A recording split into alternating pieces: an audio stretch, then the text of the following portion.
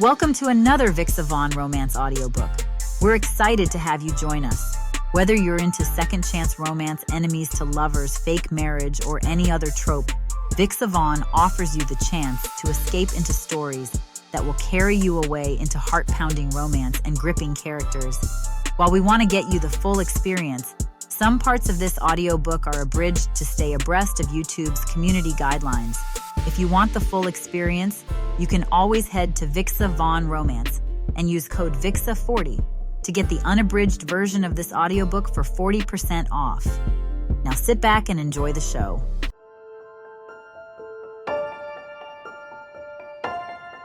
Chapter 1. Katheryn. I hustle through the crowded sidewalk, my hand firmly wrapped around Dustin's small fingers. The Manhattan hustle flows around us like a river around stones. I breathe in deep, letting the cacophony of horns, chatter, and distant sirens fill my lungs. "Mom, look!" Dustin points to a street performer, making giant bubbles that catch the mid-morning sunlight in rainbow prisms. "I see, baby." Isn't that something? My canvas bag bumps against my hip as we pause, the weight of sketchbooks and charcoals a comforting presence. The wooden handles of my brushes poke through the top, worn smooth from years of use. New York City, our new beginning. The West Coast sunset views are behind us now, traded for this concrete jungle that somehow feels more like home than I expected. 3 days in the city, and already I feel the creative pulse synchronizing with my own heartbeat. Can I touch one? Dustin's eyes widen with wonder as a bubble drifts within reach. Go ahead, but gently.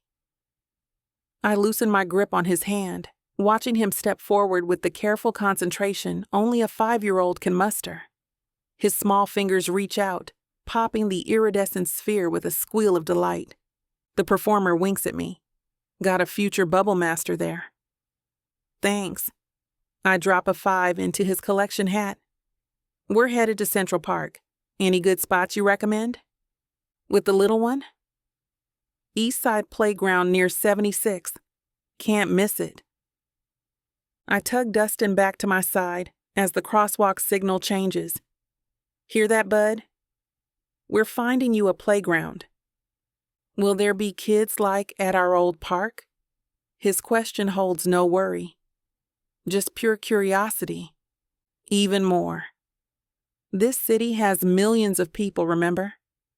I shoulder through a cluster of tourists, stopping abruptly to photograph skyscrapers. Aunt Michelle says there's a great playground with a water feature for hot days. Coming back east makes sense. Michelle's been begging me to move closer since Dustin was born, and my college friends scattered across Brooklyn and Queens keep apartments with spare bedrooms perfect for weekend visits. The network I never had on the West Coast awaits us here. People who knew me before, who might help rebuild what I lost. The park unfolds before us in a surprising expanse of green, amid the gray and glass city towers. I inhale the scent of grass and pretzels from a nearby vendor. Can I play in the sandbox? Dustin bounces beside me, already spotting the playground ahead. 10 minutes, then water break.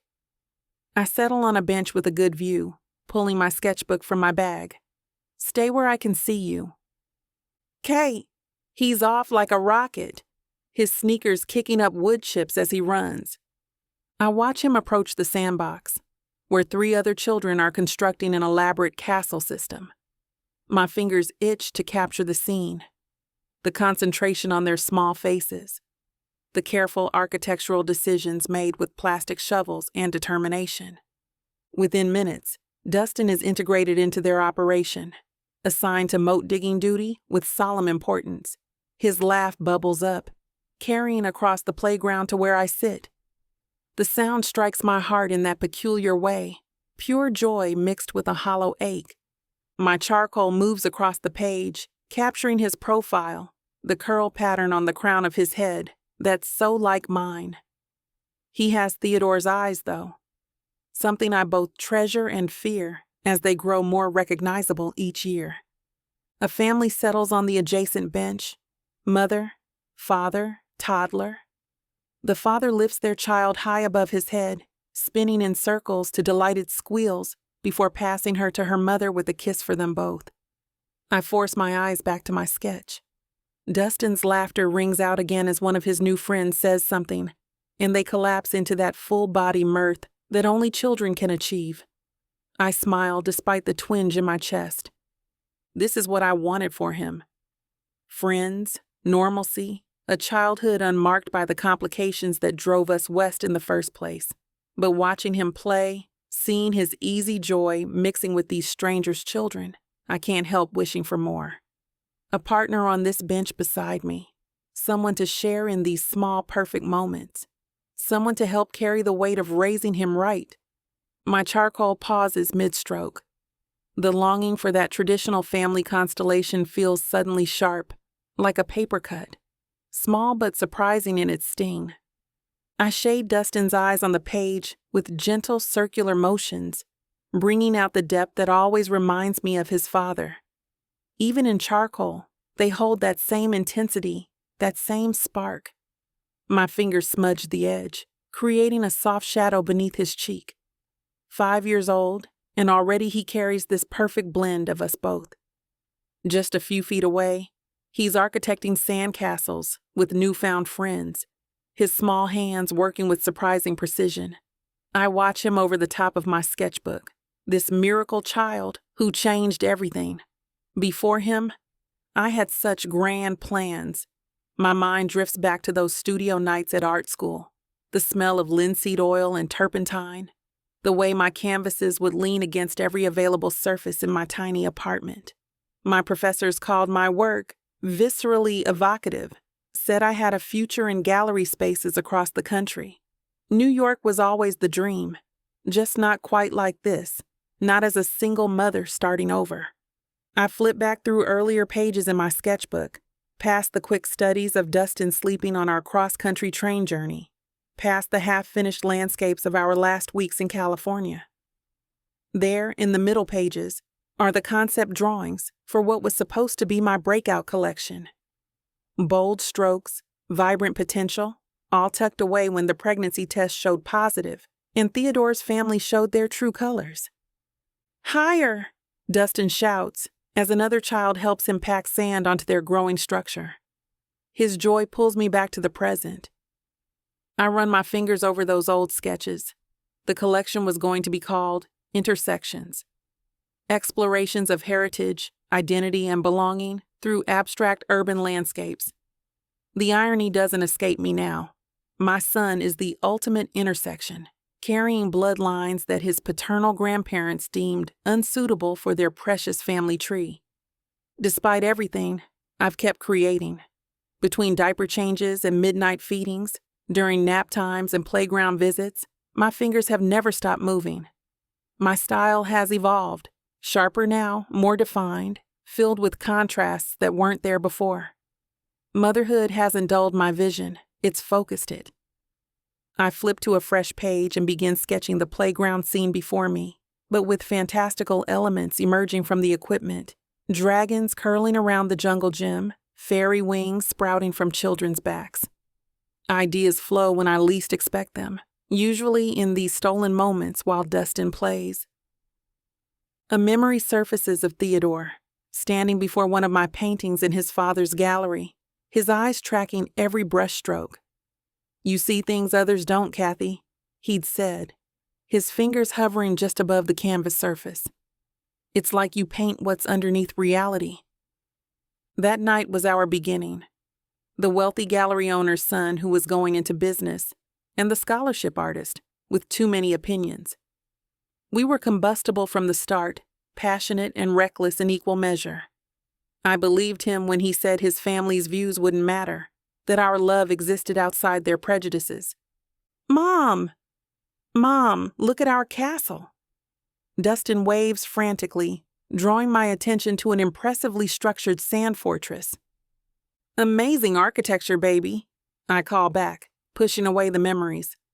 The truth sits heavy in my chest. I still miss Theodore sometimes. Miss his laugh, his unwavering belief in my talent, the way he described colors he saw in my work, that I hadn't even recognized myself. But the man who promised to stand against his family's judgments crumbled under pressure when it mattered most. When the pregnancy test read positive, everything changed. My biggest mistake was letting his mother know before anyone else did, hoping that she would be happy at the thought of a grandson.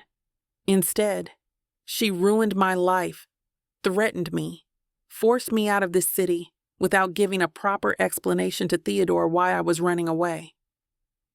I looked down at my sketch of Dustin. Despite everything, I can't regret a single moment that brought him into my life. My phone buzzes with an email notification. The art supply store confirming my order for new canvases and paints. The small Harlem apartment we've rented has a second bedroom I've already designated as my studio space. For the first time in 5 years, I'm claiming space purely for my art. Michelle pulled strings to get me an interview with her friend's gallery next week. My portfolio needs updating, my concepts need refining, but the fire that first pushed me toward art school is rekindling. This time, I'm not just creating for myself. I'm building a foundation for both of us.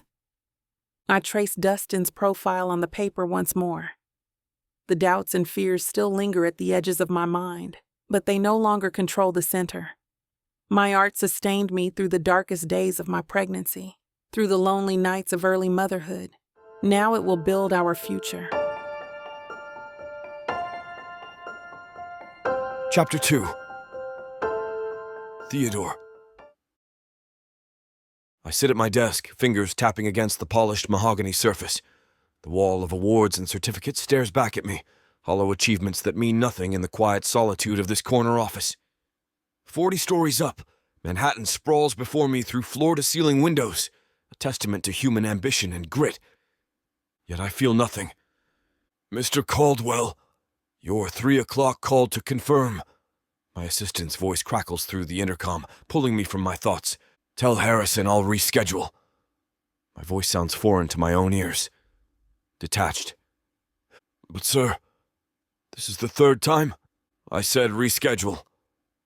The words come out sharper than intended. Silence follows. Everyone walks on eggshells around me these days. Can't blame them. I've become the jerk boss I swore I'd never be. Became just like my dad, despite swearing I never would. My gaze drifts to the small drawer on the right side of my desk.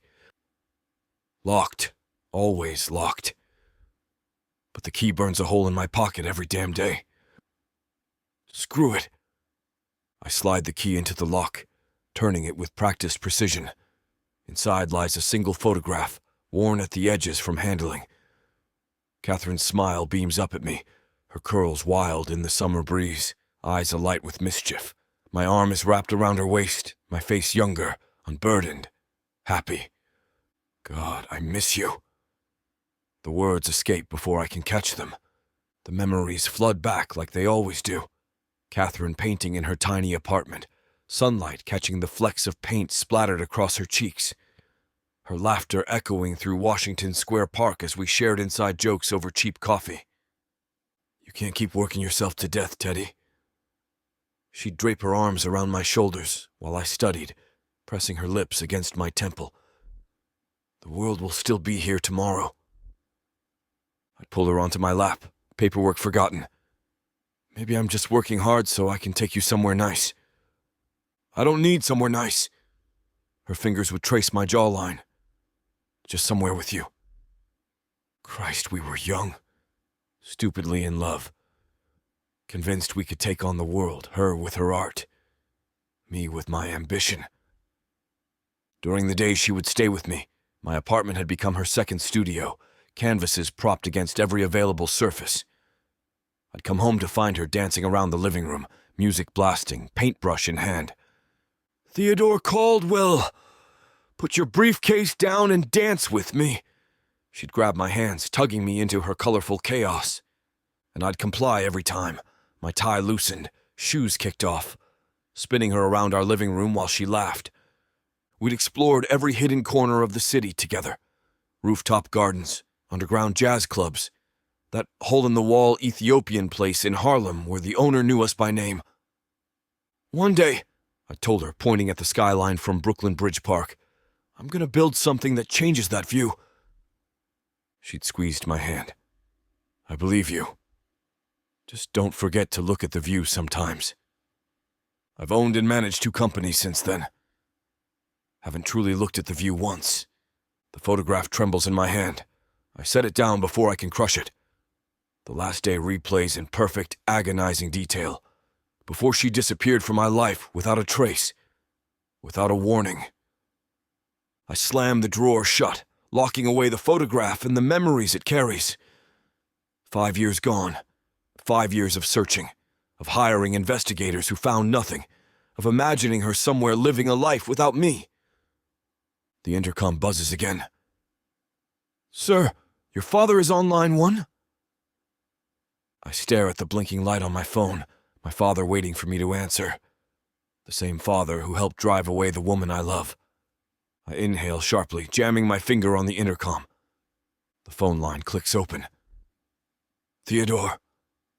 My father's voice fills the room, clipped, authoritative, expecting immediate attention. Same tone he's used since I was 5. Dad, to what do I owe the pleasure? I lean back in my chair, already knowing this won't be pleasant. Your mother and I were discussing your attendance at the charity gala next weekend. Not a request, a statement. As if my calendar automatically bends to the whims of Caldwell family obligations. I pinch the bridge of my nose. I've got the Morrison acquisition closing. Business can wait. Family appearances cannot. His tone hardens. Your mother specifically mentioned bringing someone appropriate. The Robinson girl, Cassidy, will be there. Her father says she's been asking about you. Of course she has. Cassidy Robinson, Manhattan's favorite socialite, whose father conveniently runs one of the largest investment firms on the East Coast. The perfect merger opportunity disguised as a potential romance. Dad, I'm not interested in... It's not about interest, Theodore. It's about appearances, the right connections. He pauses, voice lowering. We've had this conversation. It's time you settle down with someone suitable. Suitable. The word makes my stomach turn. Your mother has already told the Robinsons you'll escort Cassidy. Don't make us look foolish. I stare at the skyline, at buildings I helped finance, at a city that should represent freedom, but suddenly feels like a prison of expectations. Fine. The word tastes bitter. I'll take Cassidy to the gala. Excellent. Your mother will be pleased. After a few more minutes of thinly veiled commands disguised as fatherly advice, I hang up and resist the urge to throw my phone across the room. Instead, I walk to the window, pressing my forehead against the cool glass. Why am I still playing this game? Nearly 30 years old and still jumping to attention when they snap their fingers. My mind drifts back to the night I first brought Katheryn to meet my parents. The subtle narrowing of my mother's eyes. The too firm handshake from my father. The questions that probed her background, her education, her family. Art is hardly a sustainable career path, my mother had said over dessert, her smile never reaching her eyes.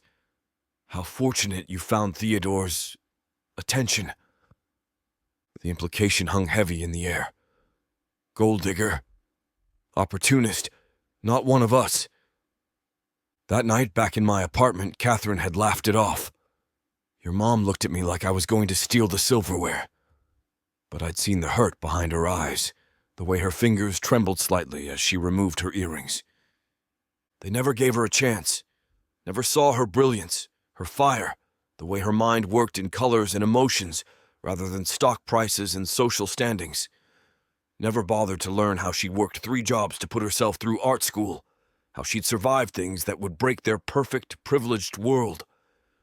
She's using you, my father had warned in private. These girls always do. They see the Caldwell name and dollar signs light up. But Katheryn had never asked for anything, had insisted on paying her share at restaurants, had been uncomfortable when I'd bought her that silver pendant for her birthday, wearing it every day afterward, not because of its value, but because it came from me. I closed my eyes, remembering how she'd look at me in the mornings, sleepy-eyed and smiling before the world intruded. She'd seen Theodore, Teddy as she affectionately called me, not the Caldwell heir. God, what a joke my life has become. Agreeing to escort Cassidy Robinson while the only woman I've ever loved is God knows where, playing along with my parents' societal chess game while feeling emptier each passing day. No one gets it. Not my college friends, now all married with perfect families. Not my colleagues who chase promotions and praise like it's oxygen. Not even my therapist who suggests I'm idealizing a past relationship rather than mourning an essential part of my soul. The sun begins to set over the Hudson, painting the sky in hues of orange and purple. Katheryn would have loved this view, would have grabbed her paints and tried to capture the exact moment day surrenders tonight. I straighten my shoulders, decision crystallizing. I'm done playing by their rules. Done pretending I'm okay with the path laid out for me. I'll go to the gala with Cassidy. I'll smile and charm and play my part. But come Monday morning, I'm hiring a new investigator. A better one. Someone who won't stop until they've uncovered what happened 5 years ago. Katheryn didn't just leave. Something happened. Something I missed. And I'm going to find her. Find answers. Find the piece of myself that vanished when she did. This empty corner office, these meaningless accolades, these soulless social connections, none of it matters. I want my life back. The real one. The one with color and passion and purpose. I pull out my phone and type a note to myself. Find her. 2 simple words that suddenly feel like the only mission worth pursuing. Chapter 3.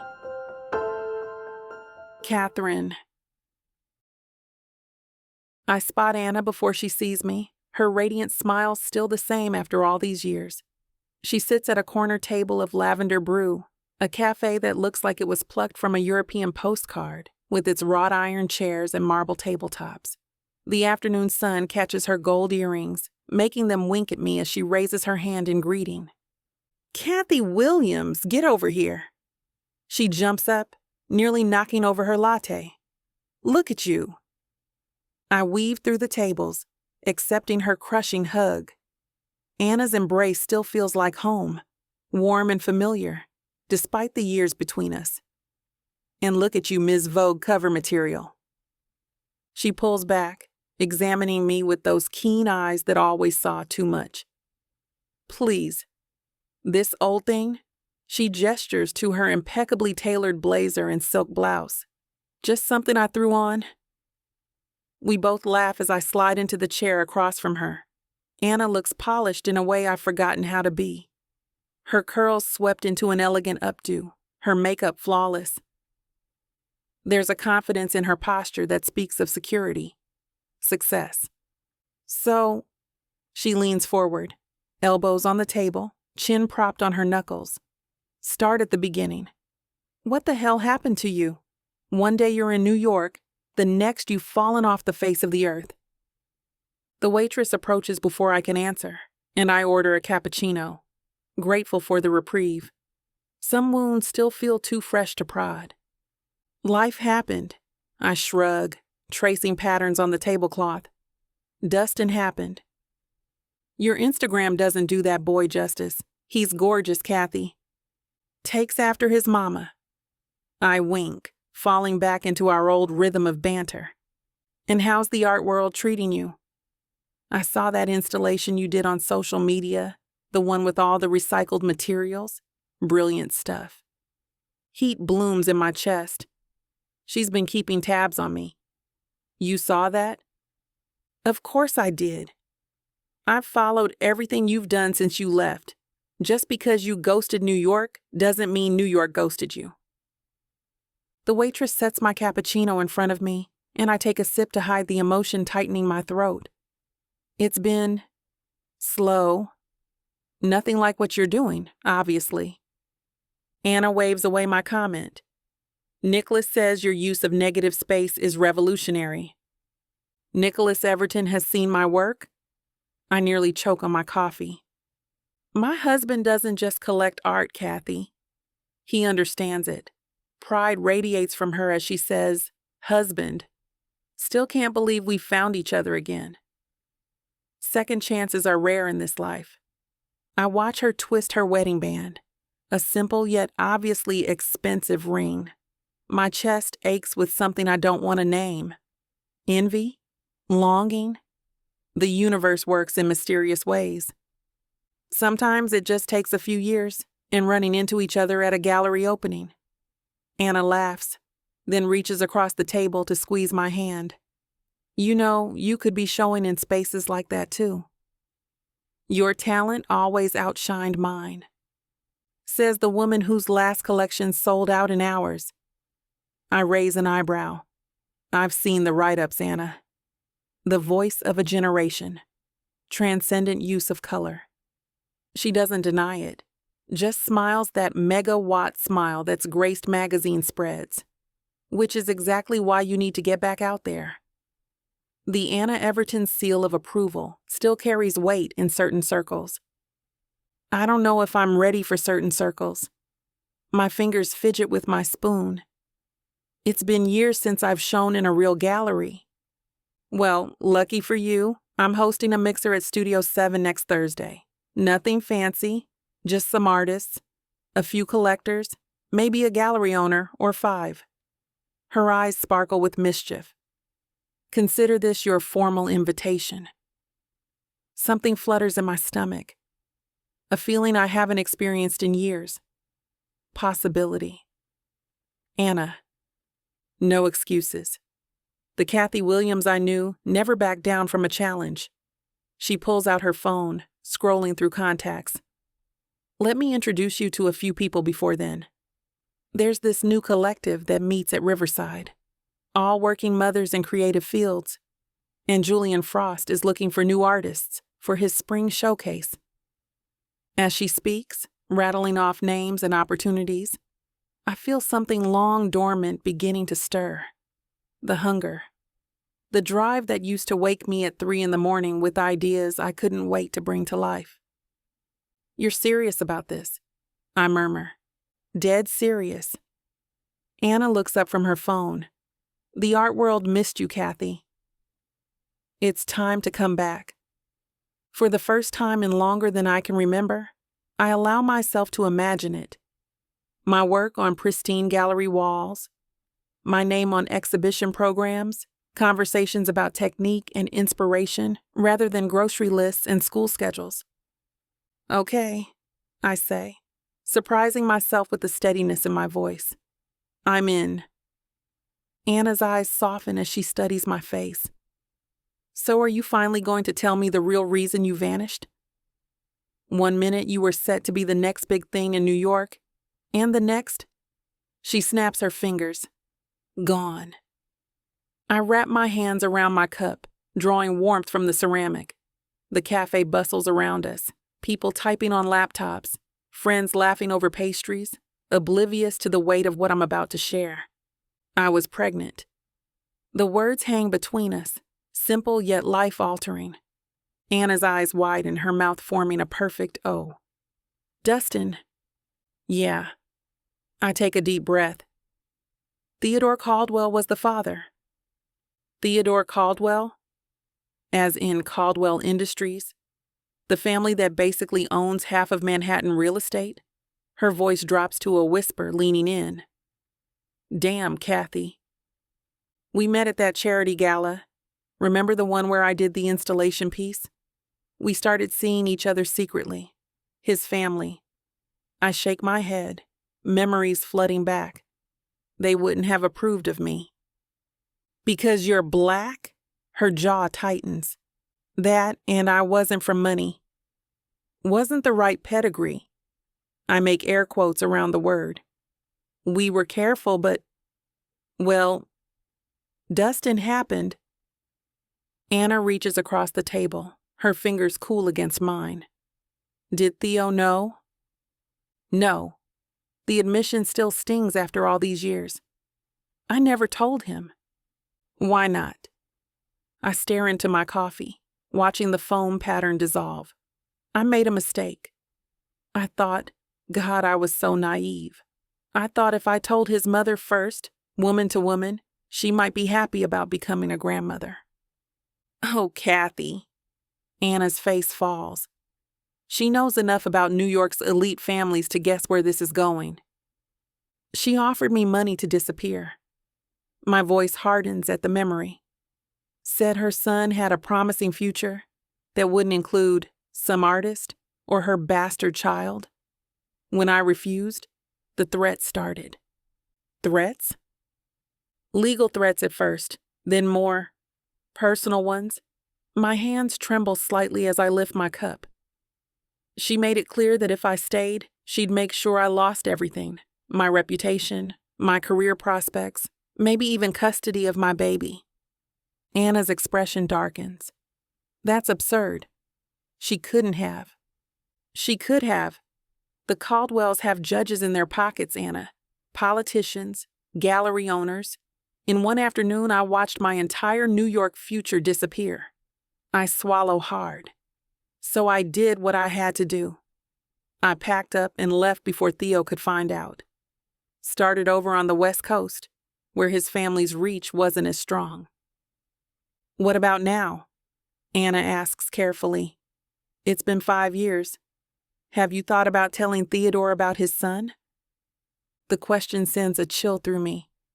I don't know, Anna. I want to be careful. I don't want to disrupt their lives.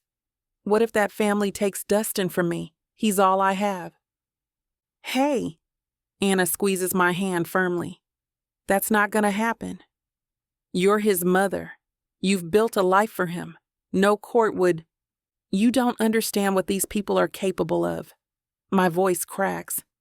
Theodore's father sits on boards with half the Superior Court judges in this state. One phone call, and suddenly I'm an unfit mother who denied a father his rights for 5 years. Kathy, listen to me.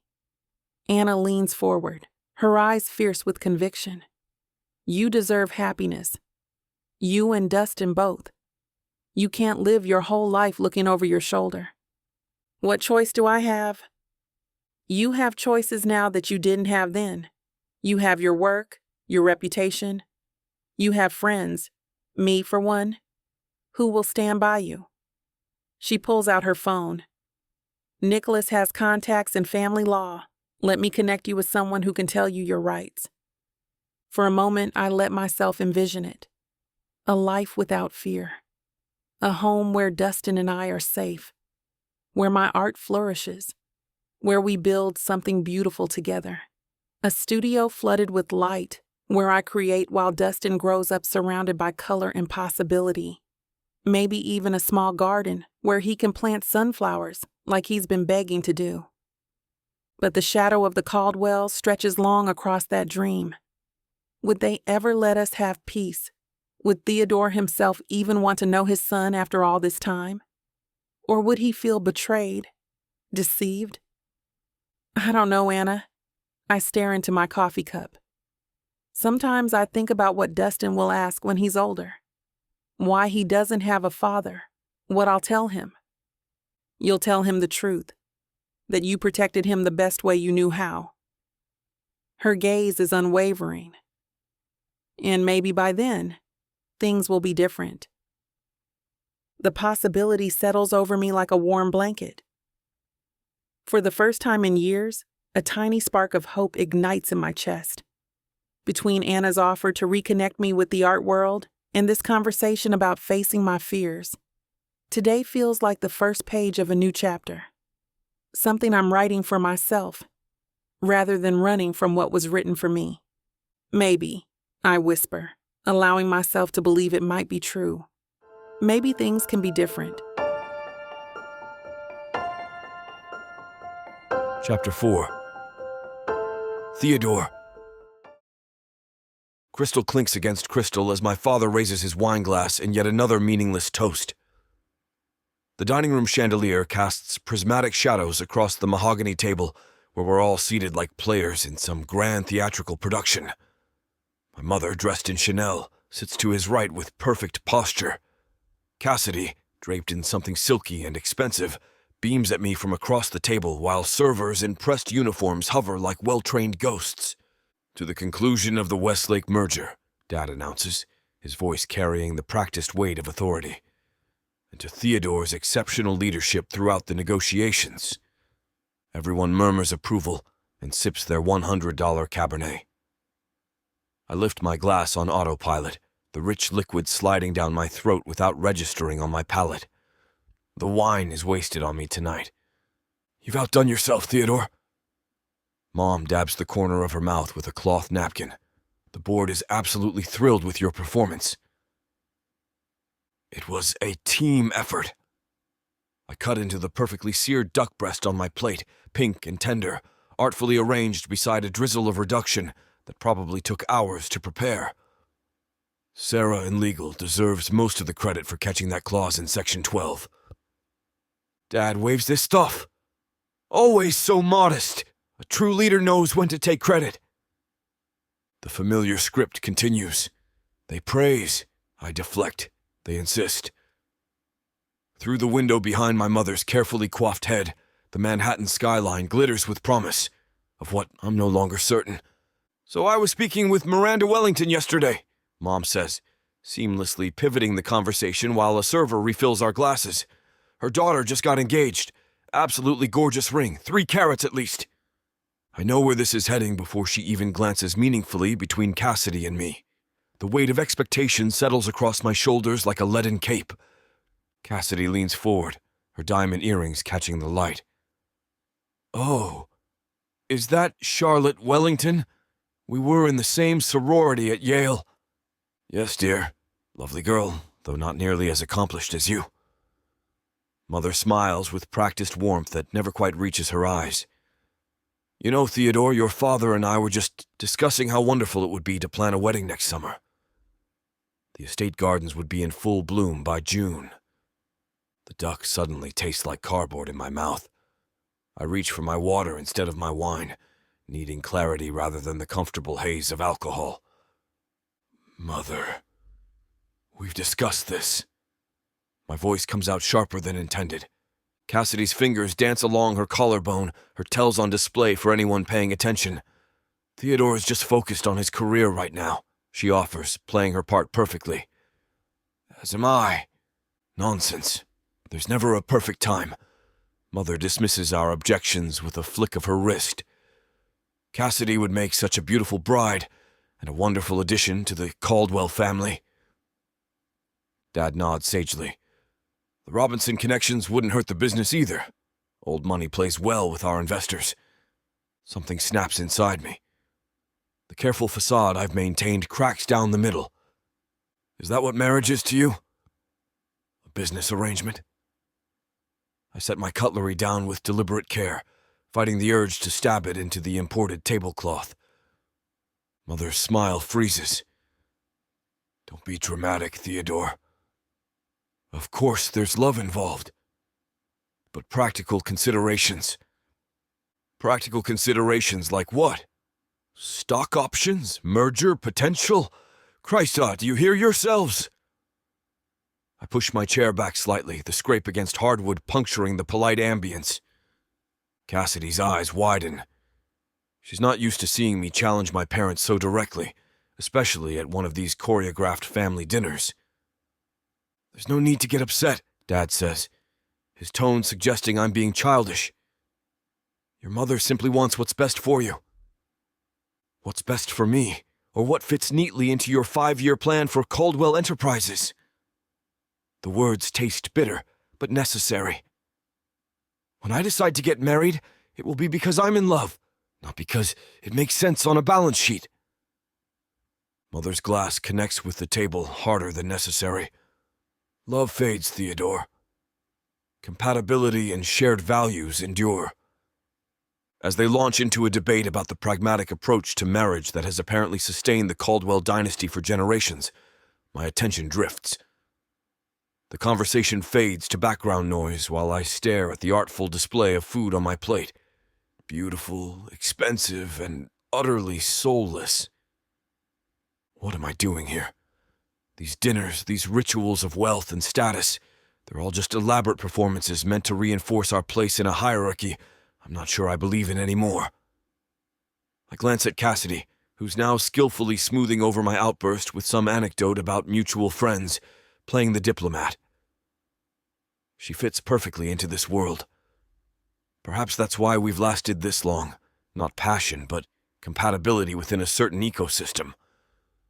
Dad shifts the conversation to quarterly projections and market forecasts, the family's comfort zone. Numbers, strategies, acquisitions. I contribute when necessary, offering insights on competitors and growth potential, but my heart isn't in it. While they dissect profit margins, I'm thinking about what it would feel like to be truly alive, truly connected to someone who sees past the Caldwell name and fortune. The conversation lulls into a momentary silence broken only by the clink of silverware against fine china. I take another sip of wine, not for the taste, but for something to do with my hands. Through the haze of frustration, I notice my father studying me with that calculating gaze I've known all my life, the one that dissects rather than observes. You seem distracted tonight, Theodore. Dad sets down his fork with surgical precision. This isn't still about that Williams girl, is it? The name hits me like ice water. My muscles tense involuntarily, and I know he notices because nothing escapes Richard Caldwell's attention, especially weakness. Katheryn has nothing to do with this conversation. My voice comes out steadier than I feel. Mother's eyes narrow slightly. Katheryn Williams? That artist you dated? Good heavens, Theodore, that was years ago.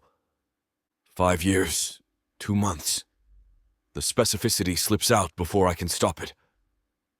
Cassidy's smile falters for just a moment before recomposing itself. I didn't realize you kept count. Dad leans back in his chair, swirling his wine with calculated nonchalance. Some lessons need to be learned the hard way, I suppose, though I would have thought you'd outgrown that particular indiscretion by now. Indiscretion? The word burns in my throat. Is that what we're calling it? What would you prefer? Mistake? Phase. He takes a measured sip. She was never right for you, Theodore. No connections, no understanding of our world. Just some girl with paints and impractical dreams. The dining room suddenly feels too small, too stifling. The perfect meal, the perfect wine, the perfect family portrait. All of it suffocating me with its curated perfection. She had a name. She had talent. She had everything that actually matters. My voice has dropped dangerously low. Mother intervenes, her tone artificially light. Ancient history now, darling. And really, it all worked out for the best. You've excelled at Caldwell Enterprises. And you have Cassidy now. Someone who understands the responsibilities that come with your position.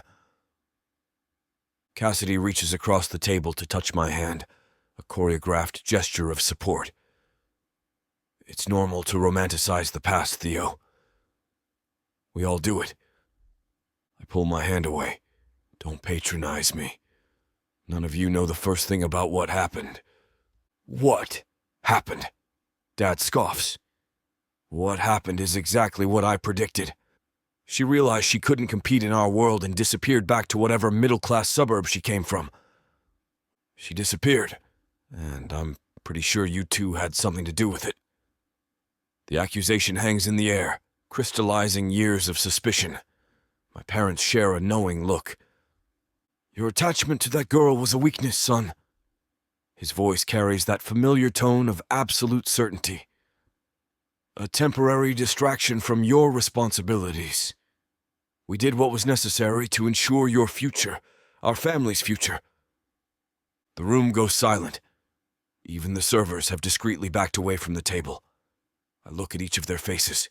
My father's unwavering conviction, my mother's practiced concern, Cassidy's calculated sympathy. My family tableau, perfectly arranged and utterly hollow. My future. I taste the words, bitter as aspirin. 29 years old, and I still need my father to determine what makes me happy. Theodore, Mother begins, but I cut her off. No, I'm done. I stand up, tossing my napkin onto the plate. I'm done letting you dictate every aspect of my life under the guise of what's best for me. Dad's expression hardens. You're being irrational. I'm being human. Something this family forgot how to be a long time ago. I look directly at Cassidy. I'm sorry, but I can't do this tonight. Not with any of you. You're throwing away everything we've built for you, Dad says, his voice tight with anger. Over what? Some ridiculous rebellion? Some girl who didn't even fight for you? The final piece clicks into place. That's why she left without saying goodbye, isn't it? What did you do? What did you say to her? His silence is confirmation enough. I deserve to choose my own path. My voice grows stronger with each word, even if that means walking away from all this, from the toxic expectations, the manipulation, the control disguised as love. I move toward the door, pausing only briefly to look back at the scene I'm leaving. The perfectly plated food growing cold, the perfect family portrait now fractured. You can't just walk away from who you are, my father calls after me. Watch me. The heavy door closes behind me with a satisfying thud. In the marble hallway of my parents' estate, I take my first deep breath in hours. My hands are shaking, but there's a strange clarity cutting through the anger and hurt. 5 years of wondering. 5 years of trying to forget her face, her laugh, the way she saw the world in shapes and colors I never noticed before.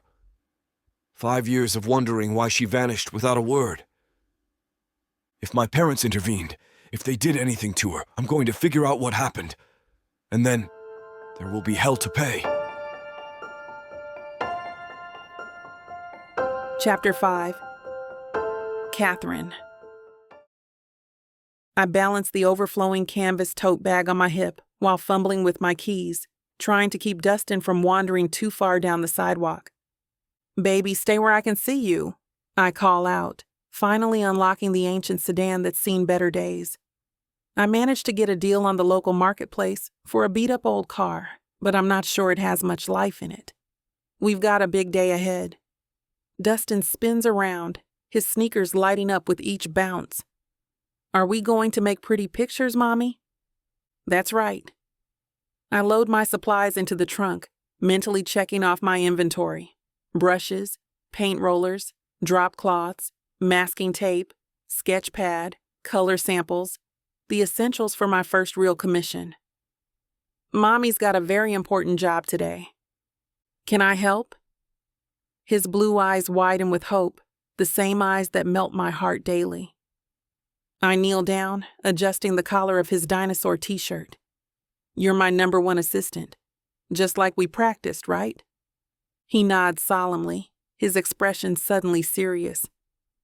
I stay on the blanket and color my own pictures. That's my boy. I plant a kiss on his forehead before buckling him into his car seat.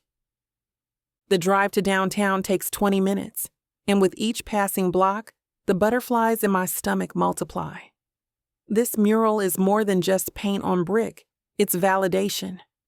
Proof that someone believes in my art enough to pay for it. The owner of Coastal Bean, a trendy coffee shop, had seen my portfolio online and reached out directly. "We're here," I announce, pulling into a small lot behind the building. The brick wall facing me is a blank canvas, 20 feet wide and 12 feet tall of possibility. My fingers itch to transform it from a weathered, faded surface into something alive with color and meaning. "It's big," Dustin whispers, his head tilted back as he takes in the scale. "It sure is." I unload our supplies while Dustin holds onto my pant leg. "But we're gonna make it beautiful." Marcus, the owner, emerges from the back door with 2 iced coffees. The artist arrives. He hands me one of the drinks. "And she brought a tiny assistant." Dustin ducks behind my legs, suddenly shy. "This is my son, Dustin." I place a reassuring hand on his curly head. "He's my inspiration." "Smart woman, keeping your muse close." Marcus squats down to Dustin's level. "I've got a special chair inside with your name on it. And maybe some chocolate milk." Dustin peeks out, interest piqued.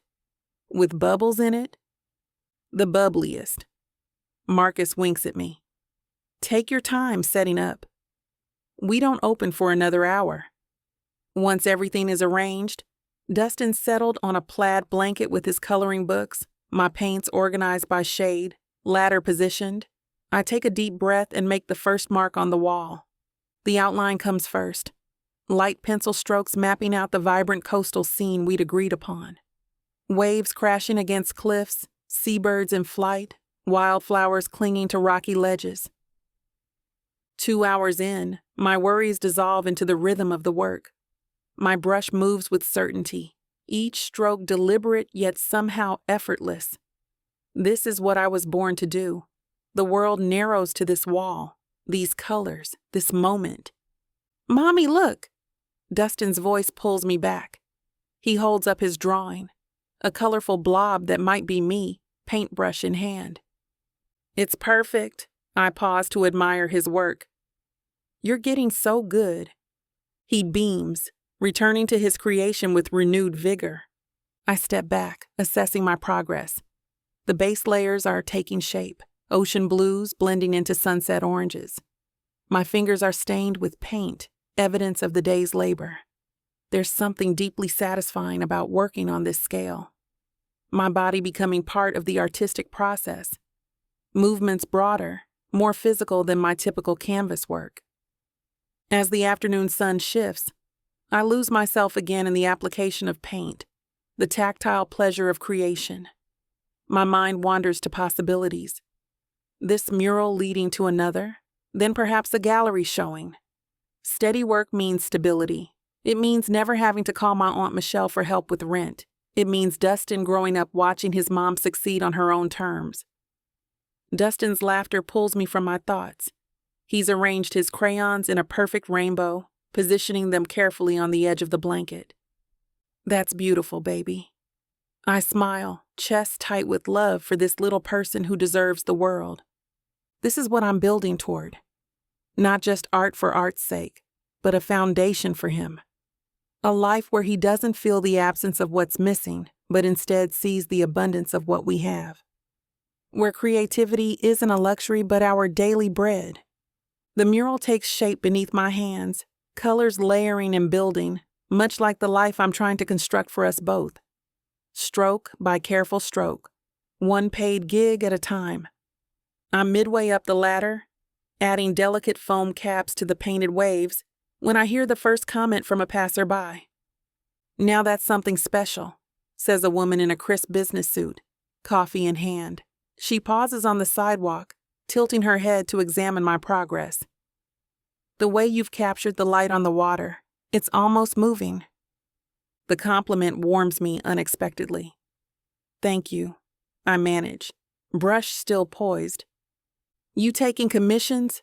She asks, pulling out her phone. Our office lobby could use something like this.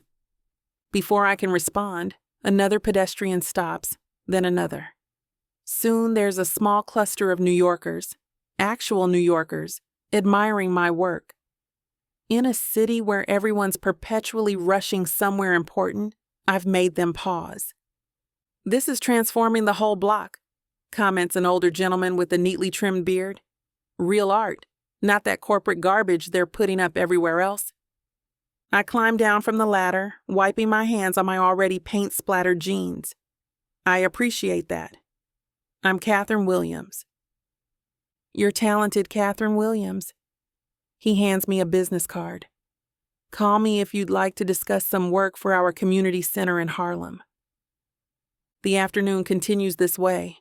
Strangers stopping, commenting, taking photos, asking questions. One woman even insists on tipping me, though I explain I'm already being paid for the commission. Art like this deserves extra, she insists, tucking a 20 into my supply box before walking away. Marcus emerges with fresh iced tea and a chocolate milk for Dustin. Told you people would love it, he says, surveying the growing crowd. Instagram's already blowing up with pictures of your work in progress. I take a long sip, letting this moment sink in. For years, my paintings were private creations, therapy more than profession. Theodore's family had made it clear what they thought of my little hobby, a distraction at best, an embarrassment at worst. Their voices had become so loud in my head that I'd almost stopped believing in myself. But here, on this busy Manhattan street, strangers are validating what I've always known deep down. My art matters. It speaks. It connects. I glance over at Dustin, who's now entertaining a small audience with his own artistic commentary. My mommy makes the prettiest pictures in the whole universe, he declares with 5-year-old confidence. Your mommy's very talented, agrees a young woman with vibrant blue hair. Dustin nods seriously. She's the bestest artist in New York City. A man in a delivery uniform laughs. Kid might be right about that. The praise feels like sunlight after a long winter, warm and essential and healing. For these few hours, I'm not thinking about the past, not worrying about Theodore's family and their threats, not calculating bill payments or daycare costs, or whether I can afford new shoes for Dustin's growing feet. I'm just an artist, doing what I love, being recognized for it. As the afternoon light shifts toward evening, the crowd thins.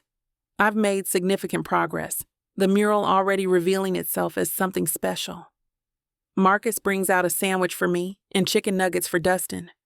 You're a hit, he says simply.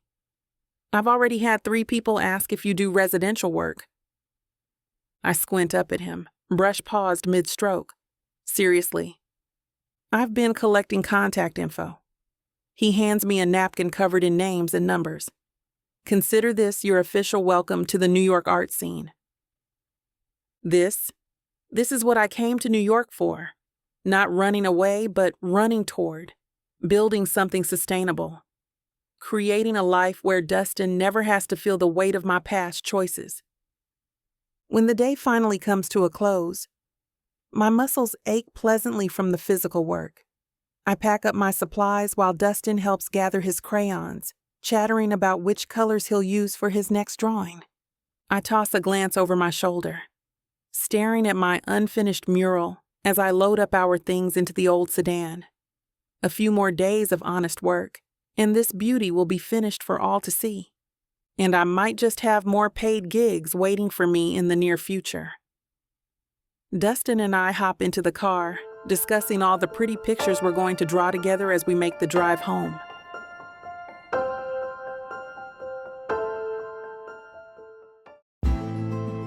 You ever think about that one person? Yeah, that one. The one that got away. Or maybe the one who never really left your heart. They broke it once, but what if they're the only one who can fix it? Who, baby? Now we're talking second chances. 8 full-length audiobooks, dozens of hours of longing, regret, and the kind of love that refuses to stay buried. And because healing your heart shouldn't break the bank, you get all of this for 70% off. Use the YouTube exclusive code VIXA40 and get an additional 40% off. The Second Chance Romance Audiobook Bundle. It's not too late. Vixa Vaughn Romance.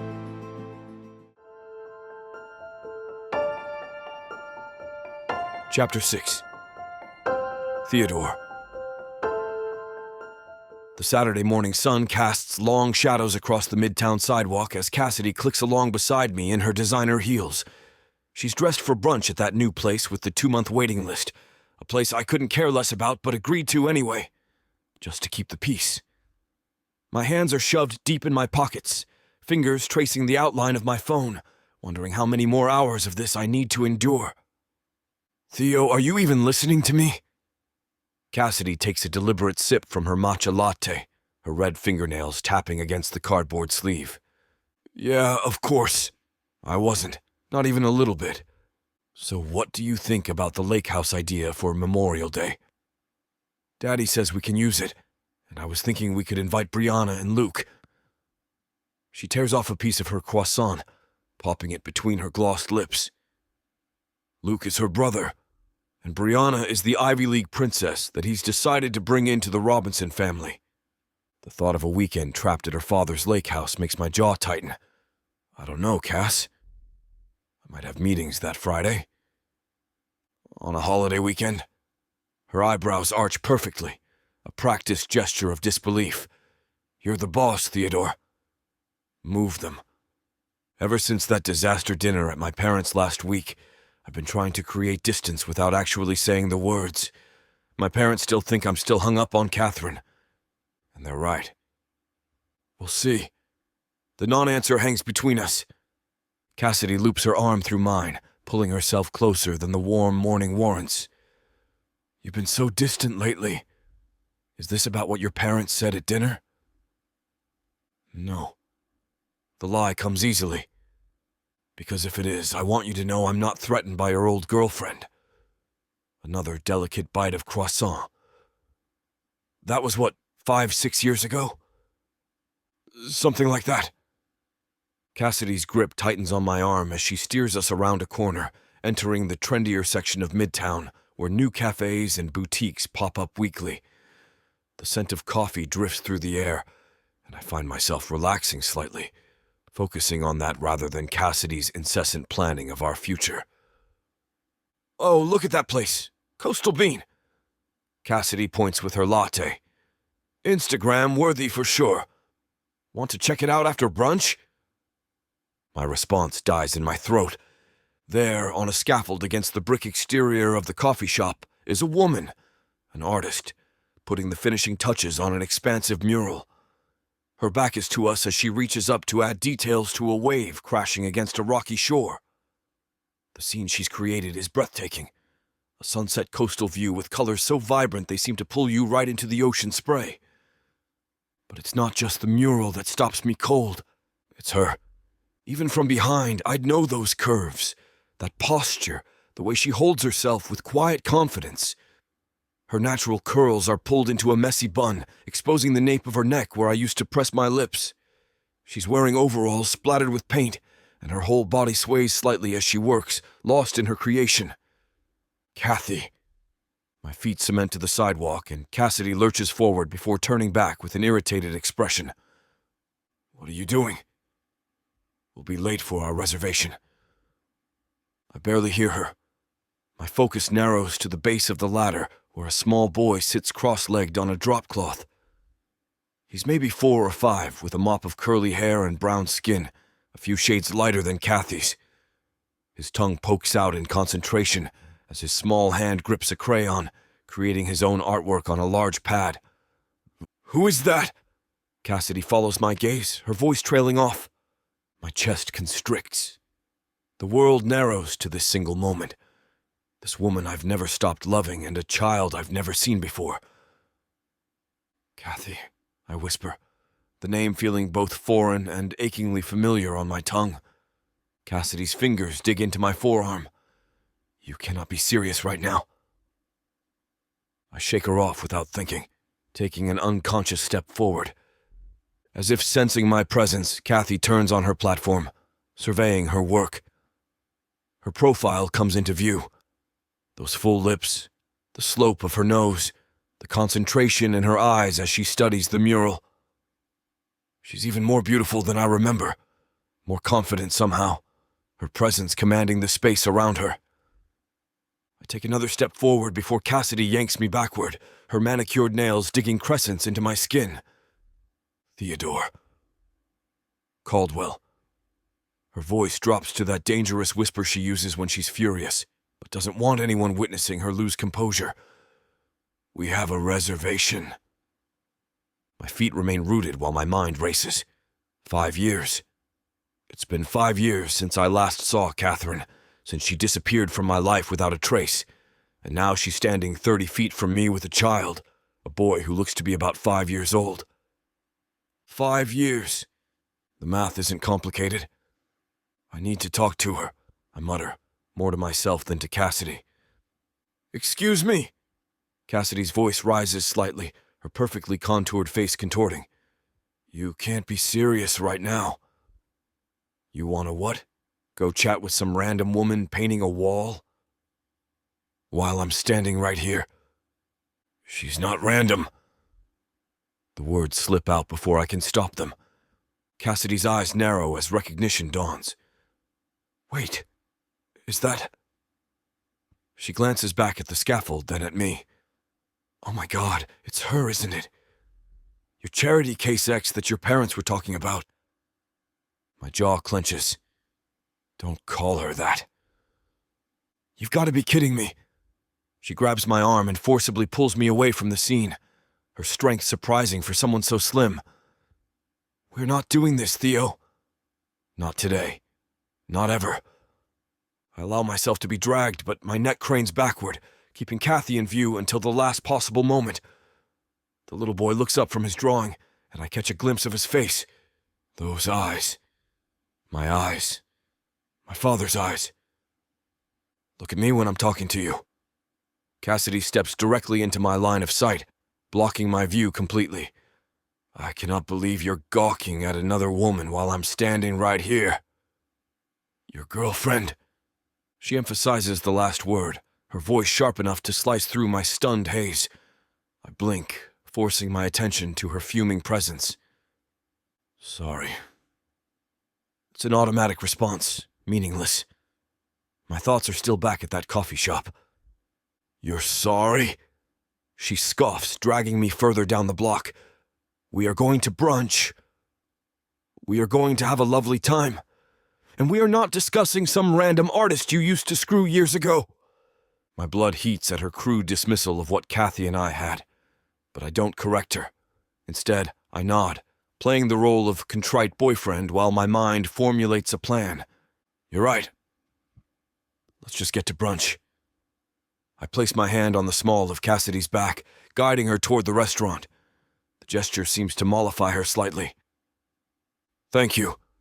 She straightens her shoulders, composure returning. And afterward, I want to go to that new boutique on 5th. The one with the Italian leather bags. Perfect. An opening. Actually, why don't you take my card and go shopping while I handle some work calls? I suggest as we approach the restaurant. I've been neglecting those investor reports, and you hate when I'm on my phone during our time together. Cassidy's eyes light up at the mention of my credit card, but suspicion quickly follows. Work calls?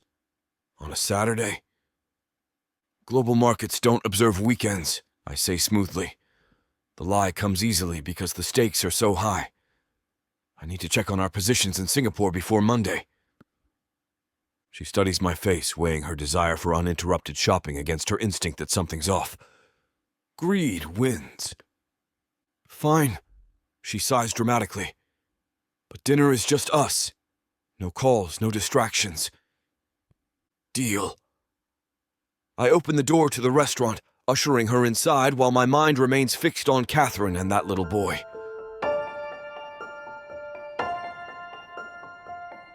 Chapter 7. Katheryn.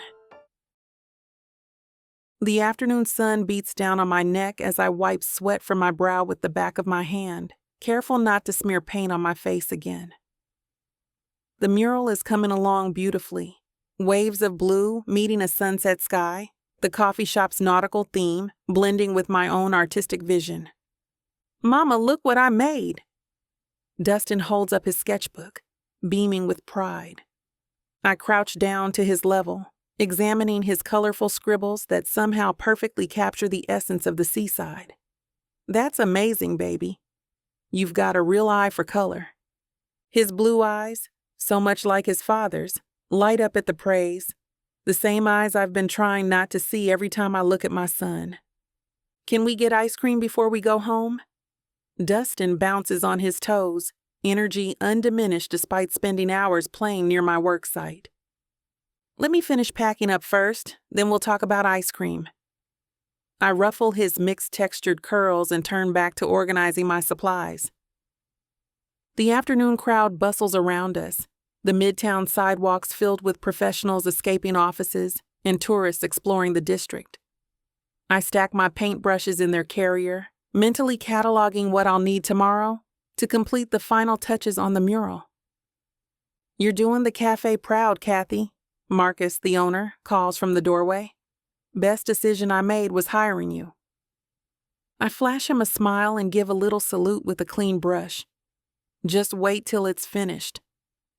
The whole neighborhood will be lining up for your coffee. Dustin tugs at my paint-splattered overalls. Can I help carry something? How about this? I hand him the empty water bottle we've been sharing. Super important job. Trash disposal specialist. He giggles and runs to the recycling bin on the corner while I continue loading canvas drop cloths into the trunk of my sedan. I'm careful with my supplies, mentally cataloging everything and making sure I'm not leaving anything behind. Katheryn? The deep voice sends an electric current down my spine. My hands freeze on the edge of the trunk. It can't be. But I know that voice. I've heard it in my dreams and nightmares for years. I turn slowly and there he stands. Theodore Caldwell. Theo, the man I fled from 5 years ago. He looks devastatingly familiar and yet somehow transformed. The tailored suit hugs his athletic frame, his dark brown hair styled with the same precision I remember. But there's something different in his piercing blue eyes, a depth that wasn't there before, or maybe I never noticed it. Theo. His name escapes my lips like air from a punctured tire. I thought it was you. He steps closer, his gaze intense. I saw you painting and I recognized you. Your style is unmistakable. My heart hammers against my chest. Of all the coffee shops in all the towns in all the world, he walks into this one. Or rather, past it. What are you doing here? I manage to ask, my voice steadier than I feel. I was just out for a Saturday walk. His eyes never leave mine. 5 years, Kathy. You disappeared. The accusation in his voice is justified. I left without a word, without an explanation, without telling him about the life growing inside me. Mama! They had a blue bin just for bottles. Dustin comes bounding back, inserting himself between us with the impeccable timing only a child can manage. Theo's eyes drop to my son, our son, and I watch as realization dawns. The specific shade of blue in Dustin's eyes, the shape of his nose, the timeline. This is... His voice trails off, the question hanging in the air between us. My son, Dustin. I place protective hands on Dustin's shoulders. Dustin, this is... I'm an old friend of your mom's. Theo cuts in, dropping to one knee. It's nice to meet you, buddy. My mind races through escape scenarios. I could bundle Dustin into the car right now. We could be home in 20 minutes. I could pack overnight bags. We could be in another state by morning. But I'm not running anymore. We don't deserve to be on the run. We're not criminals. We haven't done anything wrong. Theo remains kneeled before Dustin, his expression softening in a way I've only seen a handful of times. When he'd talk about his dreams, when he'd look at me in quiet moments. Never for the world to see. The hard edges of the cutthroat businessman who comes from a billionaire family melt away. How old are you, Dustin? Theo asks, his voice gentler than I remember. I'm 5, Dustin declares, holding up his hand with fingers splayed. Almost 6, though. My birthday's in December. My breath catches. December 14th. Exactly 9 months after that last night with Theo on Valentine's Day. The math isn't subtle, and Theo's always been quick with numbers. That's a great age, Theo says, smiling. Do you like drawing like your mom? Dustin nods enthusiastically. I made a picture of the ocean. Want to see? Before I can intervene, my son is already flipping through his sketchbook. Theo examines each colorful page with genuine interest, asking questions about the scribbled shapes and bold color choices. You've got a real talent, Theo tells him, and the pride in his voice sounds so genuine it hurts. Maybe you'll be a great artist like your mom someday. Mama says I can be whatever I want, Dustin replies with the confidence only a 5-year-old can possess. Theo glances up at me, a flicker of something, admiration, crossing his features. Your mama's absolutely right. The way he studies Dustin's face, lingering on the eyes, the slope of his nose, the shape of his jaw, confirms what I already know. Theo recognizes himself in our son. The knowledge settles between us, unspoken but unmistakable. We should get going, I say, running a protective hand over Dustin's curls. Ice cream, remember? Can Theodore come? Dustin asks, and I freeze. Theo shakes his head. Not today, buddy. I've got to get back to work. He rises to his full height, towering over both of us again. But maybe another time? When Dustin skips to the sedan door, Theo steps closer to me, close enough that I catch the familiar scent of his cologne. I looked for you, he says quietly, urgency in his tone. For years, Katheryn. Private investigators, online searches. I couldn't find a trace. My heart stutters. He looked for me? After what his family threatened to do to me? Does he even know about what his parents did? I moved to the West Coast, I admit, the words tumbling out before I can consider their wisdom. Los Angeles. We just moved back 3 months ago. Los Angeles, he repeats, like he's memorizing it. I should have thought to look there. That was kind of the point, I say, more sharply than intended. He nods, accepting the rebuke.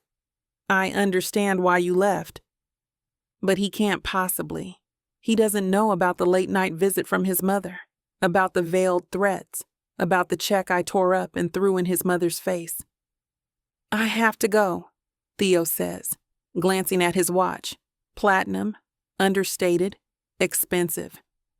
But Katheryn, his voice drops. I need to see you again, both of you. He reaches into his suit pocket and produces a business card. Thick stock, embossed lettering. Theodore Caldwell, CEO, Caldwell Industries. No longer working under his father's shadow, apparently. Please call me. His fingers brush mine as he hands me the card. My personal cell is on the back. Anytime, day or night.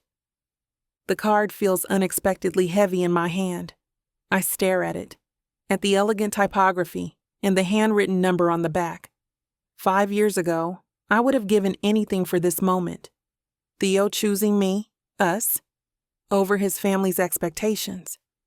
I'll think about it, I say finally, because it's the only honest answer I can give.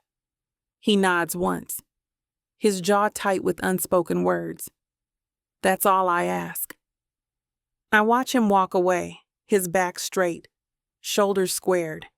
The businessman returns with each step. Is your friend coming back? Dustin asks as I strap him into his booster seat. I glance at the business card before tucking it into my pocket. I don't know, baby. And I don't.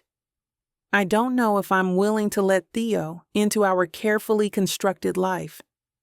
I don't know if I'm strong enough to face his family again. I don't know if I can trust that he'd be willing to choose us over everything else.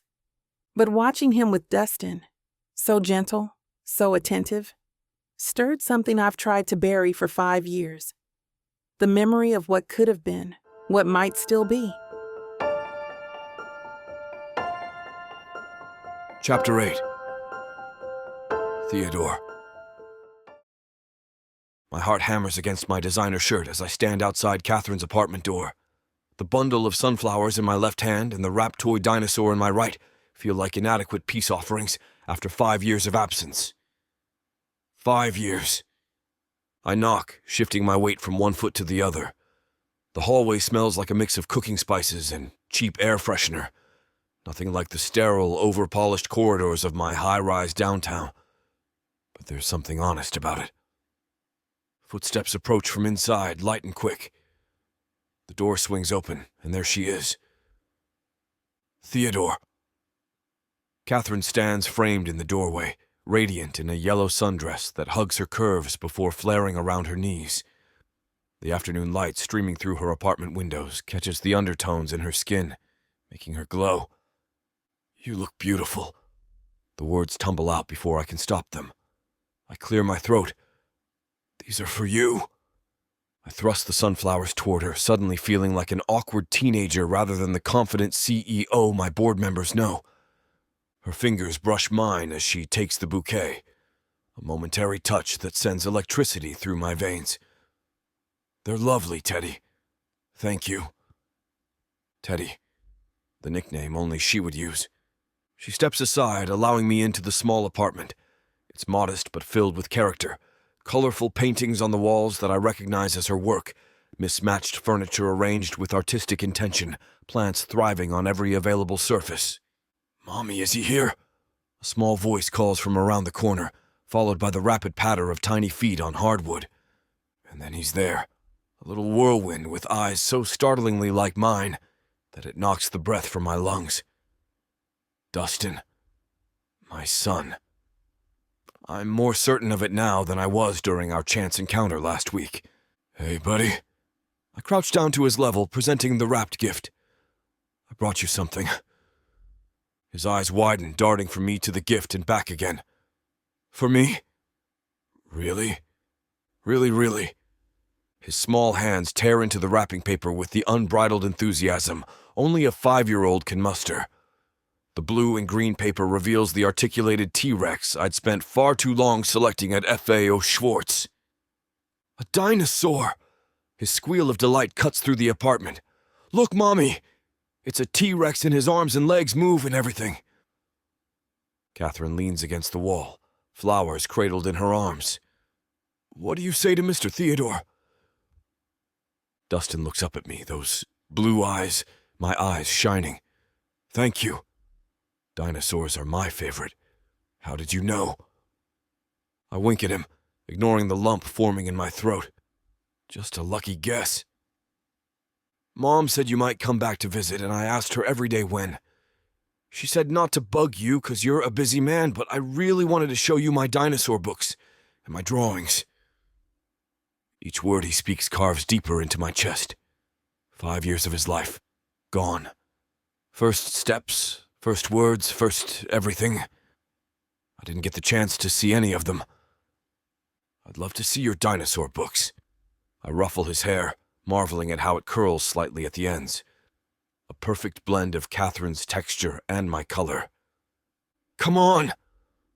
He grabs my hand, his tiny fingers wrapping around just 3 of mine, and pulls me toward what must be his bedroom, the T-Rex clutched in his other hand. I glance back at Katheryn, seeking permission. She nods, a small smile playing at her lips. "I'll put these in water." "Dustin, don't talk Mr. Theodore's ear off." "It's just Theodore," I correct gently. "Or Theo. And I don't mind." Dustin and Katheryn seems to share a bedroom, but his section of the room is a riot of primary colors and dinosaurs. Drawings of prehistoric creatures paper the walls, not the scribbles I'd expect from a child his age, but detailed illustrations showing genuine talent. He's inherited his mother's artistic eye. "This is my favorite," Dustin declares, pulling a well-worn book from his shelf and climbing onto his bed. He pats the space beside him. "You can sit here." I lower myself onto the twin bed, feeling the frame creak under my weight.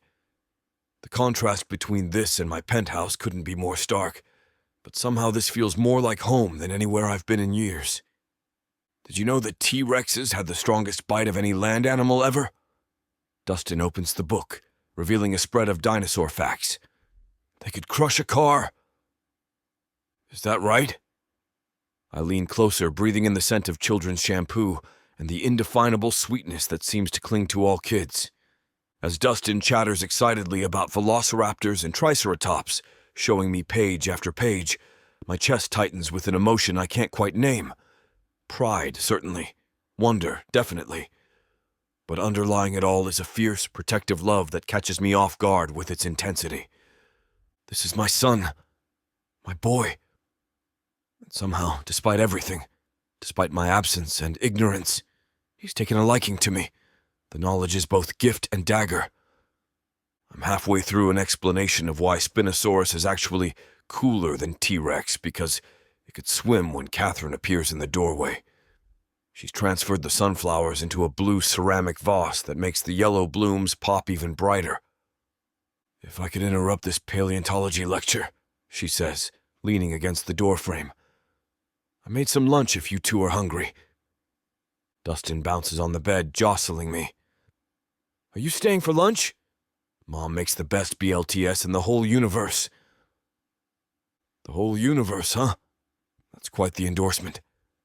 I meet Katheryn's eyes over his head, silently asking permission. I wouldn't want to impose. She gives a small shrug, her expression softening. I made enough for 3. It's nothing fancy. BWLTs sound perfect. I stand, my knee popping slightly. I've been sitting cross-legged longer than my boardroom-conditioned body is used to. Dustin scrambles off the bed, dinosaur book abandoned, and grabs my hand again with the easy trust of childhood. Come on, I'll show you where we eat. The kitchen and dining space blend together in the open-concept apartment.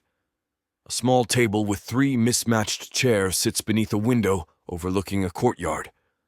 Plates are already set out, sandwiches cut into triangles, the way I liked as a kid, though Katheryn couldn't possibly remember that detail.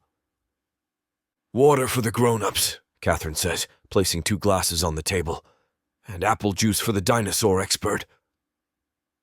Dustin climbs onto his chair, which has a couple of thick books stacked on the seat to boost his height. Theodore, you sit here. He pats the chair beside his. I take my assigned spot, watching as Katheryn slides into the 3rd chair. Domestic. Normal. Everything my life hasn't been. This looks great. I pick up half a sandwich, fresh tomatoes, crisp lettuce, perfectly cooked bacon nestled between slices of toasted sourdough. A far cry from the overpriced business lunches that make up most of my diet. Dustin bites into his sandwich with gusto, leaving a smear of mayo on his upper lip. Mom cuts the bacon extra small for me so I don't choke. That's very thoughtful of your mom. I take a bite of my own sandwich, surprised by how such simple ingredients can taste so satisfying. She's the best mom ever, Dustin declares, his voice carrying absolute conviction. She draws with me and reads me 3 books at bedtime and never yells even when I spill juice. Katheryn looks down at her plate, but not before I catch the smile on her face. Thank you, sweetie, but I think you're exaggerating a little for our guest. No. Dustin shakes his head, curls bouncing. Remember when I spilled grape juice on the carpet and you said it was okay, 'cause accidents happen? I watch their easy rapport, the natural flow of love between them. She's raised him well, raised him alone when I should have been there. The knowledge sits like a stone in my stomach, making it hard to swallow my next bite. Do you have kids, Theodore? Dustin asks suddenly, taking a sip of his juice. Katheryn's eyes snap to mine, a warning in them. No, buddy, I don't! Not that I know of, I almost add, but catch myself. But I always wanted a son just like you. Dustin beams, pride radiating from him. Really? Mom says I'm one of a kind. Your mom's right about that. I ruffle his hair, marveling at how such a simple gesture feels so right, so natural. We finish our lunch with more dinosaur talk, and Katheryn sharing stories about Dustin's preschool adventures. Something shifts inside me with each passing minute, priorities rearranging themselves like puzzle pieces finding their proper places. When the sandwiches are gone and Dustin excuses himself to use the bathroom, I seize the moment of privacy. Katheryn. I lean forward, keeping my voice low. I want to see more of him. Of both of you. She stacks the empty plates, avoiding my eyes. Theo, it's complicated, you know that. It doesn't have to be. I reach for her hand, stopping its nervous movement. We can figure this out, step by step. Your family isn't a factor anymore. Figuring out how to tell my parents about this will be a tall task, but it's something I'm willing to undertake if it means being in Kathy's life again. She withdraws her hand, her eyes searching mine for deception. I can't let him get attached and then have you disappear. I won't disappear. I swear to God, I've never meant anything more. Look at him. He's amazing. He's brilliant and kind, and my voice breaks. He's part of me, Kathy. Please. The sound of a toilet flushing breaks the tension. Dustin comes bounding back, all energy and innocence. Can Theodore come back tomorrow? Or the next day? Or on Saturday for pancakes? Each question tumbles out faster than the last.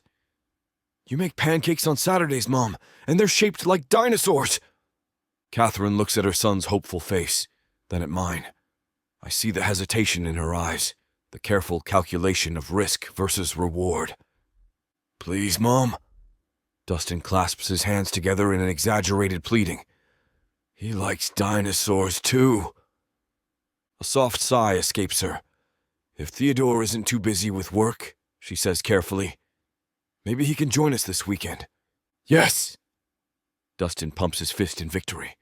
Relief washes through me, followed by a surge of joy so intense it nearly knocks me back in my chair.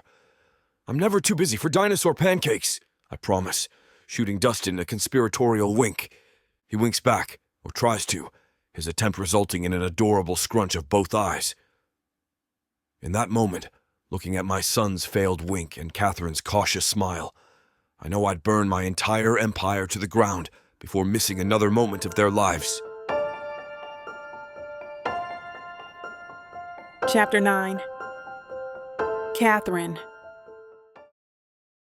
The apartment fills with the scent of acrylic paint and coffee, my personal heaven. Morning light streams through the windows, casting a perfect glow on the canvas before me. Jazz plays softly from my portable speaker, the rhythmic beats keeping time with my brushstrokes. I step back, tilting my head to examine the nearly completed landscape. A beach scene at sunset, commissioned by a tech executive who wants something calming but not basic for his office. The colors blend together in a way that feels right, the orange and purple sky reflecting on the water. Not bad, Kathy, I mutter to myself, dipping my brush into a dollop of cadmium yellow. Might actually make rent this month. My phone buzzes with a text from Dustin's preschool teacher. A photo of my son finger painting, his face scrunched in concentration, blue paint somehow smeared across his forehead. My heart squeezes at the sight of those big blue eyes, Theo's eyes. I push the thought away, focusing back on the canvas. 2 more commissions after this one, and we'll be set for the month. No need to touch the emergency fund. The apartment buzzer sounds, startling me into nearly dropping my palette. Delivery for Katheryn Williams? A voice crackles through the intercom. Coming, I call out, wiping my hands hastily on a paint-stained rag. I open the door to find a delivery person holding an arrangement of flowers, so elaborate it practically obscures their face, along with a glossy black box tied with a silver ribbon. These are for you, the delivery person says, extending the bouquet of vibrant red and pink roses mixed with delicate white lilies.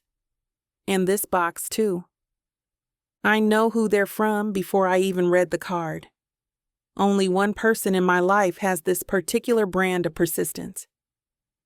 Thank you, I say, accepting the flowers and box, which smells suspiciously like expensive chocolate. Back inside, I place the flowers on the kitchen counter and open the small envelope tucked among the blooms. Thinking of you both today. Dinner tonight? I'll pick up Dustin from school if that helps. Theo. I trace my fingers over his neat handwriting, feeling that familiar mix of gratitude and apprehension. Theodore Caldwell, determined to be part of our lives, the father of my child, who didn't know about Dustin until 2 weeks ago. The chocolates are from a French chocolatier I once mentioned liking, a detail he clearly filed away for future reference.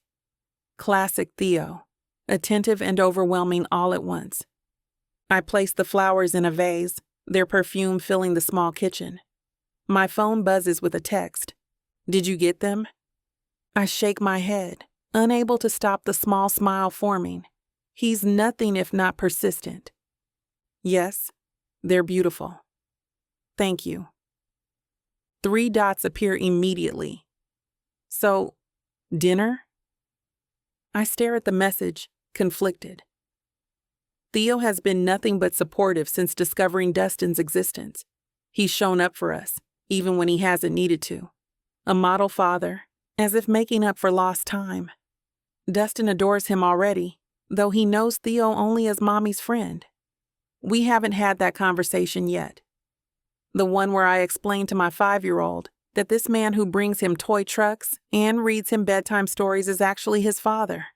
Katheryn. I sigh, typing back, yes to dinner. No to pickup. I'll get him. His response is immediate. Great. I'll bring dinner to you. 6:30? Before I can respond, he sends another. Chinese from that place Dustin likes? He knows us too well already. It's both comforting and terrifying how quickly he's integrated himself into our lives, learning our routines, our preferences, our favorite takeout. I set my phone down and return to the painting, but my concentration is broken. All I can think about is Theo's parents, the Caldwells.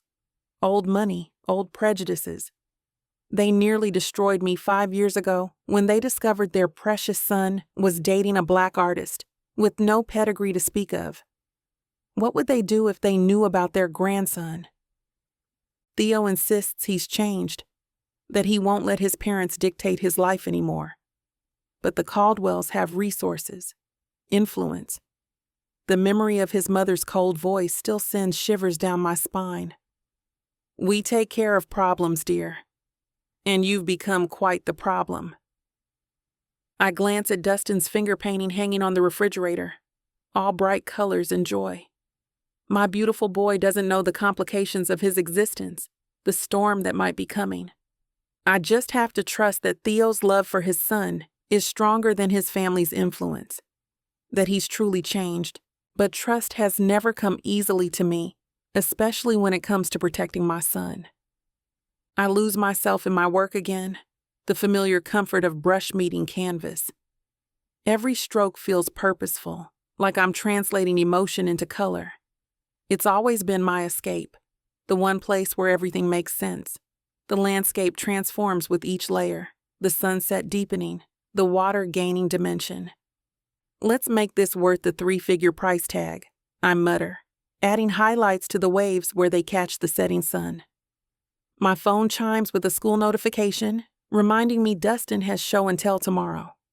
Mental note to help him choose something tonight, preferably not the toy dinosaur that roars at ear-splitting volumes. His teacher already gave me that please no more look last time. I focus back on the canvas, meticulously blending the colors at the horizon, where sky meets ocean. This is the part I love most. The transition, the merging of elements. Something about these in-between spaces always speaks to me. 2 more hours slip by before I realize I've been standing in the same position, my back now complaining loudly. I step back to examine my work, tilting my head critically. The painting doesn't just show a sunset beach. It captures that fleeting moment when day surrenders to night, bringing a sense of both ending and beginning. Finished. I set my brushes in water, stretching my arms overhead until my spine gives a satisfying crack. My stomach rumbles, reminding me I've forgotten to eat again. The glossy black box on the counter catches my eye, Theo's chocolates.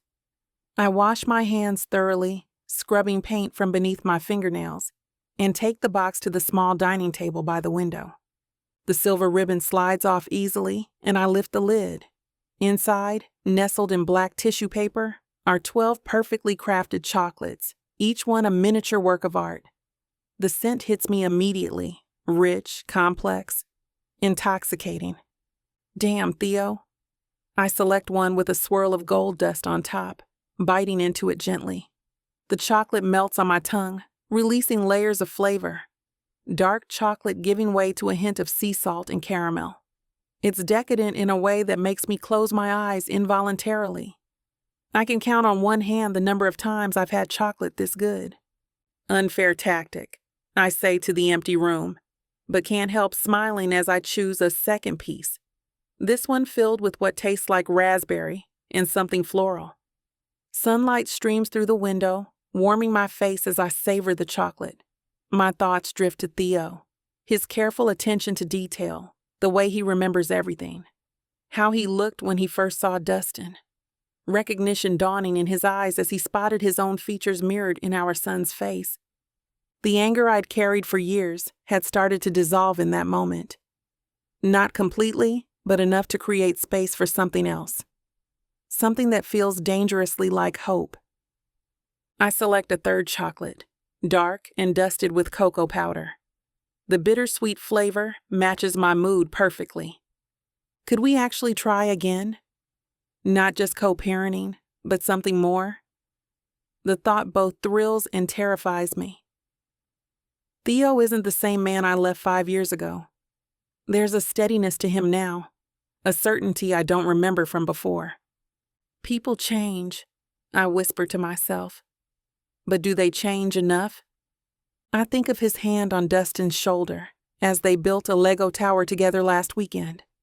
The gentle way he explained why certain pieces worked better than others.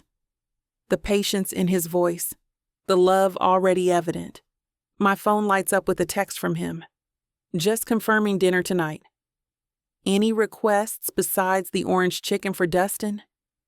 I run my finger along the edge of the chocolate box, considering. There's a part of me, a growing part, that wants to let him all the way back in, to see if what we had could be rebuilt into something stronger. But then the memory surfaces. His mother's perfectly manicured hand giving me an envelope. Her voice ice cold. Enough to start a new life, far away from my son.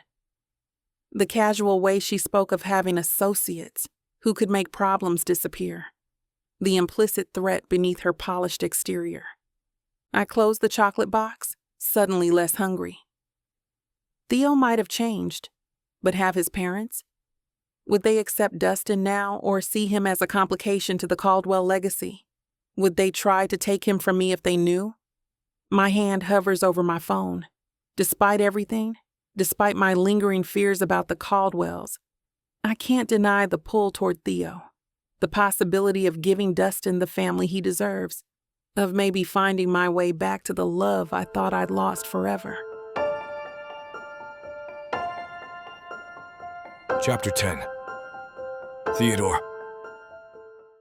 I'm neck-deep in quarterly projections when my office door swings open without a warning knock. Only one person in the entire Caldwell Industries tower would dare enter that way. Theodore James Caldwell. My mother's voice cuts through the air like a diamond through glass. I look up from my monitor, keeping my face neutral despite the tension instantly knotting my shoulders. She's wearing her battle uniform today. Chanel suit and navy, pearls precisely positioned, not a silver hair out of place. Bad sign. Mother? What a surprise. I rise from my desk, gesturing to the chairs across from me. Can I offer you? Don't bother with pleasantries. She remains standing, her Hermes bag clutched like a weapon. I just had the most disturbing lunch with Cassidy. I should have known this was coming. Is that so? I move around my desk, leaning against it with crossed arms. The floor-to-ceiling windows behind me frame Manhattan's skyline, a view that usually calms me. Not today. She told me you've been avoiding her calls for the last 2 weeks. Mom's perfectly lined lips pressed together. And that you canceled dinner plans with her 3 times this month. I straighten my tie. Cassidy and I have some things to work through. Things to work through? She laughs without humor. Is that what we're calling it now? Mother. She also mentioned a name. Her eyes narrow. Katheryn Williams. The name hangs in the air between us. I feel a smile tugging at my lips despite everything. Just hearing Katheryn's name does that to me. Yes, Katheryn. I don't elaborate, watching my mother's face contort with displeasure. That artist girl. The one your father and I... She stops herself, recalibrating. I thought we were past this unfortunate chapter. There was never any we in this situation. And she's not... That artist girl. She's a woman. An incredible woman. For heaven's sake, Theodore. She paces now, heels clicking sharply against the hardwood. What about your future? What about everything we've built? My future is mine to decide. I stay perfectly still, contrasting her agitation. And what exactly did you build, Mother? Besides walls. She freezes mid-step. Is that what this is about? Rebellion? At 29 years old? It's about finally doing what I should have done years ago. Which is what? Throwing away a perfectly suitable relationship with Cassidy for some artist. The way she says artist, like it's synonymous with criminal. I'm reconnecting with Katheryn, yes. I move back to my chair, sitting down with the deliberate calm. And there's nothing you or Dad can do about it. Have you lost your mind? She slams her hand on my desk. After everything we did to separate you two. Everything you did? I lean forward, voice dropping. Tell me. What exactly did you do to drive her away from me? My mother clears her throat. Nothing drastic. What was it? I offered her money to get out of the city. To go far away and leave you alone. She clenches her jaw, and something tells me she's holding back. She didn't take the money, but she ended up leaving all the same. I thought the girl had some sense, but now that she's back, she's proven me wrong. How dare you? I reply, my hands clenching into fists. The color drains from my mother's face. We were protecting you. Nonsense. You were protecting your precious social standing. God forbid your son dates someone who didn't come from the right family. Oh, Theodore, please. Her tone shifts to something softer, more manipulative. Think about what you're doing. Cassidy is perfect for you. She understands our world. I don't want our world anymore. What about the company? Your father is grooming you to take over completely. Are you really willing to throw it all away? I can run Caldwell Industries without being married to someone of your choosing. She sinks into the chair across from me, a new strategy forming. Darling, we only want what's best for you. This infatuation, it's clouding your judgment. It's not an infatuation. It never was. I stand up again, unable to stay still with the truth finally spilling out. I love her. I've always loved her. Love? She nearly spits the word. What does love have to do with building a legacy? Everything. And it's my legacy, not yours. You're making a terrible mistake. The only mistake I made was letting you and Dad drive her away the first time. She stares at me like I'm a stranger. Maybe I am. The son she thought she could control no longer exists. Your father will be furious. I'm counting on it. Please reconsider, she says, furrowing her brows together. For the family. I am considering family. I walk to the door, holding it open. My family. Which might include Katheryn and her son. Her what?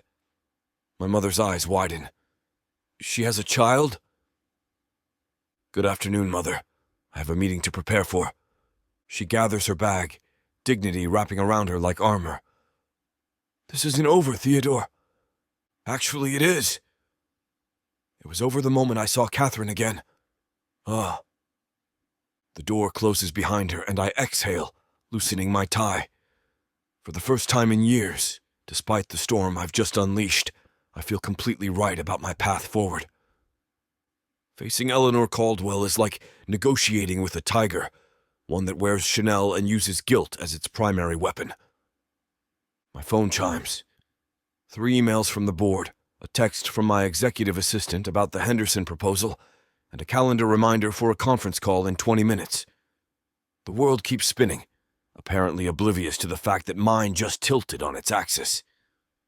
I return to my desk, staring at the spreadsheets on my monitor without really seeing them. The quarterly projections need to be finalized by end of day, but all I can think about is the look on my mother's face when I mentioned Katheryn's son. My son, Dustin. The thought of him sends a jolt through my system. A 5-year-old boy with Katheryn's smile and artistic temperament. A boy who doesn't know the truth of my connection with him yet. I shake my head, trying to focus on the numbers in front of me. The Henderson account represents $30 million in annual revenue. I should care about this more than I do right now, but my mind keeps drifting to a small apartment in Harlem where Katheryn and Dustin are probably having dinner, unaware of the hurricane my mother is about to unleash. Damn. I push back from my desk and stand up. I know my parents. They won't just accept defeat and retreat. My mother's visit wasn't a warning. It was the opening salvo in a war. How long before they tracked down Katheryn's address? Dustin's school. My stomach twists at the thought. 5 years ago, I was too weak to stand up to them. Too concerned with my inheritance and my position to fight for what mattered. I won't make that mistake again. But there's another complication. Cassidy. I pull out my phone, glancing at the 2 missed calls from her just this morning. Our relationship has been on life support for months, maybe longer. We both know it, though she's been fighting harder to keep up appearances. It's time to end this charade once and for all. I open my messages and type. Cassidy, I should have done this in person, but given recent events, I think it's better to be clear now. Our relationship isn't working and hasn't been for some time. I'm sorry, but I'm ending things between us. Please don't contact me again. I wish you well. I hit send before I can overthink it, then set the phone down on my desk. The message is cold, maybe even cruel in its directness. But dragging this out would be crueler. The phone rings almost immediately. Cassidy's face lights up my screen. I decline the call. 3 dots appear in our message thread. Theo, you can't be serious. Is this about that woman you ran into? You're throwing away years for someone from your past? I type back. This isn't about anyone else. It's about us not being right for each other. Another call. I decline again. Nonsense. Your mother told me everything. You're making a massive mistake. Let's meet and talk about this like adults. There's nothing to discuss. I'm sorry, Cassidy. The 3 dots appear and disappear several times. Finally. You'll regret this. Your parents will never accept her, and neither will anyone else in your life. Think about what you're risking. The threat isn't even veiled. Classic Cassidy. When charm fails, try intimidation. Goodbye, Cassidy. I block her number, feeling a weight lift from my shoulders even as a new one settles. Cassidy isn't just hurt, she's furious. And a furious Cassidy is dangerous, especially with my parents in her corner. No matter what, I plan on protecting Katheryn and Dustin from these people. They're like rabid animals when they feel like they've been wronged. But I'm not willing to tolerate their crap any longer. Chapter 11. Katheryn. I knock on Aunt Michelle's door with Dustin's overnight bag clutched in my hand, my stomach doing nervous flips. Theo stands behind me, his hand resting lightly on my waist. It's such a simple touch, but it sends electricity through my spine. Mommy, is Aunt Michelle making spaghetti tonight? Dustin bounces on his toes beside me. That's what she promised, baby. I smooth down an unruly curl on his head. And I'm sure she has some special ice cream waiting for you, too. The door swings open, and Aunt Michelle's bright smile greets us. There's my favorite boy. She crouches down, arms outstretched. Dustin launches himself into her embrace. Aunt Michelle.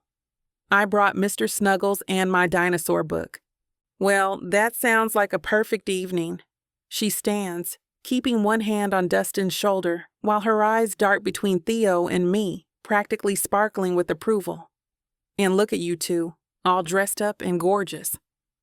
I feel heat creep up my neck. The black dress I'm wearing isn't particularly revealing, but it hugs my curves in a way that caught Theo's attention earlier. His double take when I emerged from the bedroom was worth every second I spent choosing it. Thanks for watching him, Michelle.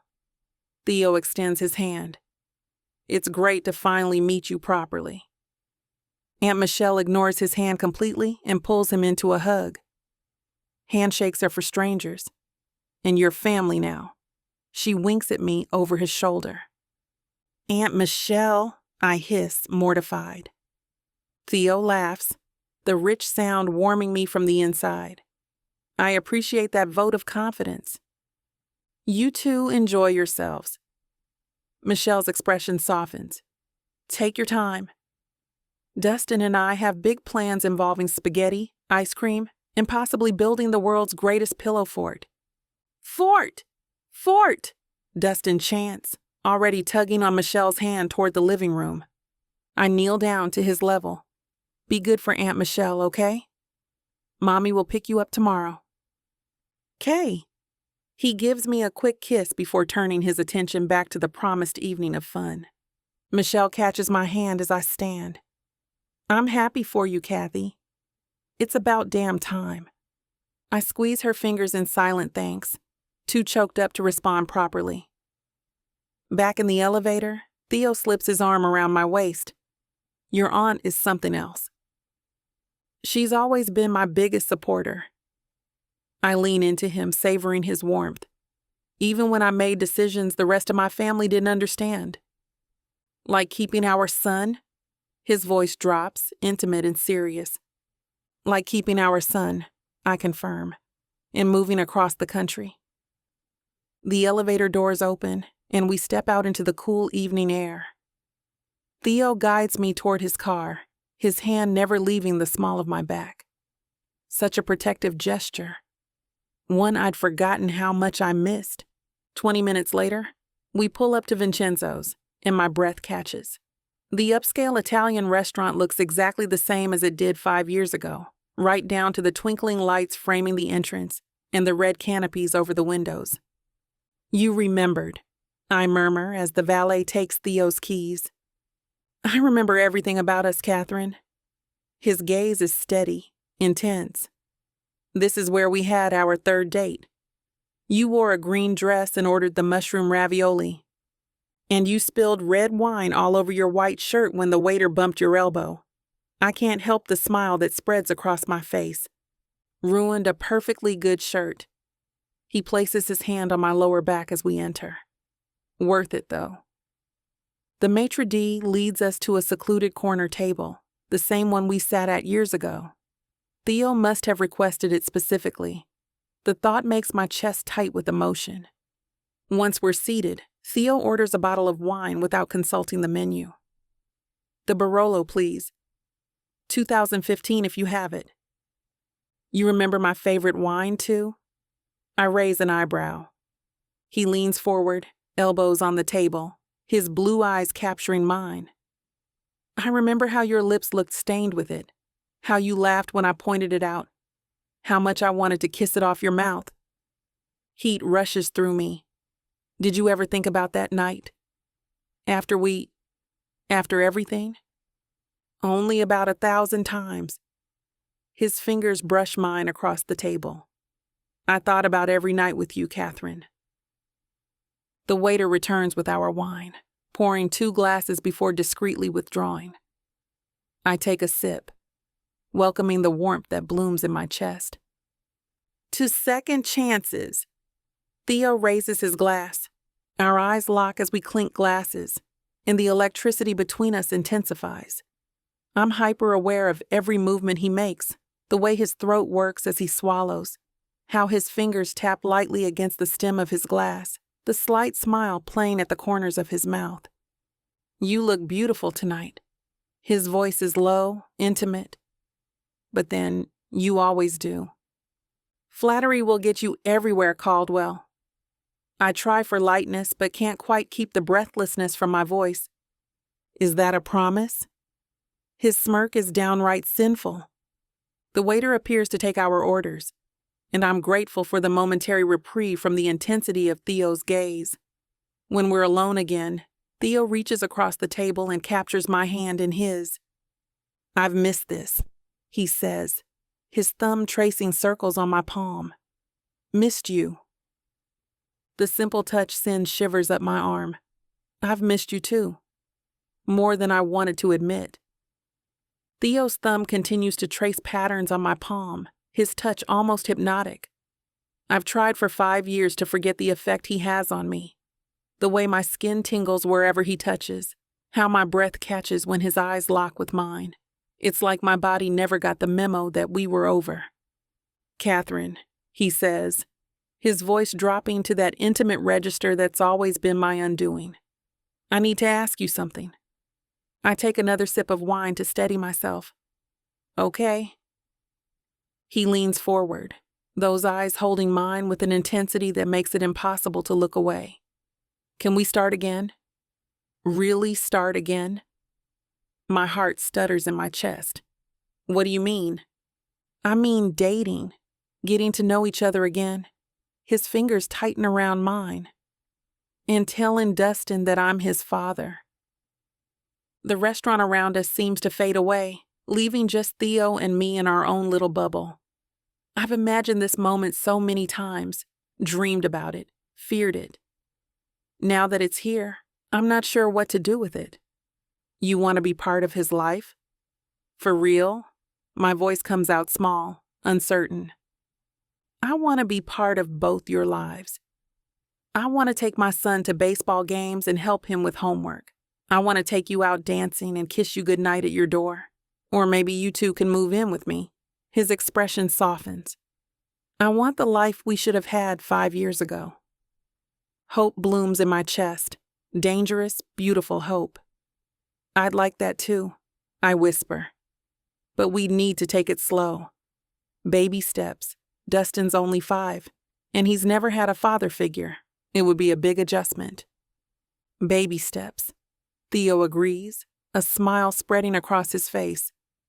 "We'll go as slow as you need. As slow as Dustin needs." I can already picture it. Dustin's face lighting up when he realizes the man he's already taken a liking to is actually his daddy. Sunday mornings with pancakes and cartoons. Christmas mornings. Birthday parties. All the moments I'd resigned myself to handling alone. "There's something else you should know," Theo says, interrupting my thoughts. His expression turns serious. "My mother knows about you and Dustin." Ice replaces the warmth in my veins. Eleanor Caldwell, the woman who once called me a gold digger and threatened to make my life hell if I didn't disappear.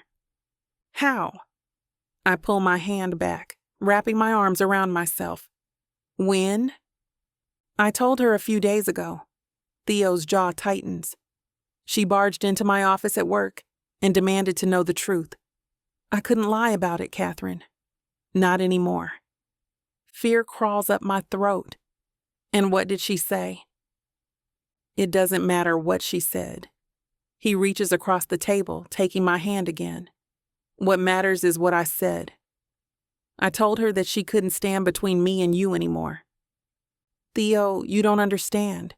She threatened me. Your family's lawyers." "I know." His voice is steel. "And I promise you, I will protect you both from anything my parents try to do. I'm not that same kid who let them control his life. I have my own money now, my own power, and I will use every bit of it to keep you and Dustin safe." I want to believe him. God, I want to believe him so badly. "Look at me, Katheryn." He waits until I meet his gaze. "I failed you once before. I let them separate us. I will die before I let that happen again." The conviction in his voice, the determination in his eyes, it makes something inside me melt. This isn't the boy who couldn't stand up to his parents. This is a man who knows what he wants and isn't afraid to fight for it. "I believe you," I say finally, and I'm surprised to find that I actually do. Relief washes over his face. "Thank you." Theo leans in closer, one hand cupping my cheek. "I'm going to do right by you this time. By both of you. Whatever it takes." I lean into his touch, closing my eyes. I know. When I open them again, his face is inches from mine. "May I kiss you, Katheryn Williams?" A laugh escapes me, shaky but real. "Such a gentleman. Only with you." I nod, unable to find words as he leans closer. His lips meet mine, gentle and questioning at first. It's a tentative reconnection, a rediscovery. But then my hand finds its way to the back of his neck, and the years between us seem to melt away. The spark I've been trying to forget for 5 years roars back to life, warming me from the inside out. It's familiar and new all at once. The way he tastes, the slight pressure of his hand on my face, the soft sound he makes when I respond. When we break apart, his eyes are dark, his breathing uneven. God, I've missed that, he murmurs. Me too, I admit, touching my fingers to my lips. Danger, desire, secrets that could kill. Ooh, baby, you already know I'm staying for this ride. 8 full-length audiobooks. Stories tangled with mystery, betrayal, and the kind of passion you can't outrun. Oh, these heroes? They'll pin you to the wall 1 second and save your life the next. Talk about multitasking. Assassins, billionaires, men with dangerous pasts, and women strong enough to match them, secret for secret. Right now, you're snatching this up at a wild 70% off. 8 stories, endless passion, a love worth dying for. Click the link and buckle up, honey. 'Cause this ain't just romance. The romantic suspense audiobook bundle. Love has never been this dangerous. Vixa Vaughn Romance.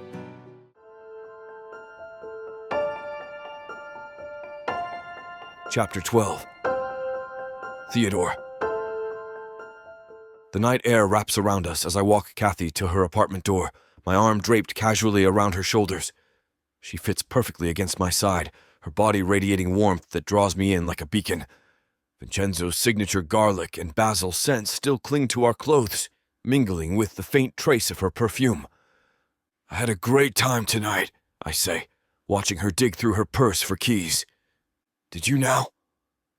A smile plays at the corners of her lips as she looks up at me, those eyes catching the hallway light in a way that makes my chest tighten. Best damn pasta I've had in months, and the company wasn't bad either. I can't help the smirk that forms on my face. Such high praise. She rolls her eyes, but that smile widens, revealing the dimple on her left cheek that's been driving me crazy all night. She finds her keys and turns to unlock the door, but I can't wait. I spin her around, pressing her back against the door. My lips find hers before she can react, and for a split second she freezes in surprise. Then her body melts into mine as her arms snake around my neck. The kiss deepens instantly, any pretense of taking things slow abandoned somewhere between the restaurant and here. Her tongue slides across my lower lip before meeting mine, and the taste of the tiramisu we shared for dessert lingers on her lips. I press closer, caging her between my body and the door, my hands finding their way to her hips. Maybe we should... She gasps as my lips trail down her neck, finding that sensitive spot just below her ear. Should what? I murmur against her skin. Her fingers fumble with the door, finally managing to push it open. We stumble inside, neither willing to break contact. The door slams shut behind us, and in the dim light of her apartment, everything accelerates. Bedroom, she whispers against my mouth, already working on the buttons of my shirt with nimble fingers. Well. Things are heating up here. You know what to do. Go to VixaVaughnRomance.com to get the dirty details that this platform won't put on the air. I know it sucks, but at least you can get a 40% discount with code VIXA40 to make up for it. Use it while it lasts, and apply it to every digital product in your cart. Back to the story. Chapter 13. Katheryn. The midday sun beats down on Midtown as I juggle shopping bags from 3 different stores. I've been going nonstop since dropping Dustin at his playdate, determined to make the most of my rare kid-free hours. My to-do list is almost complete when I spot a small cafe with outdoor seating. A 5-minute coffee break won't hurt. I'm balancing my purchases while reaching for the cafe door when a voice cuts through the street noise. Katheryn Williams? I turn to find a tall blonde woman standing too close for comfort. Her designer outfit, cream blazer over a silk blouse and perfectly tailored trousers, screams money. So does her haircut. One of those effortless-looking styles that probably cost 3 figures. Her eyes narrow as they sweep over my paint-splattered jeans and casual top. Yes? I shift my bags, suddenly self-conscious about my appearance. I thought so. Her smile doesn't reach her eyes. I'm Cassidy. Cassidy Robinson. The name rings no bells, but her next words hit like a sledgehammer. Theodore and I were together until quite recently. My spine stiffens. What are the odds of bumping into Theo's ex in the middle of Midtown? About as likely as winning the lottery, without buying a ticket. I see. I maintain a neutral expression while my mind races. Nice to meet you, but I'm actually in a hurry, so... No, you're not. Cassidy steps closer, invading my space. You're going to listen to what I have to say. The command in her voice makes several passers-by glance our way. I take a deep breath, debating whether to stand my ground or walk away. Pride wins. What can I help you with, Cassidy? I meet her gaze directly, refusing to be intimidated. You can help by disappearing again. Her tone drips with venom. Theodore and I had plans before you showed up with your little situation. The way she dismisses Dustin with a wave of her manicured hand sets my teeth on edge. My son is not a situation. My voice comes out calmer than I feel. Whatever. She flicks invisible dust from her sleeve. The point is, Theodore has responsibilities here. A future. With me. That's between you and Theodore. I adjust my grip on my shopping bags. If you'll excuse me, he's only with you out of guilt. Cassidy's perfectly lined lips curve into a sneer. Once the novelty wears off, he'll come back where he belongs. The sun feels too hot now, beating down on my head as pedestrians stream around us. I want to walk away, but something about her perfectly practiced speech makes me pause. Did Eleanor put you up to this? The question slips out before I can stop it. Cassidy's expression flickers. Surprise, then something calculating. Eleanor and I understand each other. We both want what's best for Theodore. And there it is. The connection I suspected. Eleanor's tentacles reach everywhere. I wonder if Cassidy realizes she's just a pawn in Eleanor's game. Let me be perfectly clear. She leans in, her expensive perfume clouding the air between us. You and your son would be better off leaving altogether. Go back to wherever you came from. Theodore doesn't need complications like you in his life. My hands tighten around my shopping bag handles. I appreciate your concern for Theodore, but our relationship isn't really your business. It is when you're ruining his life. Her voice rises slightly. Do you have any idea what you're costing him? His parents' respect, his position in society, business connections. If those things mattered more to him than his own child, he wouldn't be with us now. Cassidy laughs, a brittle sound that draws more stares from passers-by. You think you've won? Eleanor Caldwell doesn't lose. Neither do I. The threat hangs in the air between us. I've faced enough bullies in my life to recognize the tactics. Isolation, intimidation, making me feel unwelcome and unwanted. Tell Eleanor her message is received. I step around Cassidy, done with this conversation. But I'm not going anywhere. You're making a mistake. Cassidy calls after me. The Caldwells protect their own. You'll never belong. I stride away from Cassidy, pulse hammering in my throat. My shopping bags bang against my legs as I weave through the crowd, fighting the urge to look back. Only when I'm safely inside a department store do I stop, ducking behind a display of winter coats to catch my breath. Damn, I whisper to no one. My hands are trembling. I set my bags down on the gleaming tile floor and flex my fingers. The encounter plays on repeat in my mind. Cassidy's predatory stance, the calculation in her eyes, the casual way she dismissed Dustin. I've dealt with plenty of condescending people in my life, but this felt different. Personal, targeted. A saleswoman approaches with a customer service smile. Finding everything okay? Just browsing, thanks. I managed to sound normal despite the adrenaline still coursing through me. Once she moves on, I pull out my phone, thumb hovering over Theo's name. Should I tell him? What would I even say? Hey, your ex ambushed me on the street and basically threatened me? It sounds melodramatic, even though that's exactly what happened. I pocket my phone without calling. This isn't a conversation for text or a hurried phone call. I need to see Theo's face when I tell him, gauge his reaction, see if he's surprised, or if he expected something like this. The thought makes my stomach clench. Is this just the beginning? The opening act in what will become an all-out war. I gather my bags and exit the store, hyper-aware of my surroundings now. Every blonde woman makes me flinch. I scan faces in the crowd, half expecting to see Eleanor herself materializing to deliver more veiled warnings. My sedan feels like a sanctuary when I finally reach it. I slide behind the wheel and sit for a moment, hands gripping the steering wheel. The encounter with Cassidy has changed something fundamental in how I view my situation with Theo.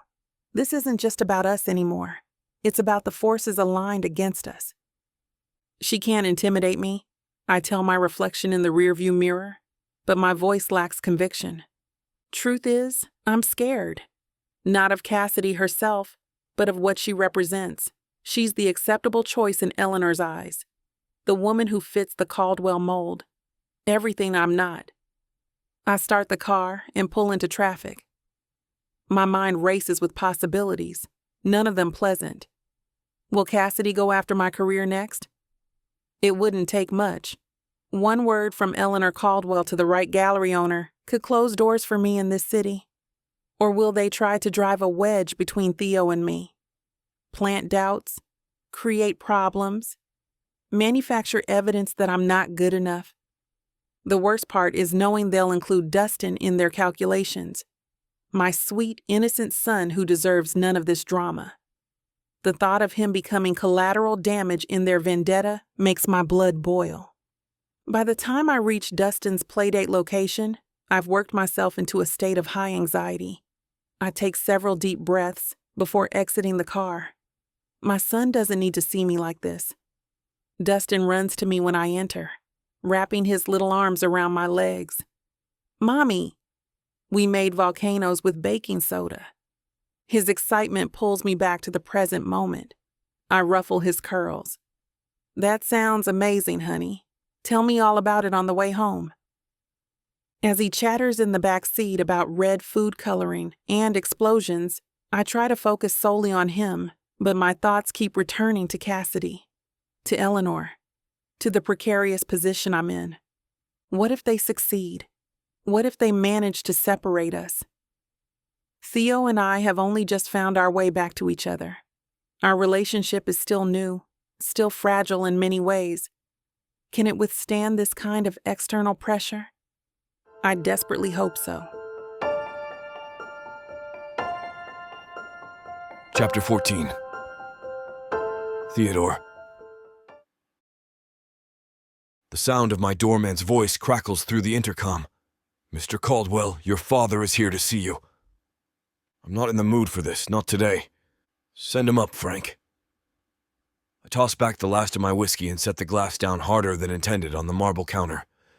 I stand at the floor-to-ceiling windows of my penthouse, watching Manhattan's skyline shimmer against the night. 42 floors up, I usually feel untouchable. Not tonight. Not with him coming.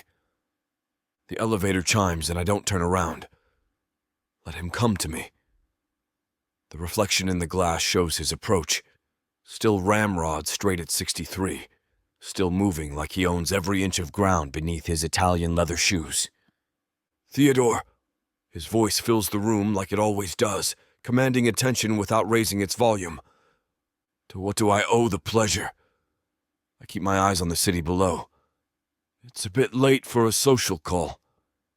Can't a father visit his son without an agenda? He moves beside me, his own reflection joining mine in the glass. Not in this family. I finally turn to face him. Richard Caldwell, silver-haired now, but with the same calculating eyes I've known my whole life. What's on your mind? He walks to my bar, helping himself to the Macallan 25. I'm concerned about you. Are you now? This reconnection with that Williams woman? He swirls the amber liquid. It's rash. My jaw tightens. Her name is Katheryn. Yes, well. He takes a sip. Whatever you want to call her, getting involved with her again is a mistake. I move away from the window, needing space. The penthouse suddenly feels claustrophobic despite its 7,000 square feet. I'm almost 30 goddamn years old. When exactly do you and Mom plan to stop micromanaging my personal life? When you stop making decisions that threaten everything we've built. I laugh, a harsh sound even to my own ears. And Katheryn threatens the mighty Caldwell Empire, how exactly? She's not right for you. She never was. He sets his glass down. Your mother and I... Stop. I hold up my hand. Just stop. I know what you did. His expression doesn't change, but something shifts in his eyes. Caution. You want to talk about Katheryn? Fine. Let's talk about her. And while we're at it, let's talk about my son. That lands. His composure slips for just a moment. Yes, Dad. My son, Dustin. He's 5, born roughly 9 months after Katheryn mysteriously disappeared from my life. I move closer, invading his space. Funny timing, wouldn't you say? Theodore. No, you're gonna listen now. Katheryn didn't just leave. She had my child and never told me. And I've spent the last few weeks figuring out why. He straightens his already perfect tie. People make choices. She didn't choose. You and Mom drove her away. You threatened her, tried to pay her off, whatever it took to make the inconvenient pregnant artist disappear. My father doesn't deny it immediately, which is all the confirmation I need. The silence stretches between us, heavy with decades of expectations and control. We acted in your best interest. He finally speaks, his voice steady. You were 24 with your whole future ahead of you. My best interest? The rage bubbles inside me. You decided I shouldn't know I had a son. That was in my best interest. You weren't ready for that responsibility. That wasn't your call to make. My fist slams against the counter. The empty whiskey glass jumps and rolls off the edge, shattering on the floor. Neither of us looks down. Your mother and I did what we thought was right. The Williams girl was going nowhere. She would have anchored you to a life far below your potential. Her name is Katheryn, I repeat, each word precise and sharp. And she's talented, brilliant, and stronger than anyone I know. She raised my son alone because you two decided to play God with our lives. My father's expression hardens. We protected the Caldwell legacy. Screw the legacy. I step over the broken glass. I've reconnected with Katheryn. And yes, I've met my son. He's incredible, smart, creative, everything I could want in a child. And I missed 5 years of his life because of you and Mom. You can't seriously be considering. I'm not considering anything. I'm telling you how it's going to be. I'm invested in their lives now. Dustin is my son. Katheryn is... I pause. What is she to me now? Everything feels too new, too fragile to define. She's important to me, and neither of you gets a say in this. Be reasonable, Theodore. Think about what you're doing. I am being reasonable. For the first time in my life, I'm thinking clearly. I walk to the door, pulling it open. I think we're done here. My father remains standing, his fingers tapping lightly against the crystal tumbler. The gesture reminds me of board meetings when he's deliberating how to handle a difficult shareholder. There's something else you should know, he says finally, not moving toward the door. What now? I cross my arms. Another family secret you've been keeping? He takes another sip, his expression tightening. It's about Eleanor. And Cassidy. The mention of Cassidy's name sends a wave of exhaustion through me. Just what I need. More drama from my ex and my mother. I'd ended things with Cassidy weeks ago.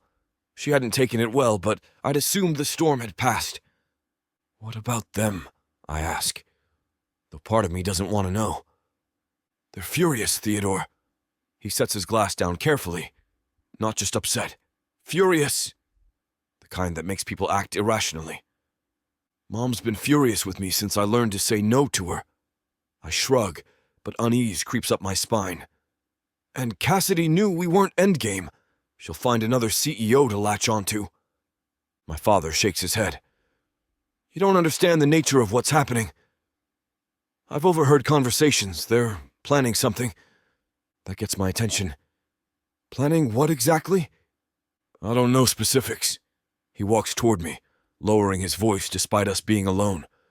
But Eleanor mentioned taking care of the problem once and for all, and Cassidy seemed enthusiastic about whatever that meant. My blood runs cold. Are you saying they would? I don't know what they would or wouldn't do. His interruption is sharp. But I know your mother when she fixates on something.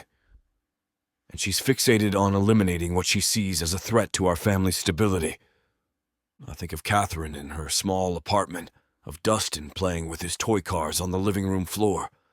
The thought of anyone, especially my own family, seeing them as targets makes my chest tighten with rage. Why are you telling me this? I search his face. You made it pretty clear you don't approve of Katheryn either. My father looks away, toward the city lights. I don't approve of how she's disrupted the trajectory of your life. I still believe you could do better. He pauses, and for just a moment, I see something almost like regret in his expression. But I don't want anything drastic done. There are lines that shouldn't be crossed, even to protect this family. And now that there's a child involved, my grandson, I stare at him, trying to reconcile the man who helped drive Katheryn away 5 years ago with the one standing before me now, warning me of danger. What exactly did they say? I press. Eleanor mentioned hiring someone to dig up dirt on Katheryn. Cassidy suggested they might not need to dig, that fabricating something would be easier. He meets my eyes directly. And when they thought I wasn't listening, Cassidy mentioned knowing people who could arrange accidents. Jesus Christ. I rake my fingers through my hair. You can't be serious. I wish I weren't. His tone is grim. I've already told Eleanor to stand down, but you know how she is when she gets an idea in her head. And Cassidy. He trails off. Cassidy has always been unhinged underneath that polished exterior. I finish for him. My mind races, already planning how to protect Katheryn and Dustin. The anger I felt toward my father just minutes ago shifts, not disappearing, but redirecting.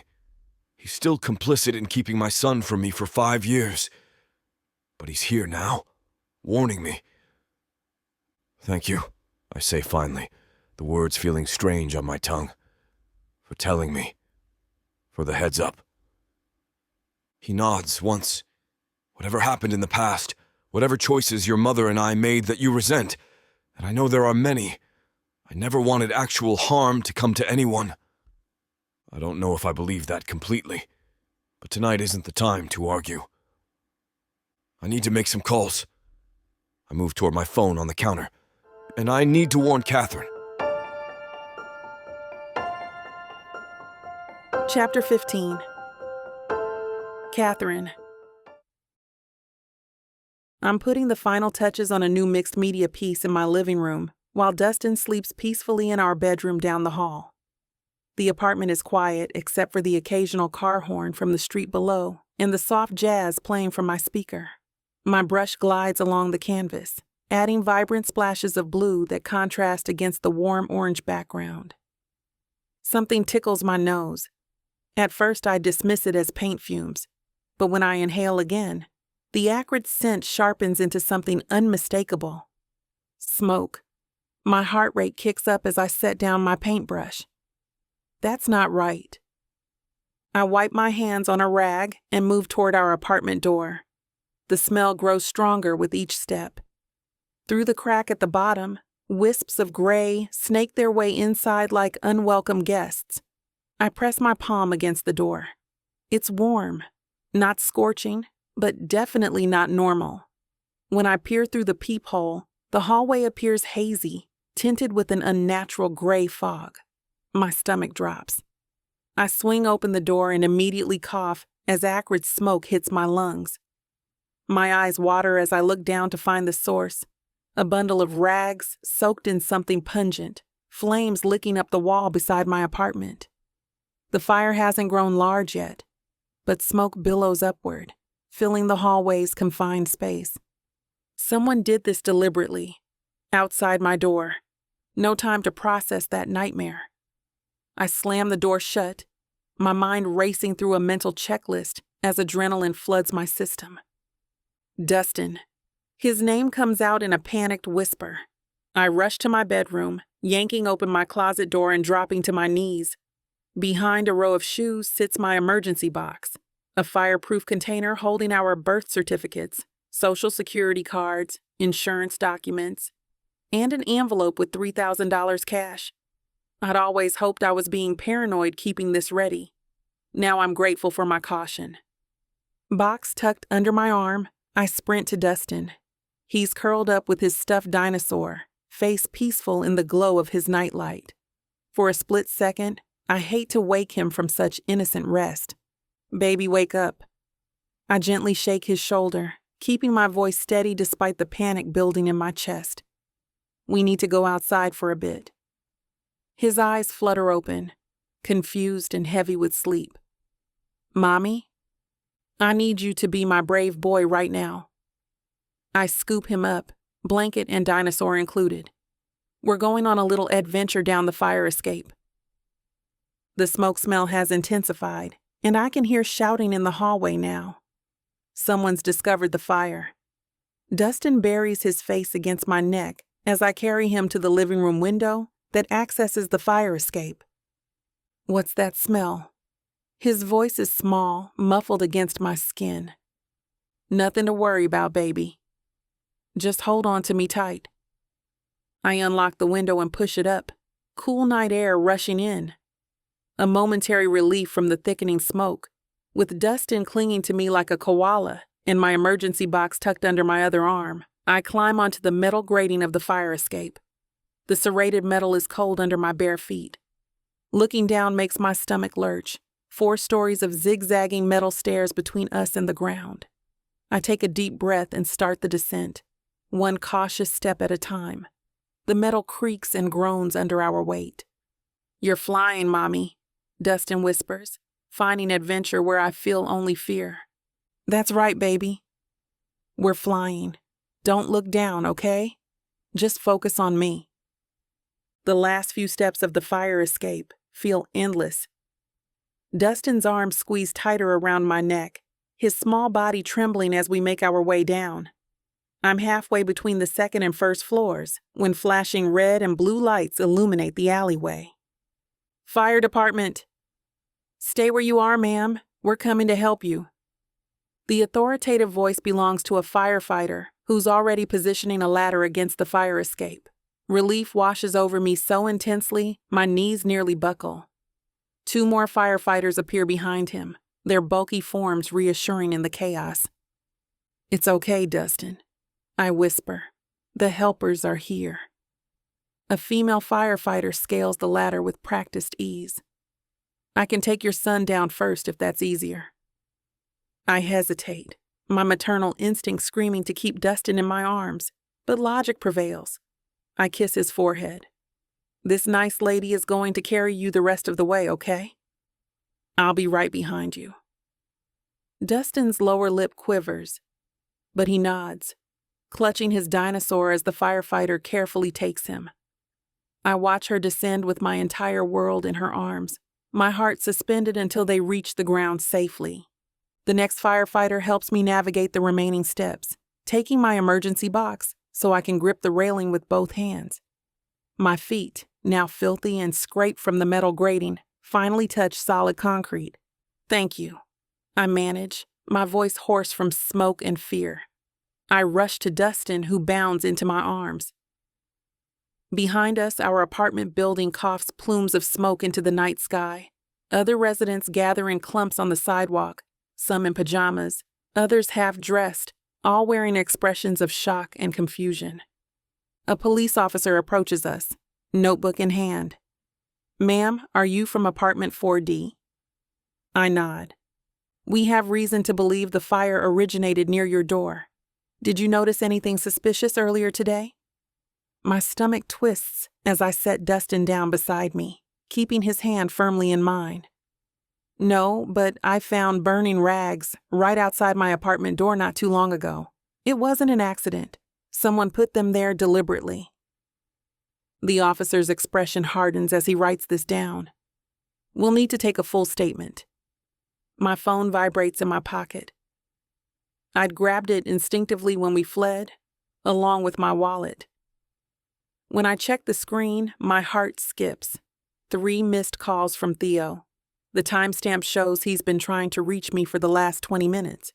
While the officer speaks to another resident, I check my notifications. A text from Theo sent 5 minutes ago. Kathy, are you okay? Call me back as soon as possible. A paramedic approaches with a blanket, draping it over my shoulders. Ma'am, let's get you and your son checked for smoke inhalation. I'm fine, I insist, though my lungs still burn. Please check my son first. As the paramedic kneels to examine Dustin, my mind races through possibilities. This wasn't random. Someone targeted my apartment specifically. The realization sends ice through my veins despite the heat from the burning building. Cassidy's face flashes in my mind, her perfect features contorted with rage the last time I saw her. At the time, I dismissed her words as empty venom from a jealous woman. Now, standing in the aftermath of what could have been a deadly fire, her words take on a more sinister weight. Could she really have done this? Gone from threats to actual attempted murder? The thought seems absurd, soap opera dramatic, but the fire isn't imagination. The smoke filling my lungs isn't fiction. I pull Dustin closer as the paramedic places a small oxygen mask over his face. His eyes, wide with confusion and fear, lock with mine. I force a reassuring smile, but inside, my blood boils with protective rage. If Cassidy is behind this, she didn't just threaten me, she endangered my son. My fingers tighten around my phone. Theo's missed calls suddenly feeling like a lifeline rather than a complication. I stare at my phone, thumbs hovering over the screen before I start typing out a text message. Someone tried to set fire to my apartment building. Dustin and I are safe, but standing outside with firefighters and police. Deliberate, not an accident. I hit send before I can overthink it, then add. Someone left burning rags outside my door specifically. We escaped down the fire escape. 3 dots appear immediately. Theo is typing. My heart thumps painfully against my ribs. His response comes quickly. Jesus Christ, Kathy. Are you both really okay? Where are you exactly? I send our precise location near the ambulance. His reply comes within seconds. I'm coming right now. Don't move. 20 minutes max. A wave of relief washes over me, followed immediately by guilt. Why does it still feel so natural to lean on him? Why does knowing he's on his way make me feel safer? I shouldn't need him. I've built a life without him for 5 years. Yet here I am, clutching my phone like it's a lifeline while my apartment possibly burns. "Thank you," I text back simply. Dustin shifts against me, the small oxygen mask still covering his face. His eyes are drooping. It's well past his bedtime, and the adrenaline that initially kept him alert is wearing off. "How is he?" I asked the paramedic, a kind-faced woman with cropped gray hair.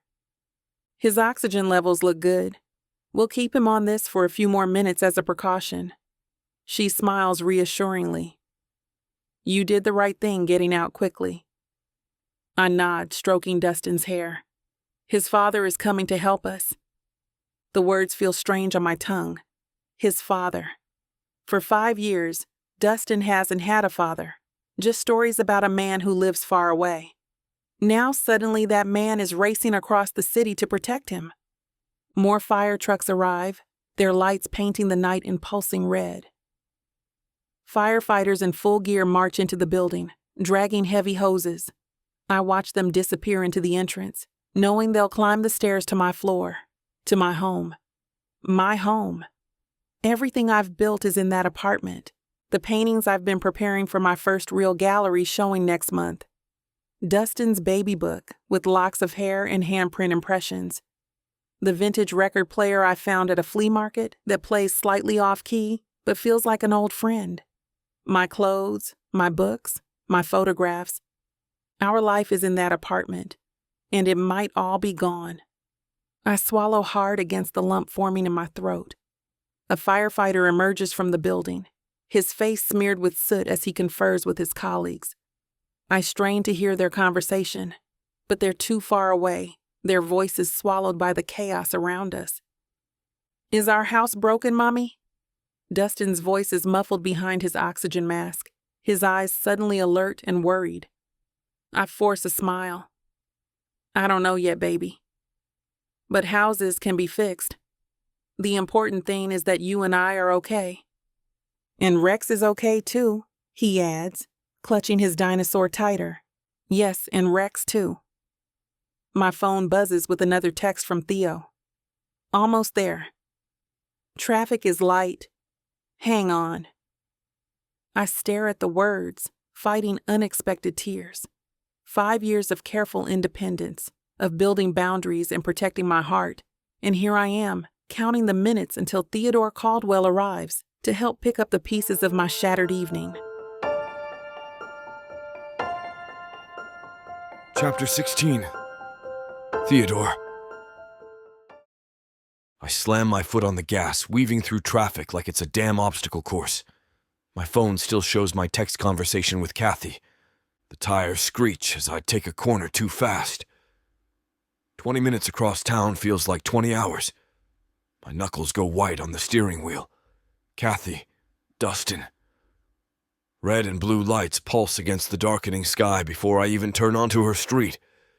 Fire trucks, police cars, a crowd of neighbors gathered in clumps, watching the scene unfold. My stomach drops. I abandon my car half on the sidewalk, not giving a damn about parking tickets.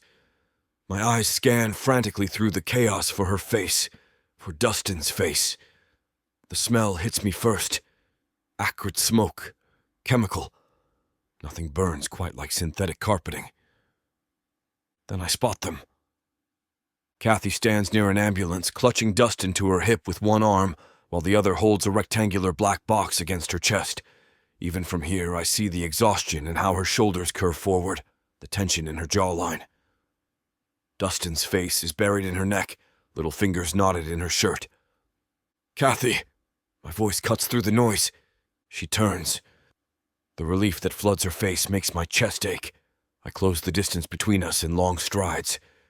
"Theo, you actually came." Her voice cracks on the last word, fatigue making her normally musical voice raspy. "Of course I came." I reach them, barely resisting the urge to pull them both against me without permission.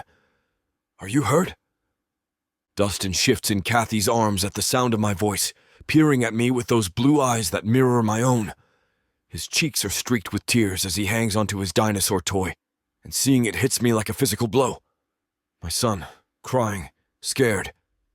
Someone left burning rags outside our door. She shifts Dustin higher on her hip, his small body clinging to her like a lifeline. We got out of there through the fire escape. She glances up at the fourth-floor windows where wisps of dark smoke still escape. They haven't told me any updates, but I'm afraid that we might have lost our apartment. Was it an accident? But even as I ask, I know. This was deliberate. The cold calculation of it makes my blood boil. The police are saying it was arson. Her voice drops to ensure Dustin doesn't hear. I step closer, unable to maintain distance any longer. Can I... She nods, understanding what I'm asking. I wrap my arms around both of them. Dustin's small body trembles against mine. Kathy stiffens for just a moment before leaning into me, her forehead dropping to my shoulder briefly. The three of us stand like that, an island in the chaos. You're staying with me tonight, I say when we separate. Not a question. I've got plenty of room, extra clothes, everything you'll need. Theo, I don't know if... We'll figure out the damage tomorrow. Right now, you both need somewhere safe. Her expression wavers, pride battling necessity. I don't want to impose. It's not an imposition! I meet her eyes directly. I want you both safe. Please. The facade she's been maintaining for Dustin's benefit cracks. Tears well in her eyes, one escaping down her cheek. My paintings, she whispers. All my supplies. Years of work. Dustin looks up at his mother, his small hand reaching to touch her face. Don't cry, Mommy. Her attempt at a smile for him is heartbreaking. She holds up the black fireproof box. This is all I grabbed. Birth certificates, insurance, emergency documents. Smart thinking, I say, reaching for Dustin. May I? She hesitates only briefly before transferring him to my arms. He comes willingly, surprisingly, his small arms winding around my neck. The trust in the gesture nearly undoes me. Hey, buddy, I say softly. Our house is broken, he tells me with devastating simplicity. I know, but you're going to stay at my house tonight. It'll be an adventure. He considers this, his eyes serious. Can Mommy come too? Definitely. I wouldn't have it any other way. Are you sure about this? Kathy asks, exhaustion evident in every line of her body. Completely. I adjust Dustin in one arm and place my other hand gently on the small of her back, guiding her toward my car. Let's get you both out of here. I help Kathy into the passenger seat, making sure she's settled before carefully buckling Dustin into the back. The kid's still clutching his dinosaur toy like it's his lifeline to normality. Can't blame him. You need a car seat, I mutter, adjusting the seatbelt as best I can around his small frame. It was in the apartment, Kathy says, her voice hollow, along with everything else. We'll get a new one first thing tomorrow. I give Dustin's shoulder a gentle squeeze. For tonight, we'll drive extra careful, okay, buddy? He nods seriously, those blue eyes, my eyes, watching me with a mixture of curiosity and lingering fear. Is your house big? He asks. Pretty big, I admit, closing his door and sliding into the driver's seat. Too big for just one person, honestly. The engine purrs to life, and I pull away from the curb, leaving behind the flashing lights and the acrid smell of smoke. In the rearview mirror, I watch Dustin's gaze drift back toward the building one last time before he turns forward again. You hungry? I ask, trying to inject some normalcy into this messed-up situation. Starving, Kathy admits. The adrenaline made me hungry. Dinosaur chicken nuggets, I suggest, catching Dustin's eye in the mirror, remembering a detail from one of Kathy's rare texts about him. His face brightens just slightly. You have those? We can get some on the way. The traffic thins as we head toward Midtown. I take the long way around. My mind races with logistics, clothes, toiletries, sleeping arrangements. But underneath it all runs a current of rage. Someone did this deliberately, Someone tried to hurt them. As we cross into Manhattan, Dustin presses his face against the window, his eyes widening at the towering skyscrapers illuminated against the darkening sky. "Whoa," he breathes. "They're so tall. Pretty cool, right?" I glance at him in the rear view. My place is up in one of those tall buildings. "Like Spider-Man?" His voice perks up for the first time since I arrived at the scene. "Exactly like Spider-Man," I confirm, grateful for the spark of excitement. We stop at a grocery store and I run in, returning with dinosaur nuggets, mac and cheese, ice cream, and a few basics. By the time we pull into my building's private garage, Dustin's eyelids are drooping despite his best efforts to stay awake and take in everything. The valet gives us a curious look, but knows better than to comment. I lead them to the private elevator that goes directly to the penthouse. "You live at the very top?" Dustin asks, suddenly awake again as I punch in the security code. "I do." I ruffle his hair impulsively. "Wait till you see the view." The elevator rises smoothly. Kathy stands silently beside me, the black document box still clutched in her arms. I want to say something comforting, but everything feels inadequate. When the doors slide open into my foyer, I watch their reactions. Dustin's mouth forms a small O as he takes in the expansive space, the floor-to-ceiling windows showcasing the glittering city below. Kathy's expression is more complicated. Surprise, weariness, and something else I can't quite read. "Your kitchen is bigger than our whole apartment," she says softly. "Make yourselves at home." I set the grocery bags on the counter. "I'll show you where you can sleep after we eat." While I prepare the nuggets and mac and cheese, Dustin gravitated to the windows, pressing his small hands against the glass. "Look, Mommy! The buildings look like toys." Kathy joins him, placing a hand on his shoulder. In the reflection, I can see the tears she's fighting to hold back. "Whatever you need replaced, just say the word," I tell her as I bring plates to the table. "Clothes, shoes, toys for Dustin. All of it." She turns to face me. "My paintings were going to be in a gallery next month. Years of work, Theo. My supplies, my portfolio." Her voice breaks. "Some things can't just be replaced." I cross the room to her, taking her free hand in mine. "I know. I'm so sorry, Kathy." Her fingers intertwine with mine and squeeze, accepting the comfort even as she stares out at the city lights. The simple connection between us feels more significant than any words I could offer. "We'll figure it out," I promise, meaning it more than I've meant anything in a long time. All of it. Chapter 17. Katheryn. The morning light slices through the unfamiliar curtains of Theo's penthouse. I blink, disoriented for a moment as my mind catches up with reality. My body aches from the tension of yesterday's events, muscles stiff from an uneasy night filled with half-dreams and sudden startles. Dustin sleeps peacefully beside me, one small arm flung over his head, his chest rising and falling in the steady rhythm of childhood slumber. He still clutches onto his dinosaur toy with the other arm. His face, so innocent in sleep, squeezes my heart. I study his features. Dustin's eyelashes flutter against his cheeks, and I resist the urge to touch them. I ease my body away from his warmth, sliding carefully from beneath the high thread count sheets. My feet touch the cool hardwood floor, and I move with deliberate slowness. The last thing I need is to wake him and face questions I don't have answers for. The penthouse stretches around me, all clean lines and expensive minimalism. It smells like Theo. I grab my phone from the nightstand and pad toward the floor-to-ceiling windows. The city sprawls below, already buzzing with morning traffic.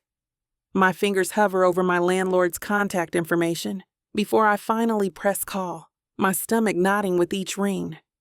"Hello, Mrs. Peterson? It's Katheryn Williams." The line crackles. "Oh, Katheryn. Thank goodness. I was going to call you this morning. Are you and Dustin all right?" "Yes, we're staying with..." I hesitate. "A friend?" How bad is it? The apartment? Her sigh travels through the phone, heavy with bad news. I'm sorry, honey. It's not good. The fire department contained it to the east wing, but your unit took the worst of it. My fingers tighten around the phone. But we can move back in soon, right? Once it's cleaned up? That's why I needed to talk to you. The structural damage is significant. The police are investigating. They're certain it was arson. You won't be able to live there anymore, Katheryn. I'm so sorry. Insurance will cover your deposit and this month's rent, of course. I press my forehead against the cool glass of the window. What about our things? Can I at least go in and get some of our stuff? Dustin's toys, my paintings? Another hesitation. The smoke damage is extensive. Everything fabric, your furniture, curtains, it's all going to smell like smoke. And your paintings. Her voice trails off. My paintings what? My voice sharpens. The sprinkler system activated. Between the water and the smoke, they may not be worth saving. I'm so sorry, Katheryn. 5 years of work. My upcoming gallery showing pieces. The landscapes that were finally starting to sell. All of it. Gone. Thank you for letting me know. My voice sounds mechanical to my own ears. The police will want to talk to you. Do you have any idea who might have? No. I cut her off too quickly. No idea. I'll call the detective today. Thanks again, Mrs. Peterson. I hang up and stare blankly at the cityscape. Everything we own. My art supplies. Dustin's favorite stuffed rabbit. The quilt my grandmother made. All our clothes except the ones on our backs. Gone. The first sob catches me by surprise, bubbling up from somewhere deep. I press my hand against my mouth, trying to muffle the sound. Don't wake Dustin. Don't wake Theo. But the tears come anyway, sliding down my cheeks as my shoulders shake. What am I going to do? Where will we go? How will I start over? Again. I'm so absorbed in my grief that I don't hear Theo approach. The first I know of his presence is the warmth of his body behind mine, his arms wrapping around my waist. He doesn't speak, just holds me while I cry, his chin resting on top of my head. His touch breaks something open inside me. I lean back into his chest, letting his strength support me as tears stream down my face. My body remembers this. The way we fit together, even if my mind has tried to forget. I should pull away. I should maintain the walls I've built. But right now, in this moment of total loss, I can't find the energy to push him away. So I stand there in Theo's arms, crying for everything we've lost while pressed against everything I once had. I finally manage to catch my breath, the sobs subsiding into hitching gasps. Theo's arms remain steady around me, an anchor in the storm of my emotions. His shirt is damp where my face pressed against it, but he doesn't seem to mind. I pull back just enough to look up at him, embarrassed by my breakdown. What are we going to do? The words come out in a broken whisper. We've lost everything, Theo.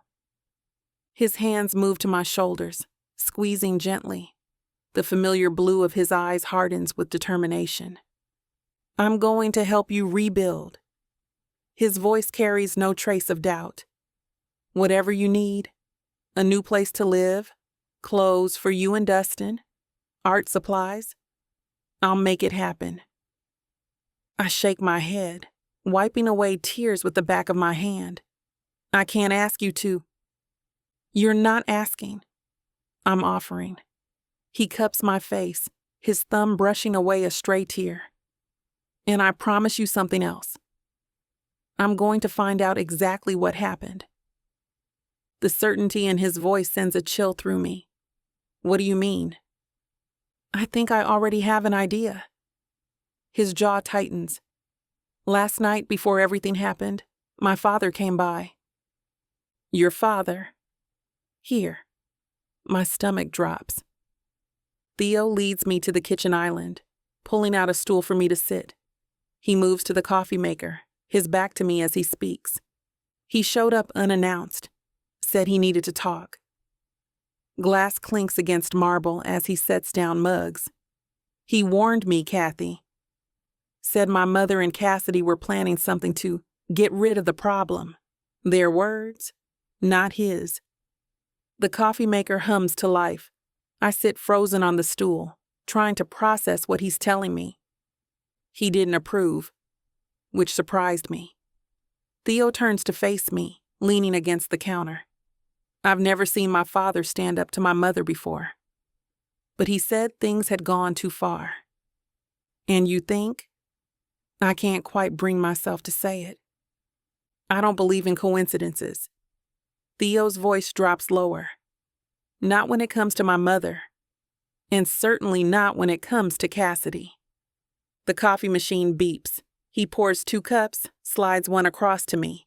I wrap my cold fingers around the warm ceramic, trying to absorb its heat. So someone deliberately tried to burn us alive. The words taste like ash in my mouth. Because of you. Because they found out we have a son together. Theo's face darkens. He comes around the island, taking the stool next to mine. I'm going to find out exactly what happened. And whoever did this will pay, I promise you that. Even if it ends up being my mother. I stare down into the black coffee. If they wanted to break me, it's working. My voice catches. All my work for the gallery showing, it's gone. Months of paintings, years of building a portfolio. I look up at him, feeling hollow. I don't know if I can start over again. Don't think like that. Theo takes my free hand in his. His palm is warm against mine, calloused in different places than I remember. We're going to rebuild everything better than before. Your career, your home, all of it. We? The word slips out before I can stop it. Yes, we. His fingers tighten around mine. I'm going to help you every step of the way, Kathy. Whatever you need.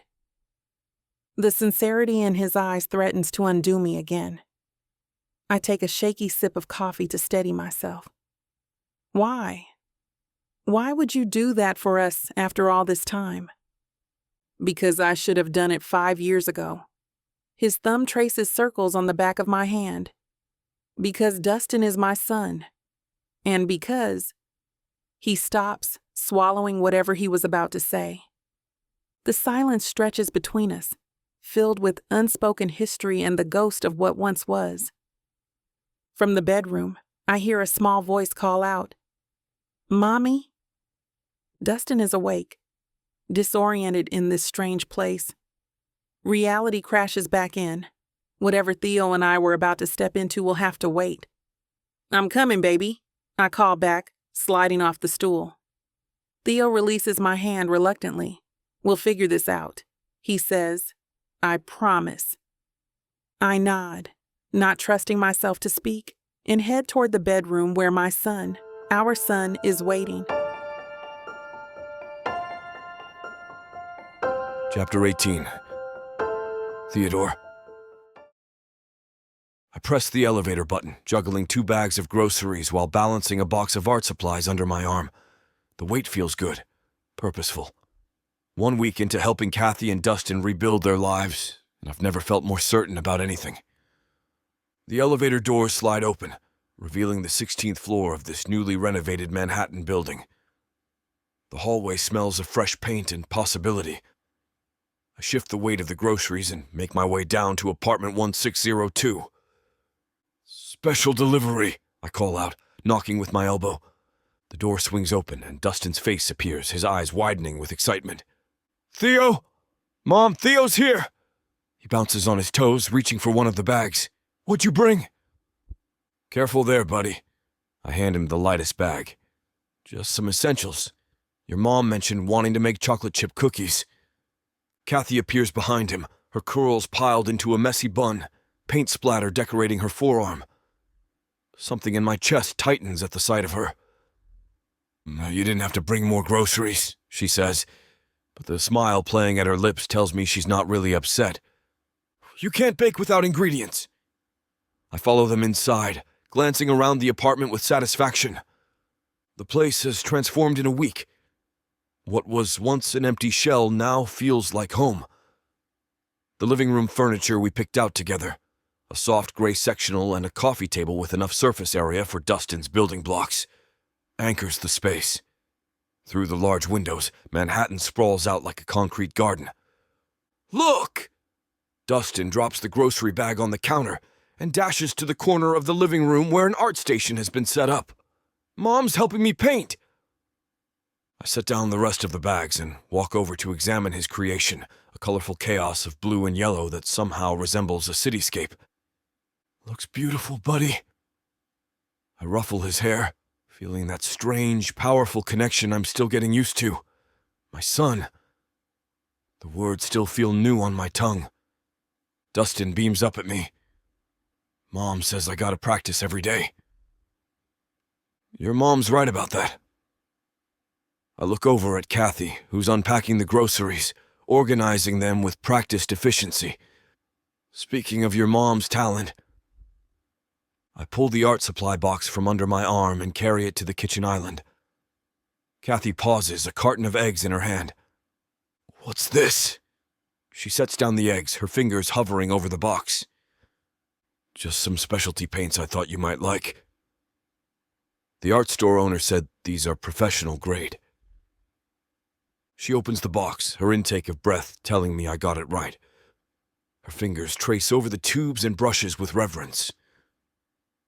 Theodore. She looks up, her eyes glistening. This is too much. The apartment, the furniture, the groceries. I can't even begin to thank you for all of this. I thought everything was ruined after the fire. I step closer, drawn to her like gravity. You don't have to thank me. I reach out, tucking a stray curl behind her ear. You and Dustin are worth every penny and more. But... I silence her protest with a kiss, soft and deliberate. Her lips yield against mine, and for a moment the world narrows to just this. Her warmth, her scent, the rightness of her in my arms. When I pull back, her eyes remain closed for a heartbeat longer. I run my thumb across her cheek. The paintings you lost in the fire were incredible, but you'll make even better ones now.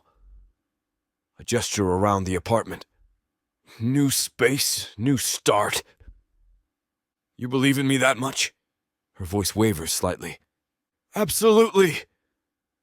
Dustin appears at our side, tugging on Kathy's shirt. Can we make cookies now? Theo brought the stuff. She laughs, the tension breaking. Yes, we can make cookies. I start unpacking the remaining groceries, watching as Kathy lifts Dustin onto a stool at the counter.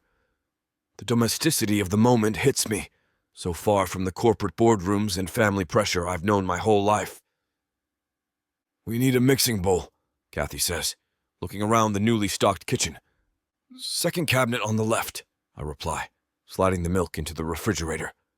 Below the measuring cups. She finds it exactly where I said, shooting me an amused look. You remember where everything is? I helped put it all away, didn't I? I wink at her. When the groceries are stored, I walk over to them, wrapping my arms around Kathy from behind. She leans back into me, and Dustin concentrates on pouring chocolate chips, his tongue caught between his teeth in concentration. Thank you, she whispers, turning to face me, her arms circling my neck. For everything.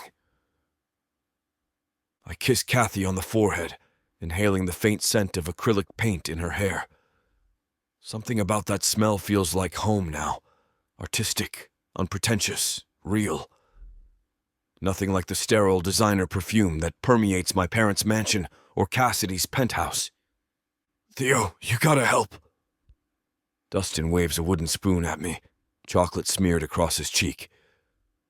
Mom says I need muscles for the mixer part. Is that right? I move beside him, placing my hand over his small one on the spoon. Let's show her our muscles, then. Together, we stir the thick cookie dough. Dustin's arm moves with mine, his face scrunched in concentration. My chest tightens with an unfamiliar feeling. A protective instinct I never knew existed until I met him. That's perfect, Kathy says, watching us with soft eyes. She reaches for cookie sheets in a drawer beneath the oven. Now comes the fun part, scooping them out. Dustin abandons the spoon to grab a small ice cream scoop Kathy offers him. I can do it.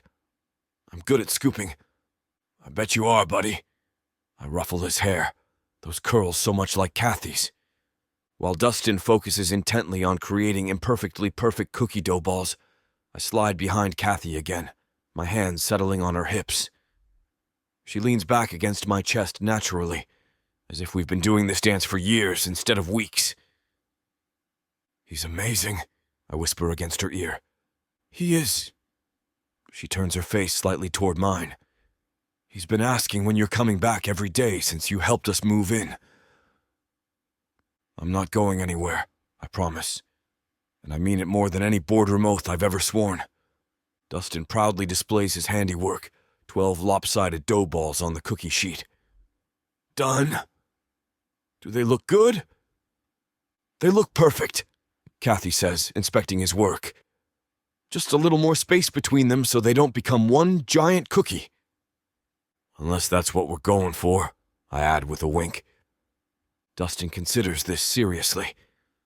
A giant cookie would be cool, but then we couldn't count them, and Mom says I gotta practice counting. Kathy adjusts the spacing while I preheat the oven. The domesticity of the moment strikes me again. How natural it feels to be here with them. How foreign my other life seems now. My other life. The thought slides in like a cold draft. Behind the warmth of this moment lurks the knowledge of what I still need to face. My mother. Cassidy, the fire at Kathy's old place wasn't an accident. The timing was too perfect with my father's warning, the damage too specific, all her paintings destroyed, the place rendered uninhabitable. I watched Dustin carefully place the last cookie on the sheet, his eyes narrowed in concentration.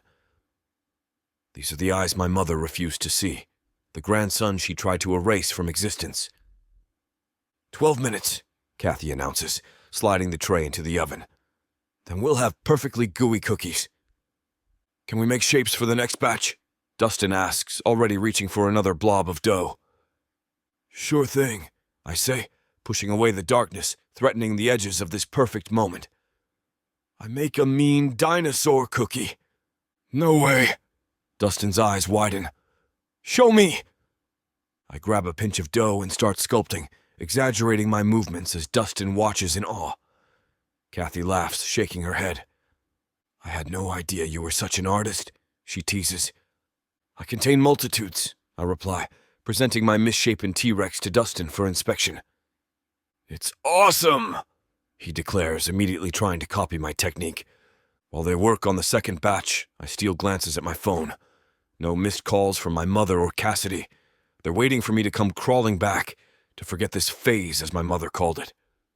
They have no idea what's coming. But here, in this kitchen, with flour dust in the air and chocolate on Dustin's face, I force those thoughts back. Tonight is for cookies and laughter and building the foundation of the family we're becoming. Tomorrow is for retribution. Time check? Kathy asks, looking toward the oven. 4 minutes left, I answer, returning fully to the moment. Just enough time to clean up this cookie dough monster. I tickle Dustin's sides and his giggles fill the kitchen. Chapter 19. Katheryn. I rush into the cafe 10 minutes late, my hair still damp from the shower I barely had time to finish. The smell of fresh coffee hits me, and I scan the room until I spot Anna waving at me from a corner table. Her bright yellow blazer stands out against the cafe's muted tones, like a sunflower in a field of wheat. I thought you weren't going to show. Anna rises from her seat, arms outstretched. Her braids are swept up in an elegant updo that somehow manages to look both professional and effortlessly cool. Sorry, I say, accepting her embrace. Dustin couldn't find his other shoe this morning, and it turned into this whole production. The familiar weight of Anna's hug grounds me. Anna pulls back, her hands still on my shoulders, dark eyes studying my face. "You look tired, Kathy. How you holding up?" I slide into the chair opposite her, dropping my bag beside me. "Been better. The apartment fire really threw a wrench into all my plans, but I've been doing my best to rebuild. Theo helped a lot with the whole thing. I don't know how I'll ever be able to repay him for that. I still can't believe what happened." Anna shakes her head, sliding a mug toward me. She's already ordered my usual chai latte with almond milk. "When I heard about the fire, I nearly drove straight to you. Thanks for not doing that." I wrapped my hands around the warm mug. The whole building was in chaos. Dustin was freaking out. I was freaking out. Not exactly ready for visitors. "All your work." Anna's voice drops. "I remember that series you were doing with the urban landscapes. The ones with all those vibrant colors bleeding into each other." The mention of my lost paintings sends a sharp pang through my chest. 2 years of work, gone. I swallow hard. Yeah, well, can't cry over spilled paint, right? You absolutely can. I would. Anna reaches across the table and squeezes my hand. Her nails are painted a deep burgundy, matching her lipstick perfectly. "But I might have something to help you start rebuilding." I take a sip of my chai to hide the sudden surge of emotion. "I'm listening. That's actually why I wanted to meet today. Remember I told you about my client Kyle? The one who's opening that new architecture firm downtown?" Anna leans forward, her voice picking up speed the way it always does when she's excited about something. "Well, he's looking for art for their office space. Something bold, contemporary. I showed him your portfolio website last week, and he's interested." My heart skips. Seriously? Even with my outdated site, I haven't uploaded anything new in months.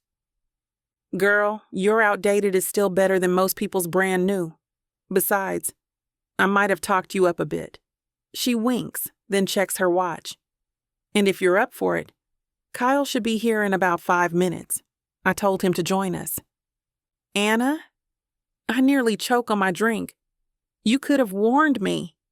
I'm wearing yesterday's jeans, and I haven't even put on proper makeup.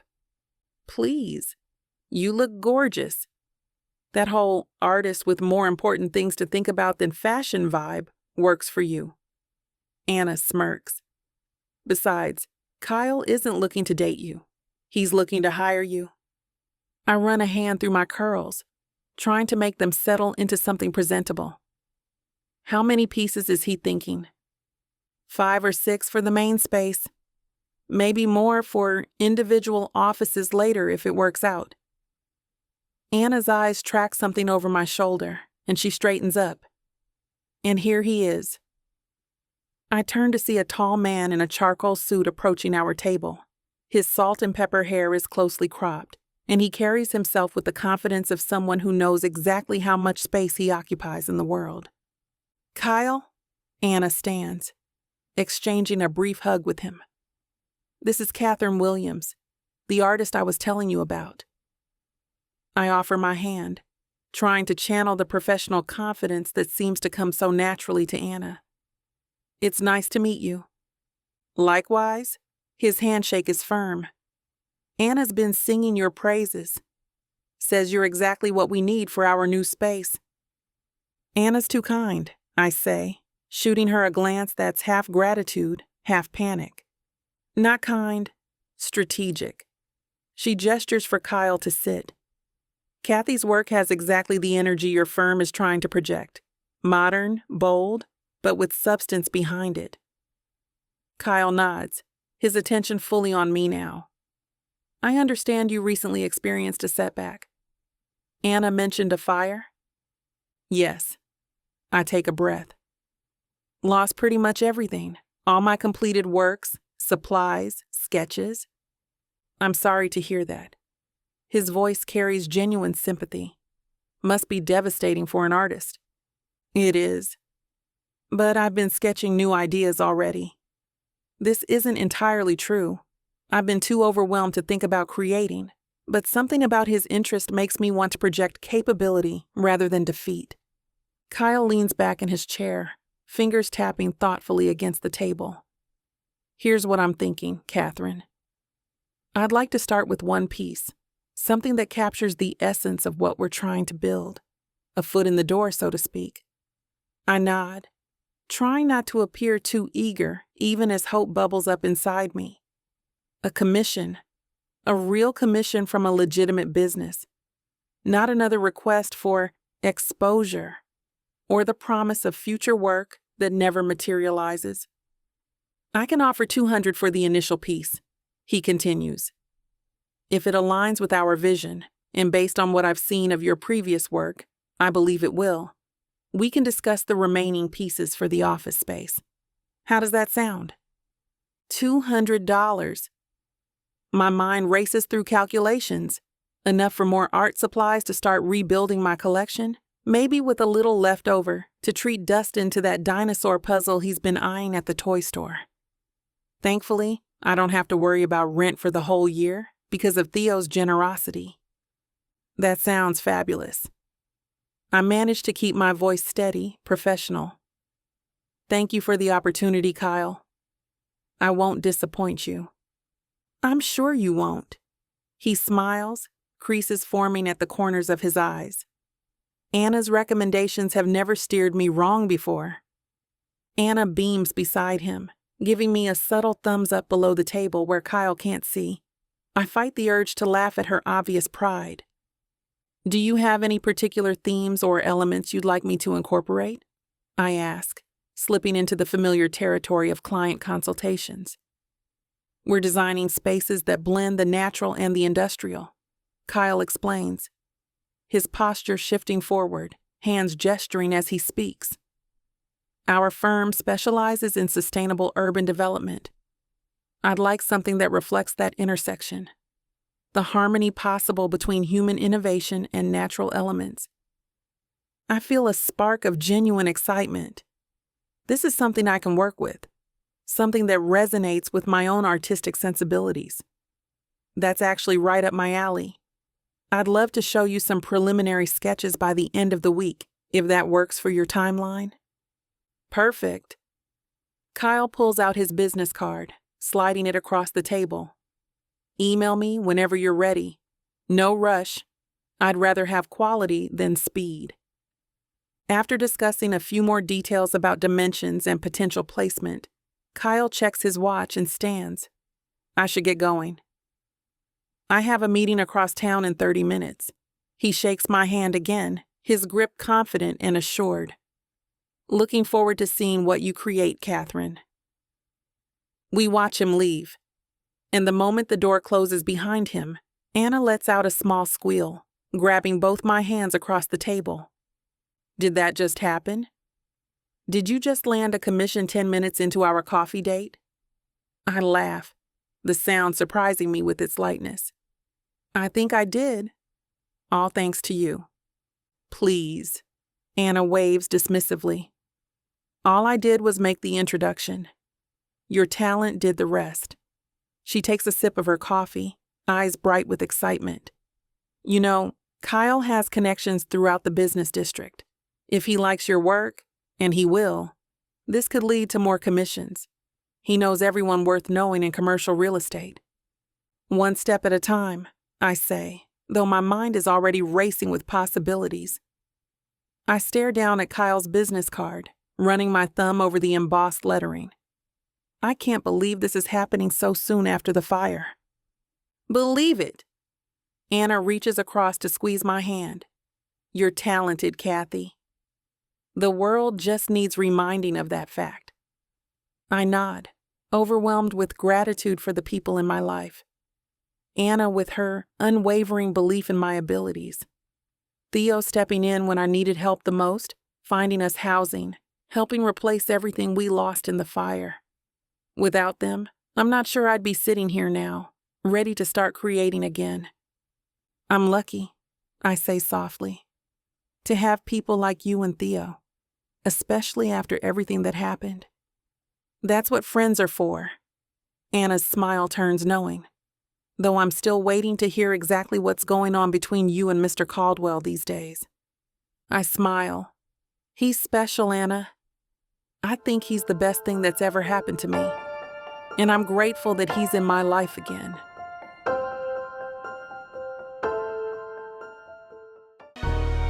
Oh, honey, subtle is not on the menu.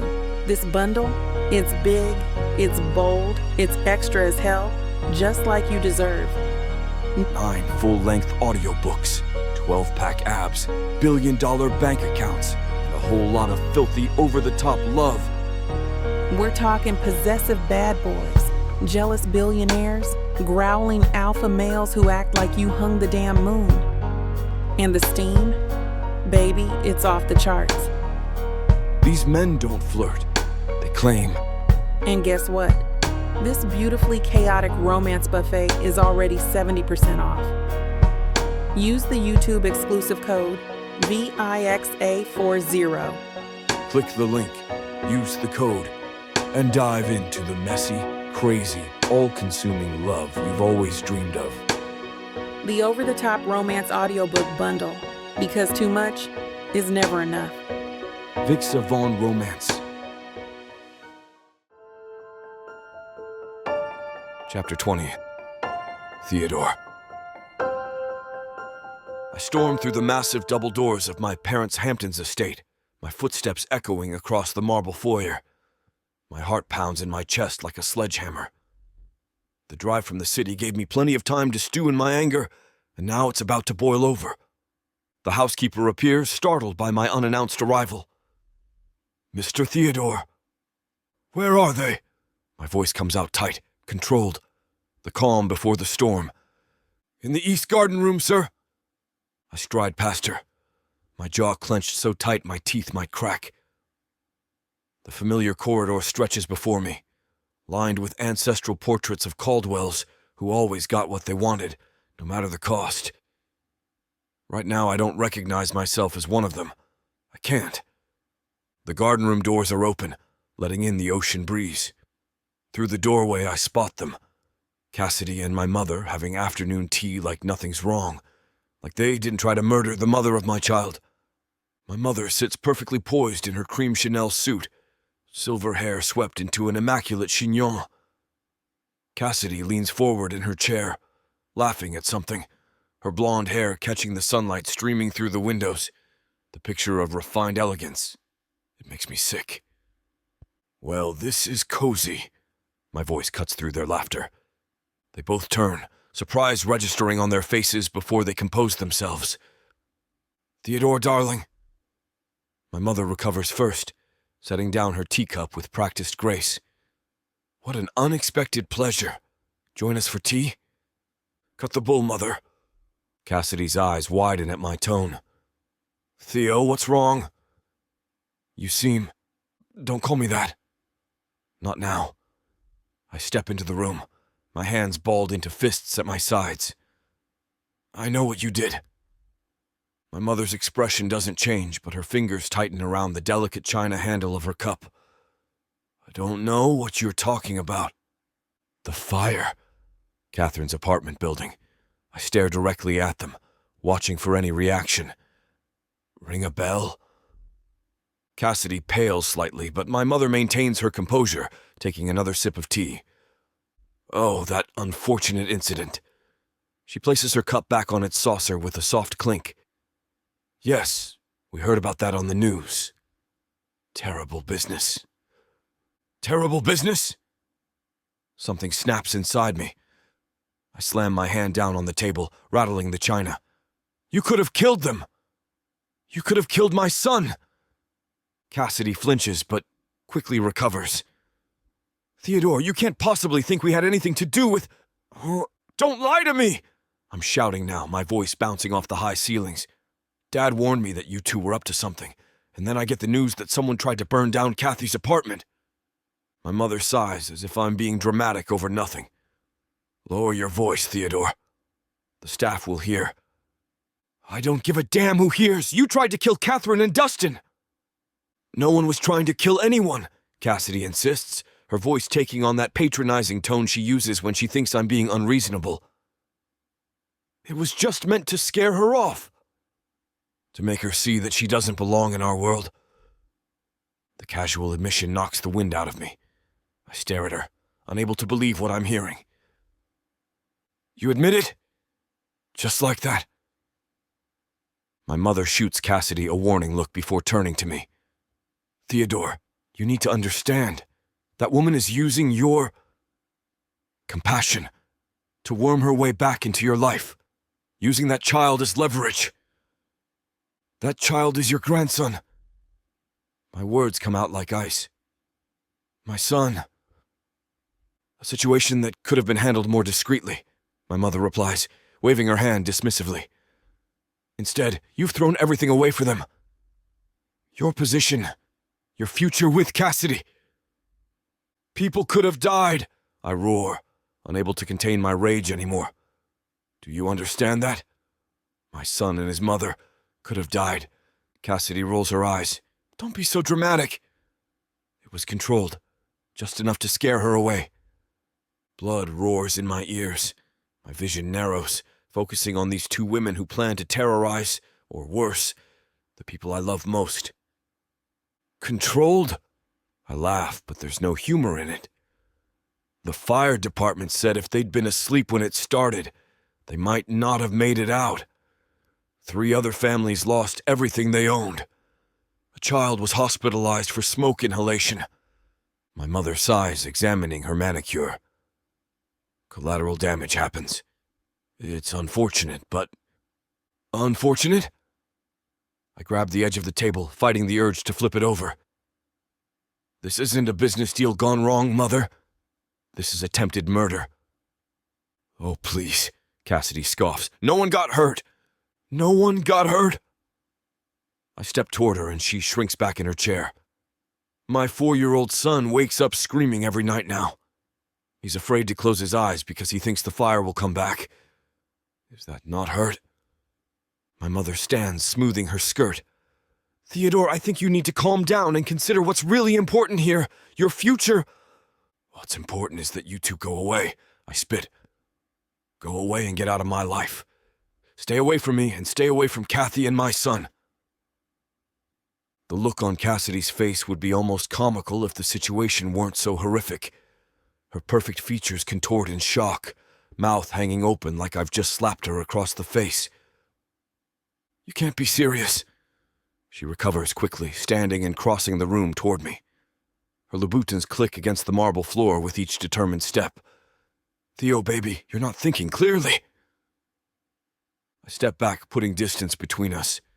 The scent of her expensive perfume, the one I bought her for Christmas, turns my stomach now. Don't come near me. You're making a terrible mistake. Her voice shifts, that sugary sweetness hardening into something sharp. Everything we've built together, everything your family has done for you. You're throwing it all away for what? Some fling and a kid who might not even be yours. My mother stands, placing a hand on Cassidy's arm. Darling, let me handle this. She turns to me, her expression softening into the manipulative concern I've seen countless times.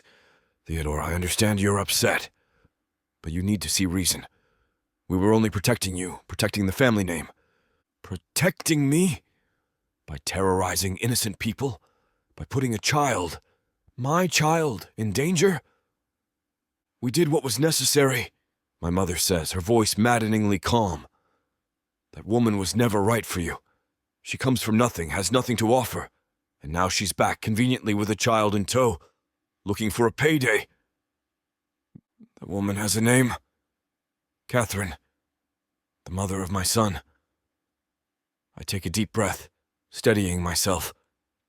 And unlike either of you, she has a soul. Cassidy's perfectly manicured nails dig into her palms.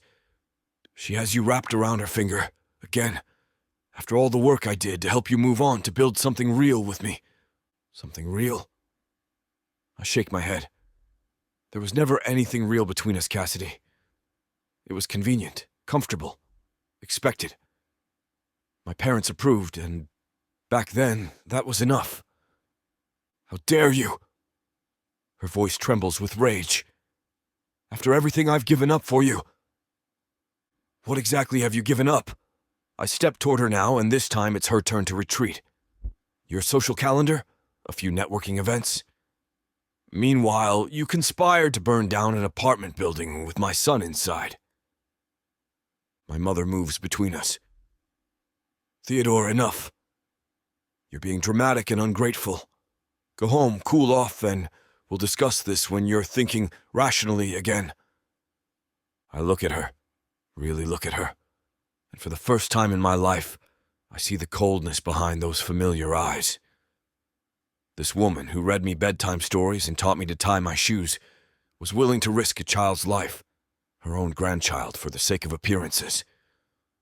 I don't want anything to do with either of you. My voice is steady now, eerily calm.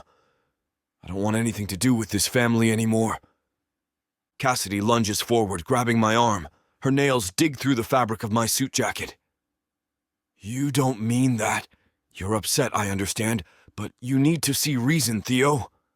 I shake her off, my patience completely gone. See reason? The only thing I see is red. I see the color of the flames that could have killed my son. I see the color of the blood that would have been on your hands. This isn't you, she insists, desperation creeping into her voice. The Theodore I know wouldn't throw away everything for... The Theodore you know never existed. I turn toward the door. He was a creation. A puppet dancing on strings held by people like you and my mother. Well, I'm cutting those strings today. My mother's voice hardens. If you walk out that door, Theodore, there will be consequences. Financial consequences. Social consequences. I stop, but don't turn around. Threaten me all you want. There's nothing you can take from me that matters anymore. The walk down the hallway feels longer than when I arrived. Each step takes me further from the life I thought was mine, the expectations that have shaped every decision I've ever made. As I reach the main foyer, I spot my father emerging from his study. His eyes meet mine, and in them I see something I've never seen before. Understanding, maybe even a hint of respect. He doesn't speak, just gives me a solemn nod as I pass. It's all the permission I need to keep going, to push through the massive double doors and out into the afternoon sun. Behind me stands the estate that was supposed to be my legacy. Ahead of me is uncertainty, but also freedom. I climb into my car, hands shaking slightly as I grip the steering wheel. The weight of what just happened hits me all at once. I've just excommunicated myself from the Caldwell Empire, but all I can think about is Katheryn's face, Dustin's smile. And I know with absolute certainty that I've made the right decision. Chapter 21. Katheryn. The afternoon sun streams through the windows of my apartment, casting long golden rectangles across the hardwood floor where my latest canvas sits. I stand back, brush in hand, examining the bold strokes of cerulean blue against a backdrop of urban grays and blacks. I've set up a makeshift studio in the corner of our living room. Nothing fancy, just an easel and a small table cluttered with tubes of paint, brushes soaking in jars of murky water, and palettes crusted with dried colors. But it's mine, a space to breathe, to create. The quiet feels decadent. With Dustin at his new school until 3, I have these precious hours to reconnect with the part of myself that got buried beneath survival. I dip my brush into a blob of titanium white, adding highlights to the edges of buildings where sunlight would catch them. The silence breaks with 3 sharp knocks on the door. I set my brush down and wipe my paint-smeared hands on a rag, leaving streaks of blue and white across the cloth. Through the peephole, I catch sight of Theo's profile as he shifts his weight, balancing what looks like takeout bags. My heart does that stupid little flutter thing it's been doing lately whenever he shows up. I swing the door open. Didn't expect to see you in the middle of a workday. Theodore stands there in a charcoal suit that makes him look incredible. His tie is loosened, top button undone, hair slightly mussed like he's been running his hands through it. He holds up paper bags that smell like heaven. Got you lunch. He steps inside without waiting for an invitation, because that's just Theo. Something told me you probably forgot to eat again. My stomach growls in response, betraying that he's absolutely right. When I paint, time dissolves. I was gonna eat. I closed the door behind him. Eventually, He sets the bags on the kitchen counter and begins unpacking containers. Got us both pastrami on rye from Katz's, those ridiculous pickles you like, and he pulls out a bottle.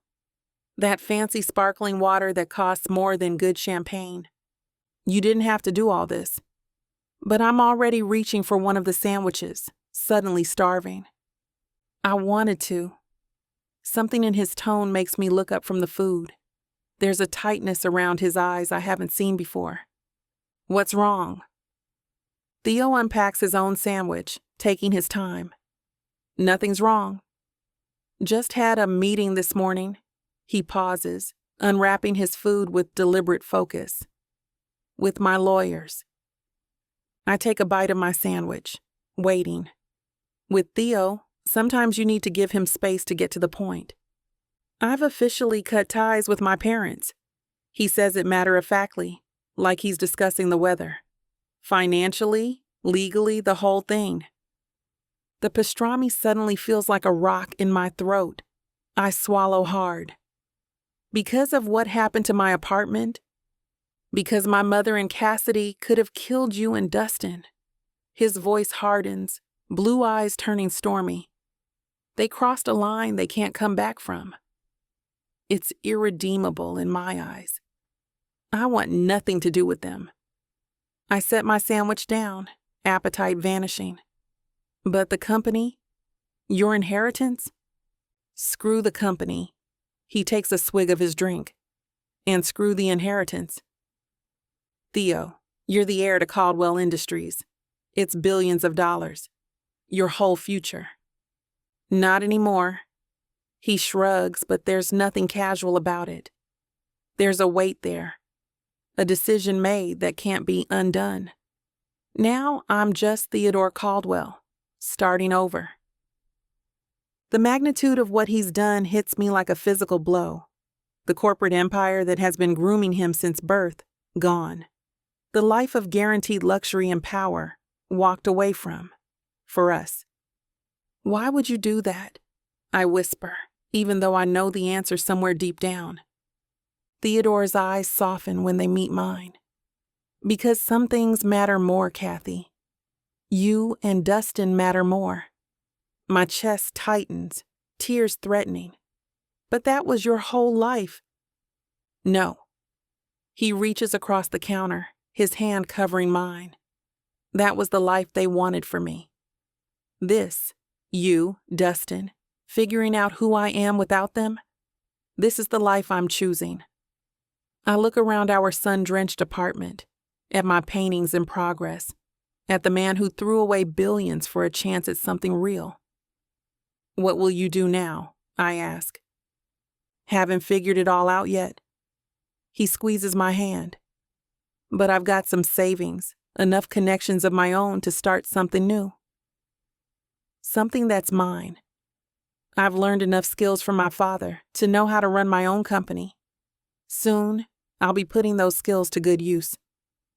I stare at Theodore, his words hanging in the air between us like smoke. Cut ties with his family. Walked away from billions. The sandwich lies forgotten on the counter as my mind races to process what he's telling me. Theodore, this is...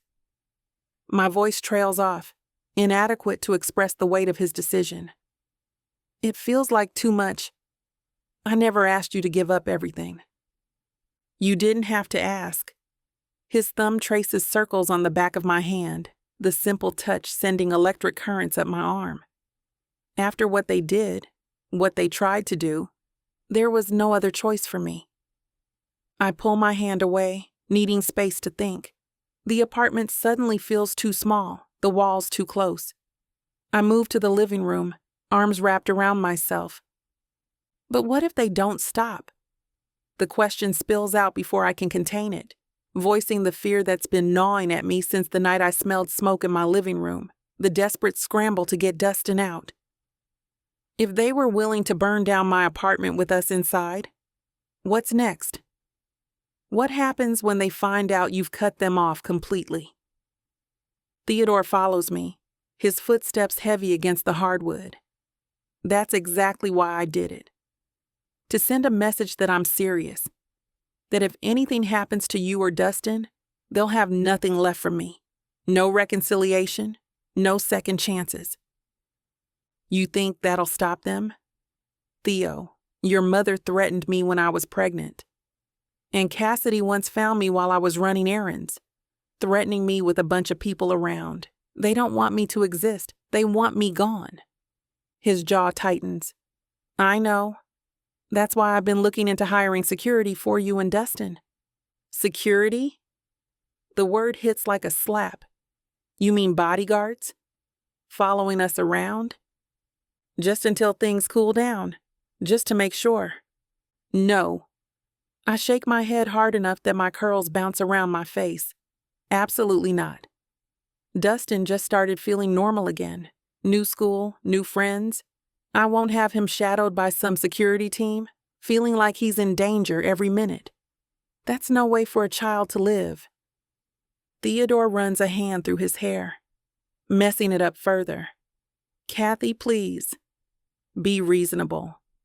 You're talking about real threats from dangerous people. I don't want to live like that either. Looking over my shoulder, jumping at shadows. My voice cracks. Running again. The silence between us grows thick with unspoken fears. The reality of our situation settles over me like a heavy blanket. This isn't just about Theo and me trying to find our way back to each other. There are people actively working to eliminate me from the equation. People with money and power, and a complete lack of moral boundaries. What if they come after Dustin? I whisper, the words barely audible. The thought sends icy terror through my veins. My baby Theo? What if they try to take him? In 3 long strides, Theodore crosses to me. His hands cup my face, thumbs brushing away tears I didn't realize I was shedding. Listen to me. His voice is low, intense. I will do anything, everything, to protect you both. I have resources they don't know about, connections they can't trace back to me. I'll build a fortress around you if that's what it takes, but I am not losing you again. The ferocity in his eyes steals my breath. In them I see the same protective instinct that rises in me whenever Dustin is threatened. It's primal, absolute. I'm scared, I admit, hands gripping his wrists. I know, but we'll figure this out, together. His forehead rests against mine, our breath mingling. Trust me, Kathy. Please. And then his lips find mine, urgent and seeking. The kiss tastes of fear and hope and 5 years of longing. My hands slide up his chest, feeling his heartbeat thundering beneath expensive fabric. His arms wrap around me, pulling me closer until there's no space between us, just heat and need, and this undeniable connection that never truly broke. The kiss deepens. My back against the wall now, his body pressed to mine. His hands thread through my hair, cradling my head like I'm something precious. I arch into him, years of restraint crumbling beneath the weight of what I feel for this man. We break apart, breathing hard, but only for a moment before coming together again with even greater intensity. His tie comes loose in my fingers, buttons giving way beneath desperate hands. His touch slides under my paint-stained t-shirt, tracing fire along my skin. Kathy. He breathes against my neck, a question and a prayer. Chapter 22. Theodore. Damn, I've wanted this. I growl against her mouth. Her hands slip under my shirt, fingernails scraping lightly against my abs. Then take it, Theo. If you want to know where this naughty scene is headed, you'll have to get it from BWWM.com. This platform has rules and guidelines that we have to follow in order to keep these free stories coming. Find any Vixa audiobook on our website and use code VIXA40 for a 40% discount to make up for these interruptions. Let's return to the story. After our breathing steadies, I lift my head from the crook of her neck to look at her. Her eyes are closed, lips curved in a satisfied smile. I brush a stray curl from her forehead, marveling at how beautiful she looks in the afterglow. The words slip out before I can stop them. Soft, but certain. I love you, Kathy. Her eyes flutter open, surprise widening them. I never stopped, I continue, voice quiet but steady. Not for a single day since you left. I lean down, capturing her lips in a kiss that's gentle compared to our earlier frenzy. It's tender, almost reverent, pouring all the years of longing and regret into the press of my mouth against hers. When I pull back, she's looking at me with an expression I can't quite read. I wonder if I've said too much? Too soon? Then again, 5 years of separation hardly qualifies as soon. Every emotion I've kept bottled up since she disappeared from my life feels like it's bubbling to the surface, demanding to be acknowledged. I should have fought harder for you back then, I whisper against her lips. I should have told my family to go to hell and followed you wherever you went. Don't apologize for the past, Teddy, she says quietly, trailing her thumb across my bottom lip. What matters is the future. She's right, and in my mind, the only future I will accept is one with her and Dustin in it. Chapter 23. Katheryn. The dinosaur-shaped chicken nuggets stare up at me from Dustin's plate, their tiny arms reaching out as if pleading for mercy. I've arranged them in a circle around his mac and cheese, his favorite dinner combination on nights when I need to have an important conversation. Mom, can I have more ketchup? Dustin points to his near-empty ramekin, a red smear across his cheek where he's wiped his hand. Sure, baby. I slide the bottle across our small kitchen table, my heart hammering against my ribs.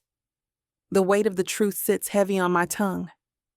I've rehearsed this conversation 1,000 times in the shower, in bed at night, during quiet moments while I'm painting. Now that the moment has arrived, the carefully crafted words scatter like marbles across a slick floor. Dustin squeezes an excessive amount of ketchup onto his plate, his blue eyes focused intently on creating the perfect puddle. Easy on that, buddy. You're drowning your dinosaurs. I reach across to place my hand over his smaller one, steadying the bottle. They need to swim. His giggle fills our apartment kitchen, bouncing off the yellow walls I painted myself when we first moved in. I watch him eat, memorizing the curve of his smile, the way his hair falls across his forehead. 5 years of keeping this secret, of building our life together, just the two of us. And now everything is about to change. Dustin, remember how we talked about families and how they can look different? I push my own plate away, appetite long gone. He nods, mouth full of macaroni. Like Jamie has 2 mommies, and Zoe lives with her grandma. Right. Everyone's family is special. I take a deep breath. You know how you've asked me before about your daddy? His fork pauses halfway to his mouth. A piece of macaroni falls back to his plate. I have his full attention now. You said he had to go away, Dustin says, his voice small but matter-of-fact. The simplicity of a child's understanding makes my chest ache. That's true. But there's something I need to tell you about your daddy. I reach across the table and take his small hand in mine. His fingers are sticky with ketchup, but I don't care. Your daddy is someone you already know. His eyebrows scrunch together, creating a tiny furrow that reminds me so much of Theo when he's puzzling through something. It's Theo, I say, the words finally free. Theo is your daddy. Dustin's eyes widen, his mouth forming a perfect O. The fork drops from his fingers with a clatter against the plate. For a moment, he sits completely still, processing this revelation with an intensity that seems beyond his 5 years. But how come he didn't know when he met me? How come I didn't know? The questions tumble out, each one a small dart to my heart. That's complicated, sweetie. I squeeze his hand gently. When you were born, Theo and I weren't together anymore. There were some problems with his family, and I thought it would be safer for us to move away. Was his family mean? They didn't understand how special our family could be. The understatement of the century. Dustin considers this, his head tilted to one side. But Theo knows now? And he wants to be my daddy? He knows now, and yes, he wants very much to be your daddy. The relief in my voice is palpable. These past few weeks of reconnection, of cautious rebuilding, have been terrifying and exhilarating all at once. Suddenly, Dustin's expression transforms. The confusion melts away, replaced by a sunrise of joy that spreads across his entire face. I have a daddy. He jumps up from his chair, chicken nuggets forgotten. I have a daddy like in my books. He begins to bounce around the kitchen, arms flailing, curls bobbing with each leap. My daddy is Theo.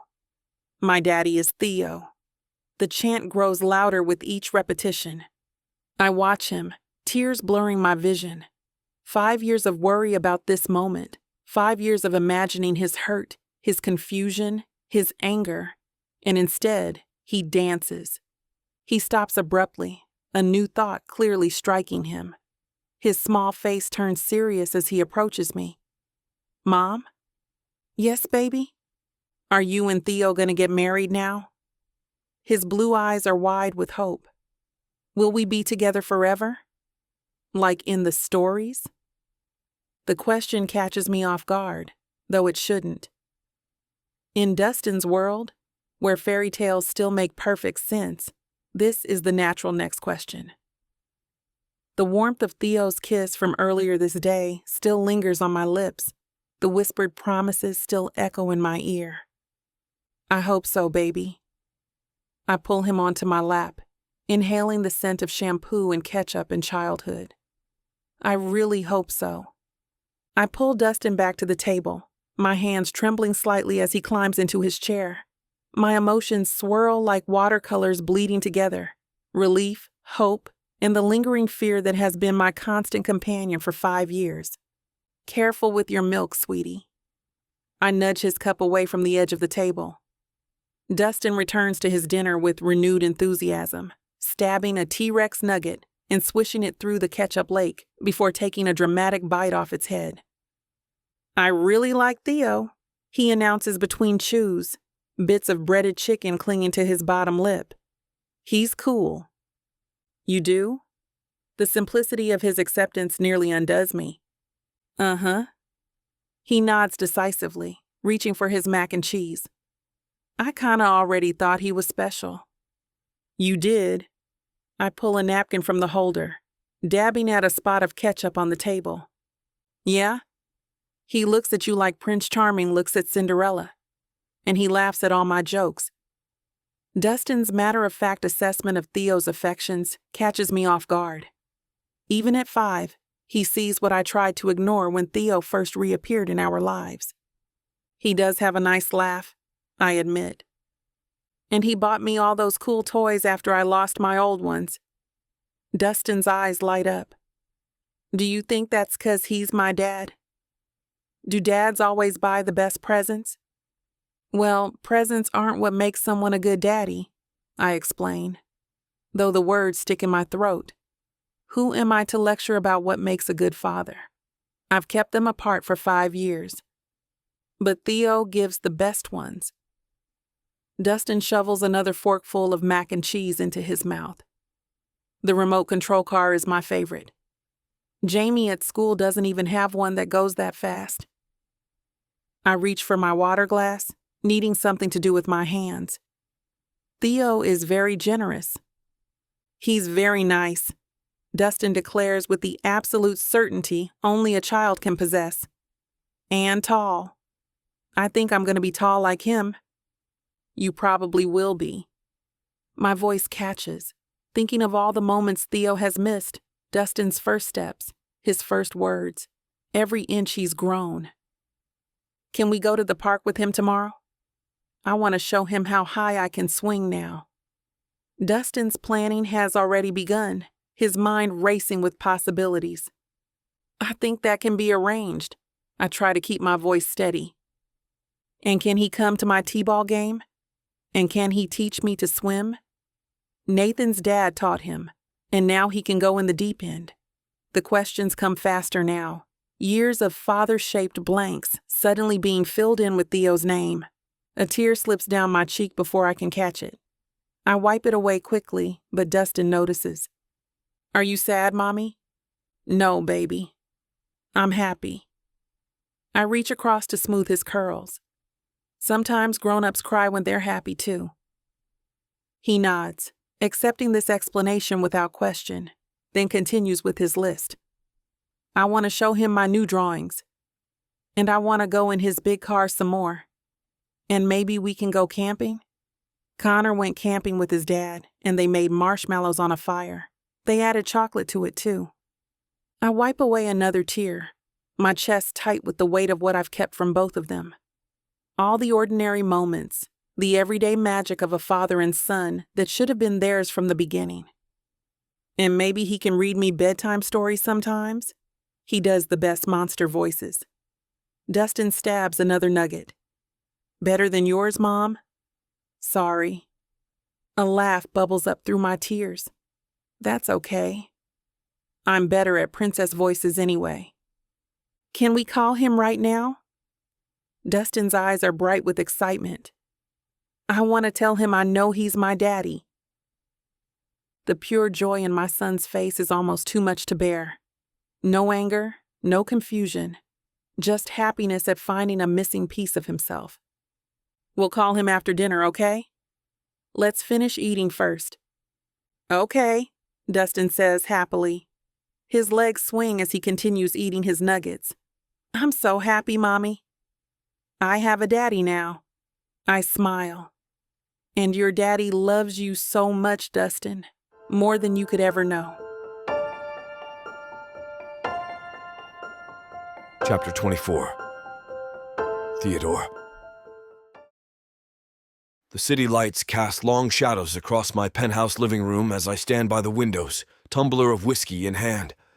The amber liquid catches the light as I swirl it, my thoughts 1,000 miles away, or more accurately, across town where Kathy and Dustin are probably getting ready for bed.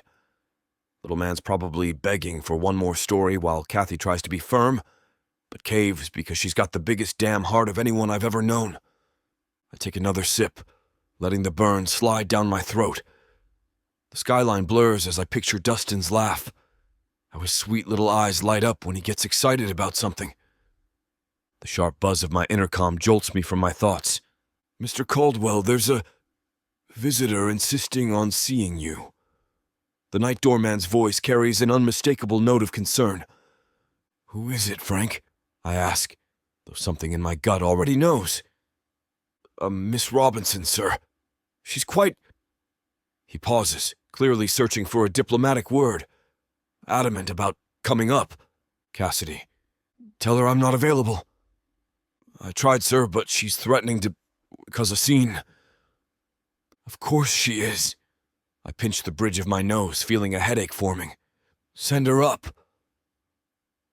I barely have time to set my glass down when my door flies open with a bang.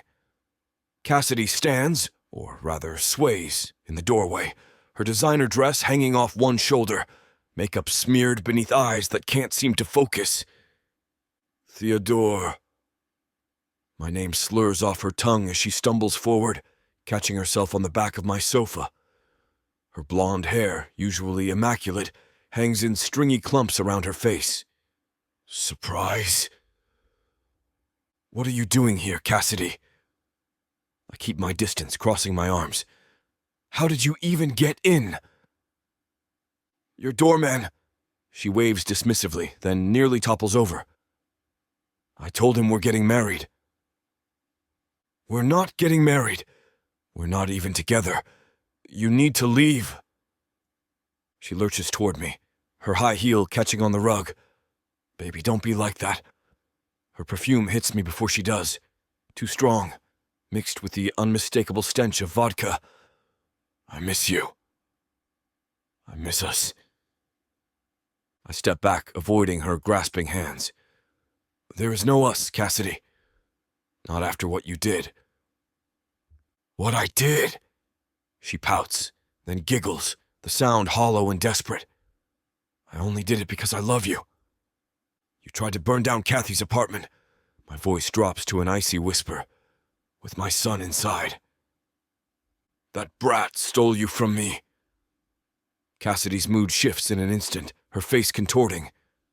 She shows up with some kid, and suddenly nothing else matters. I clench my jaw so tight it hurts. That some kid is my son, and you could have killed them both. I just wanted her gone. She staggers forward again, grabbing my shirt with surprising strength. We were perfect before she came back. I can make you happy again, Theo. I can do things she can't. Her hand slides down my chest, but I catch her wrist. This is pathetic. You're pathetic. I pry her fingers from my shirt. I'm calling you a cab. No. She throws herself against me, her arms encircling my neck like a vice. Please, Theo. I love you. I've always loved you. Her lips aim for mine but land somewhere near my chin, leaving a smear of red lipstick. Take me back. Take me right here. I detach her arms, holding her at arm's length. You need to go home and sober up. You don't understand. Tears start streaming down her face, carving dark tracks through her foundation. We're meant to be together. Your family loves me. Your mother said, I don't give a damn what my mother said. The mention of my family ignites something dangerous in my chest. My family doesn't dictate my life anymore. Cassidy's face pales suddenly. She doubles over, making a retching sound. I think I'm gonna... Don't you dare throw up on my floor. I grab her arm, steering her toward the hallway. Perfect. Bathroom, now. I half drag her down the hall, her heels scraping across the hardwood as she mumbles incoherent promises and accusations in equal measure. We barely make it to the master bathroom before she lunges for the toilet, collapsing onto the marble floor. I stand in the doorway watching as she empties her stomach, her body convulsing. Part of me, a small, distant part, feels sorry for her. The rest of me remembers the terror in Kathy's eyes when she described the smoke filling her apartment, how she thought they might not make it out. When you're done, clean yourself up and get out. My voice is steel. I don't want to see you again. Cassidy looks up at me, mascara running down her cheeks, hair plastered to her sweaty forehead. You don't mean that. I've never meant anything more in my life. I turn to leave. You tried to hurt my family. There's no coming back from that. Theo, please! Her plea is cut short by another heave. I walk out, closing the door behind me. The sound of her retching follows me down the hallway. 5 months ago, I would have held her hair back, gotten her water, made sure she was okay. But that was before I knew what she was capable of. The knot in my stomach tightens. I wanted her gone, out of my life for good after what she did. And now, here she is, puking in my bathroom, dragging her toxic presence back into my life, when all I want is to focus on building something real with Kathy and Dustin. I pace the living room, checking my watch every few minutes. It's been 15 minutes since I left Cassidy in the bathroom. The retching sound stopped a while ago, but there's been no sign of her emerging. Just the occasional water running, cabinet opening. Something doesn't feel right. I grab my phone, scrolling through my contacts until I find my attorney's number. Just in case. With Cassidy, you can never be too prepared. Last time she pulled this, she tried to claim I'd assaulted her when I was literally at a business meeting across town. After 20 minutes, my patience evaporates like water on hot asphalt. I stride down the hallway, rapping my knuckles against the bathroom door. Cassidy, time's up. Get yourself together and get out of my apartment. Silence. Cassidy! I pound harder. I'm not playing games. Open the damn door. The lock clicks and the door swings open slowly. Steam billows out from a shower I didn't hear running. Cassidy stands in the doorway wearing nothing but one of my hand towels draped strategically across her body, her makeup freshly repaired, hair dripping wet. What are you doing? My voice drops to a dangerous register. She runs a finger down my chest, leaving a damp trail on my shirt. Getting clean for you, baby. Don't you remember how good we were together? I step back, putting distance between us. Put your clothes on. Now. But I'm all ready for you. She pouts, letting the towel slip a little lower. One night, Theo. For old time's sake. Her voice drops to a whisper. I can make you forget all about her. The desperation in her eyes would be pathetic if it wasn't so infuriating. This woman threatened my family, and now she's standing half naked in my bathroom like nothing happened. I'm giving you exactly 2 minutes to get dressed and get out, or I'm calling the police. I hold up my phone. I've already got them on speed dial after your last stunt. Her seductive smile falters. You wouldn't dare. Try me. I stare her down, thumb hovering over the screen. Breaking and entering harassment, violating the restraining order Kathy has against you. Take your pick. There's no restraining order, she spits. There will be by tomorrow for both of us. Something shifts in her eyes. The realization that this isn't going according to her plan.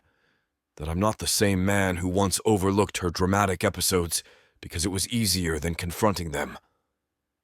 Fine. She snatches her dress from where it's draped over my shower door. You think she's so much better than me? That little charity case from the wrong side of town? I clench my jaw but say nothing, watching as she struggles into her dress with jerky, angry movements. Your mother warned me about this, you know? She yanks the zipper up. Said you had a weakness for project girls. Said you'd get bored of playing savior eventually. My mother doesn't know anything about what I want. I check my watch pointedly. 90 seconds. Cassidy grabs her purse, digging through it until she finds her lipstick. She applies it with shaking hands, checking her reflection in my mirror. She'll never fit into your world, Theo.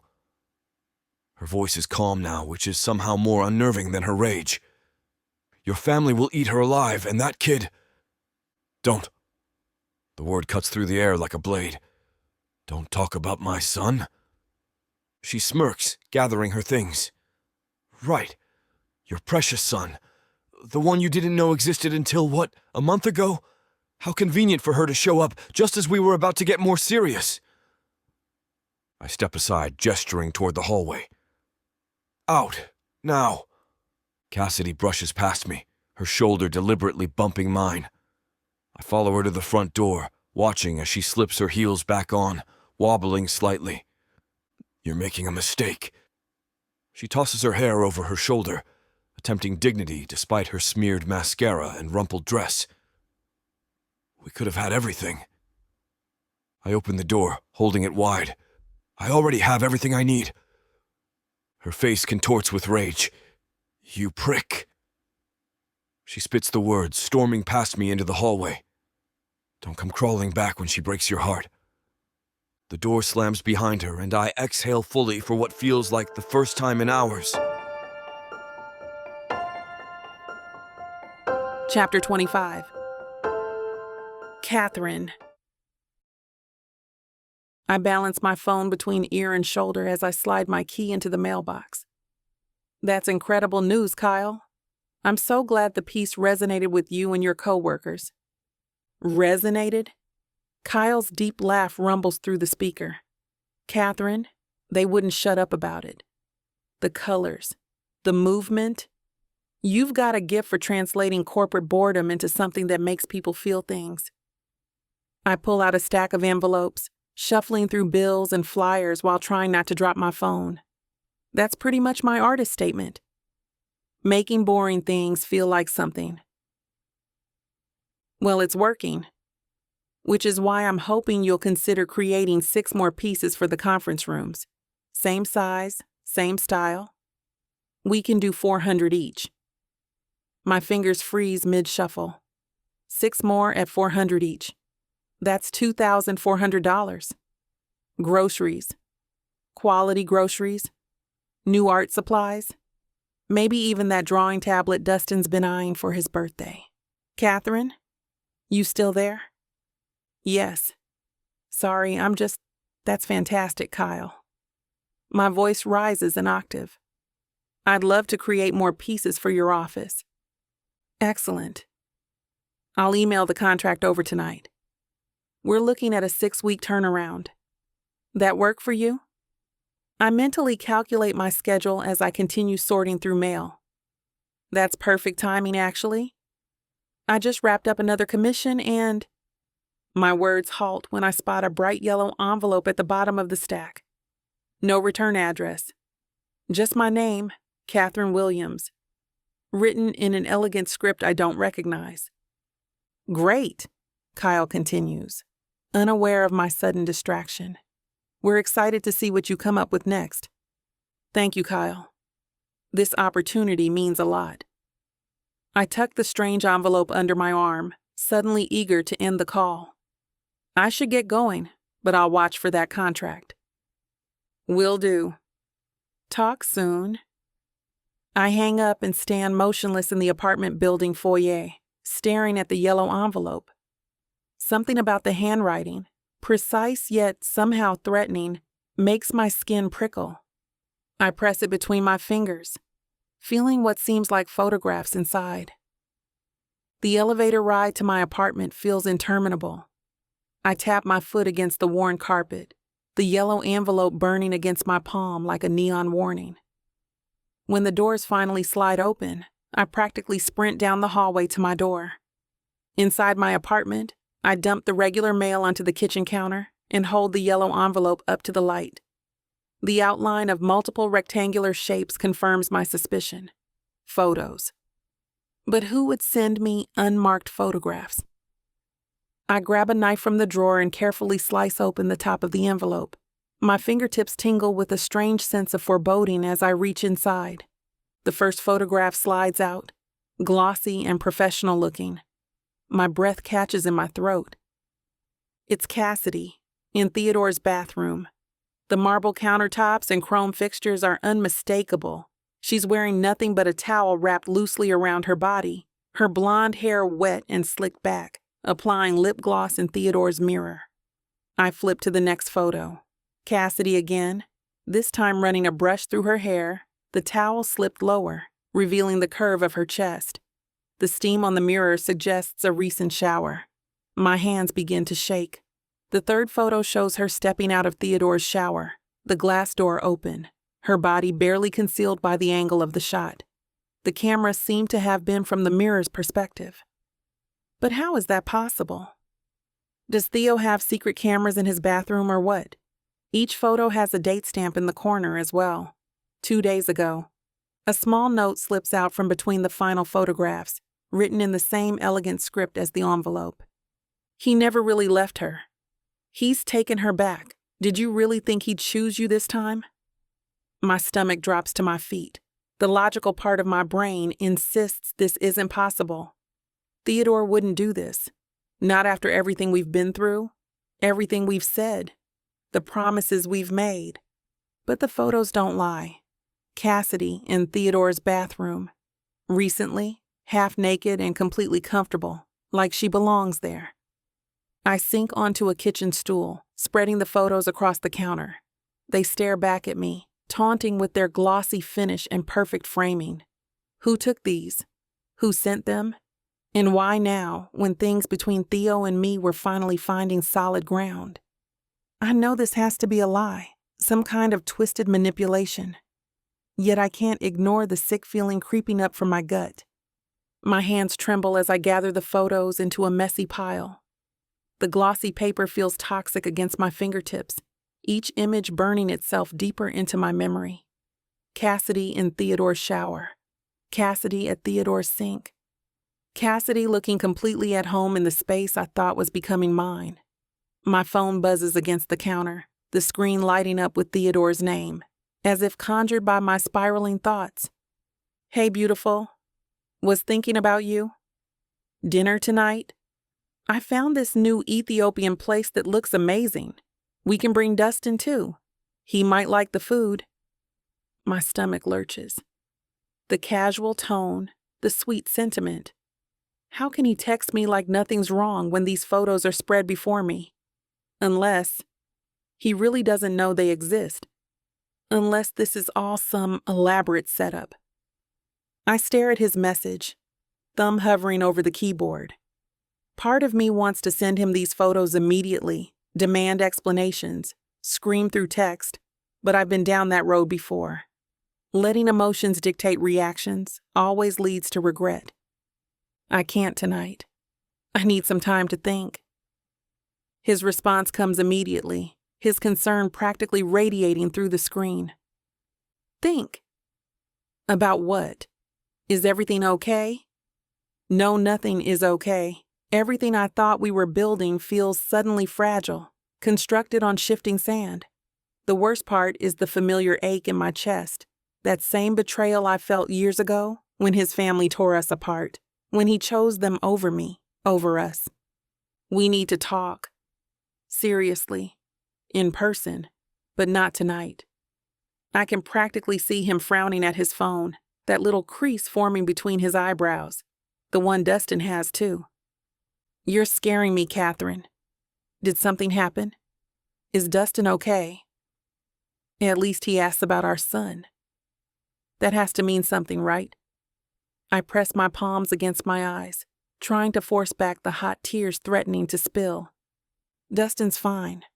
I got something today that's made me question things. About us? I'm not ready to talk about it yet. I watch the 3 dots appear and disappear several times as he types and deletes responses. I don't understand. Whatever it is, just tell me. Let me come over. We can figure it out together. Together?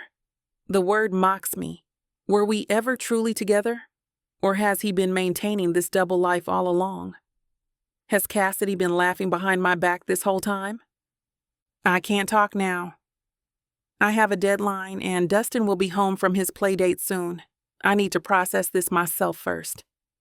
My excuse isn't entirely a lie. I do have Kyle's commission to plan, and Mrs. Rodriguez is dropping Dustin off in less than an hour. But mostly I need space to breathe without Theodore's explanations clouding my judgment. At least give me a hint. Did I do something wrong? Is this about my parents again? I almost laugh at his mention of his parents. They've certainly caused enough problems for us, but this time it's not them. At least, I don't think so. Though I wouldn't put it past them to orchestrate something like this. I really need to go. I'll call you tomorrow. Promise me, Kathy, because you're seriously worrying me. Promise. I put my phone down, deliberately turning it face down so I don't have to see his name if he texts again. With shaking hands, I gather the photographs, making sure not to miss the note, and slide them back into the yellow envelope. The cheerful color seems perversely inappropriate now, like a sick joke. I tuck the envelope into my art supply cabinet, behind stacks of handmade paper and charcoal sets where Dustin won't accidentally find it, where I don't have to look at it, where I can pretend, at least for the next hour before my son comes home, that my carefully rebuilt life isn't threatening to crumble all over again. Got 30 minutes? Then baby, you've got just enough time to fall in love. Get your heart broken, and maybe have a toe-curling moment or two. Introducing the Lunchtime Listens Romance Audiobook Bundle. Enemies to lovers, hot hookups, bad boys who don't knock. They kick the damn door in. Short, spicy, addictive. Perfect for your commute. Your lunch break. And you already know, we don't do full price around here. Get 85% off 28 full-length audiobooks right now with extra steamy and extra savings. Because lunch breaks are temporary, but book boyfriends are forever. Vixa Vaughn Romance.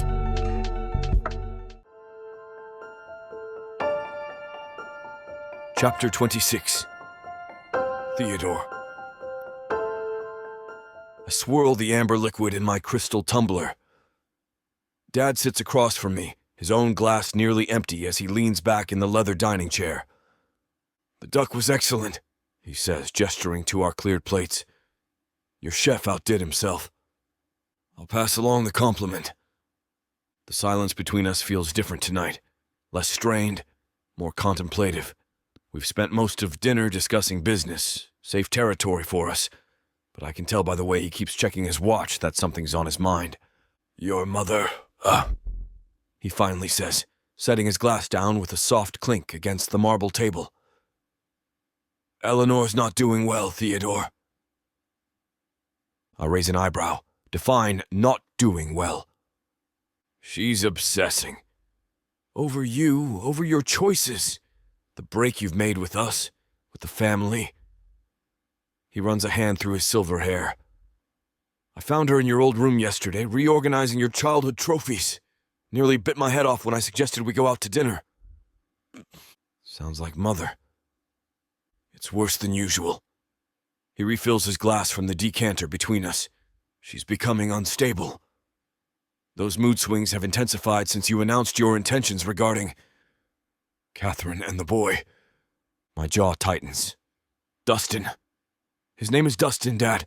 My son." Dad raises a placating hand. "Dustin, yes." I lean forward, elbows on the table. "And what exactly are you suggesting we do about Mom?" "I'm thinking of sending her to Europe for a while. The villa in Provence, perhaps. She's always loved it there." He takes a careful sip. "Some distance might do her good." Distance would do us all good. I stand and walk to the window, looking out at the city lights. Mom and Cassidy are too far gone at this point. Cassidy. Dad's mouth twists. That woman has been feeding your mother's obsessions, showing up at the house unannounced, crying to Eleanor about how you've abandoned her. Classic Cassidy. I turn back to face him. "What did you expect?" I broke off our relationship. I'm reclaiming my life. Her meal ticket disappeared. Dad studies me, his blue eyes, the same ones I see in the mirror, unusually soft. "I've watched you these past weeks, Theo. The way you stand up for Katheryn and Dustin, it's commendable." I freeze, not sure I've heard him correctly. "What did you say?" "I owe you an apology." He sets his glass down, and for the first time in years, my father looks vulnerable. "What your mother and I did 5 years ago was wrong, driving that young woman away when she was carrying your child."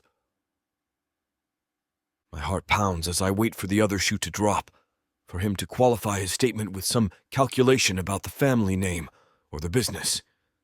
"I was afraid," he continues, "afraid of change, of what people would say. I let your mother take the lead because it was easier than standing up for what was right." I return to the table, lowering myself slowly into my chair. "I didn't expect to hear this from you. Ever. I'm not getting any younger, Theodore." He clasps his hands on the table. "Watching you fight for your family, your real family, it's made me reconsider many things.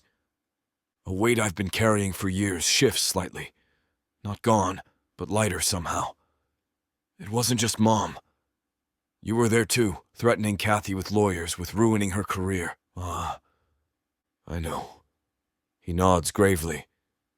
"And I'm sorry. Truly.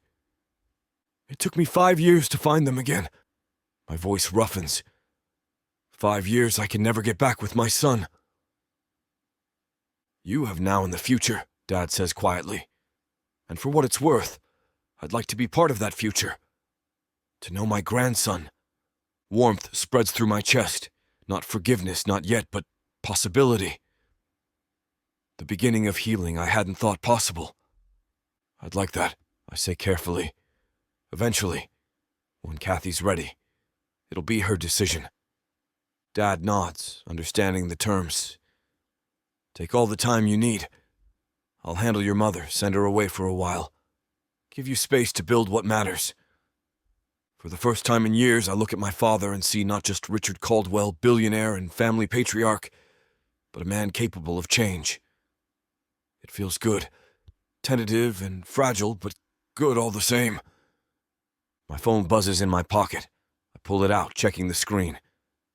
"Excuse me for a second, Dad," I say, seeing Kathy's name flash across the display. I need to take this. The familiar flutter in my chest appears whenever I see her name. She'd texted earlier about needing to talk, being vague in that way that had me both curious and concerned. I've been trying to give her space while still being present, a delicate balance I'm still learning to navigate. "Kathy?" I answer, stepping away from the table.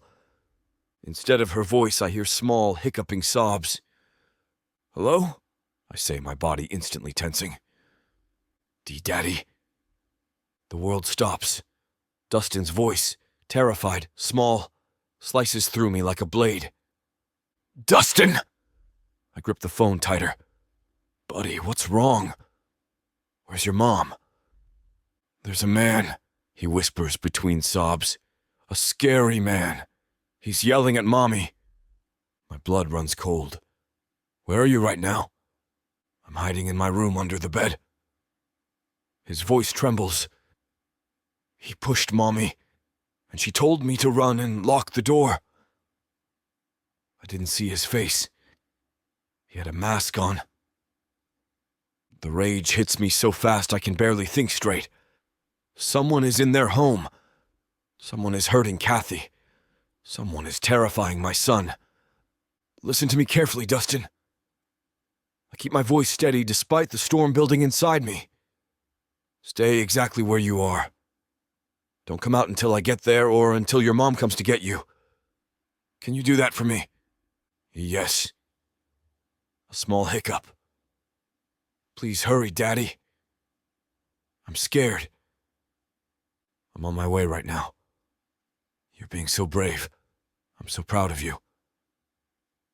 My heart hammers against my ribs as I turn to my father. His expression changes instantly when he sees my face. Someone's at Kathy's apartment, I say, already moving toward the door. Some man. He's hurting her. Dustin's hiding. Dad stands immediately, grabbing his coat from the back of his chair. I'm coming with you! We're moving through the dining room, then the foyer. I grab my keys from the side table, my hands shaking with adrenaline. Dustin, I say into the phone, I'm still here. Are you still hidden? Yes, comes the tiny voice. I can hear yelling. Can you tell what they're saying? I ask as Dad and I rush out to the driveway. The man keeps saying Mommy ruined everything, that she was supposed to stay away. Another sob. Mommy's crying. My vision blurs with fury. I toss my keys to Dad. I'm in no state to drive. He catches them without question and slides into the driver's seat of my Aston Martin while I keep talking to Dustin. What's the address? Dad asks calmly as he starts the engine. I rattle it off, then turn back to the phone. Dustin, listen to me. My dad is going to call the police right now. Can you stay on the phone with me? Uh-huh. His breathing is rapid, panicked. Dad is already pulling out his phone, dialing 911 as he maneuvers the car down the winding driveway. Send officers immediately, I hear him say in that commanding voice that's closed million-dollar deals. He gives the address, explains the situation in clipped, efficient sentences. Suspected home invasion, domestic dispute, woman being assaulted, child in danger. The tires screech as we hit the main road. Dad drives with one hand, the other still holding his phone. They're dispatching units now, he tells me, then speaks back into the phone. Yes, we're en route. The child's father and grandfather. The 10-minute drive to Kathy's apartment feels like an eternity. Every second stretches as I listen to Dustin's frightened breathing. "Tell me about your day, buddy," I say, trying to keep him calm. "Before all this happened, and Mommy and I made cookies," he whispers. "Chocolate chip." "That sounds delicious. Did you lick the spoon?" "Uh-huh." A small pause. "Daddy, I hear breaking things." My grip on the phone tightens painfully. "It's okay. I'm almost there. The police are coming too." Dad takes a corner at dangerous speed, his face set in stone. This is a side of him I've rarely seen, the protective instinct I've inherited burning just as fiercely in him. Whatever complicated history exists between our families, right now he's just a man helping his son protect what matters most. 3 minutes out, Dad says, running a red light with calculated precision. "Dustin," I say, my voice breaking slightly. "I'm almost there, just a little longer." "The yelling stopped," Dustin whispers, and somehow this terrifies me more than the noise. I can't hear Mommy anymore. "Stay where you are," I instruct, panic clawing at my throat. "Don't come out, okay? Promise me." "I promise!" As Dad screeches to a halt in front of Kathy's apartment building, I'm already opening the door, phone still pressed to my ear. "I'm here," I tell Dustin. "I'm coming up right now." Chapter 27. Katheryn. The scent of vanilla and melting chocolate fills my apartment as Dustin stands on his little step stool beside me, his tiny hands covered in cookie dough. These moments, just us, making memories, mean everything. "Mommy, can I lick the spoon?" Dustin's blue eyes shine up at me, a smudge of flour across his cheek. I tap his nose with my finger. "Not yet, baby. We need to get these cookies in the oven first." "But that's the best part," he giggles, pressing a too big chocolate chip into the center of his misshapen cookie. "Tell you what, you can have the spoon, and I'll take the bowl." Dustin's face lights up. Deal. I watch him arrange his cookies on the baking sheet, his little tongue poking out in concentration. My heart squeezes. 5 years old and already so meticulous about his art, even if that art is lopsided chocolate chip cookies. "These are gonna be the most delicious cookies in the whole wide world," Dustin declares, stepping back to admire his handiwork. "Absolutely. Gordon Ramsay would..." Bang, bang, bang. The thunderous pounding on my front door cuts through our peaceful evening. Dustin jumps, dropping his spoon. "Mommy?" "It's okay, sweetie." But my pulse kicks into overdrive. Nobody visits us unannounced, especially not at 7:30 p.m. on a Tuesday. Bang, bang. "Just a minute," I call out, my voice steadier than I feel. "Stay here, Dustin." I cross the living room, wiping my hands on my jeans. Probably Mrs. Chen from downstairs complaining about noise again, though we've barely made any. I approach the door cautiously, standing on tiptoe to look through the peephole. My blood freezes. A man in a black ski mask stands outside my door, shifting from foot to foot. He's wearing dark clothes, and I can't see his face, just the cutouts for eyes and mouth. "I know you're in there," he shouts, his voice muffled but unmistakably angry. "Open the goddamn door." Bang, bang. His fist slams against the wood again.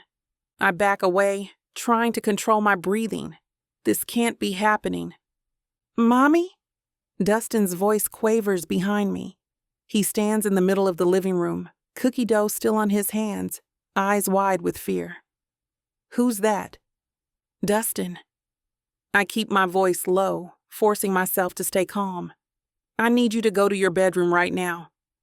"But the cookies." "Now, Dustin." I cross to him in 3 quick strides, kneeling to his level. "Go to your room, close the door, and hide in your special spot. Remember the one we practiced?" He nods, but his bottom lip trembles. "Like a game?" "Yes, like a game." And you need to be very quiet, okay? No matter what you hear. Bang, bang, bang. Open this door or I'll break it down. Tears spill down Dustin's cheeks. Mommy, I'm scared. I know, baby. I wipe his tears with my thumbs, leaving traces of flour. But I need you to listen to me right now. Go to your room and don't come out until I come get you. Are you coming too? I'll be right behind you. I promise. Now go. Dustin runs down the hallway, his little feet pattering against the hardwood. I hear his bedroom door close with a soft click. I race to the closet, yanking out the baseball bat I keep there. The smooth wood feels solid in my grip as I position myself beside the front door, heart hammering. Who is this man? What does he want? My mind spins through possibilities: robbery, mistaken identity, or worse, someone Theodore's family sent to find us. We've been so careful. Thud!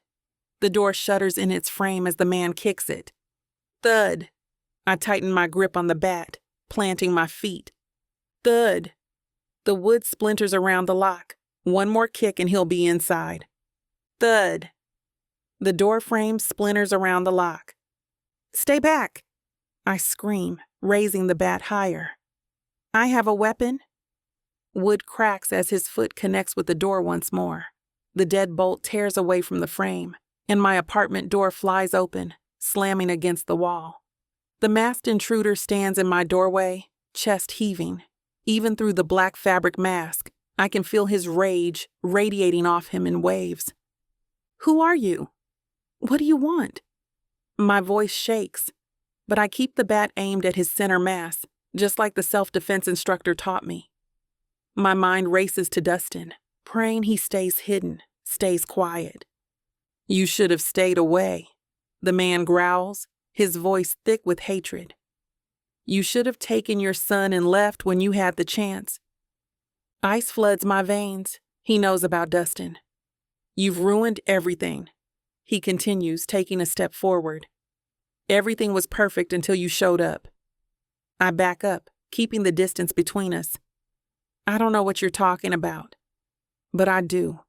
The pieces click into place with horrifying clarity. Cassidy. This has Cassidy Robinson written all over it. Tell your rich boss I'm not going anywhere. I spit, finding courage in my anger. And if she comes near my son...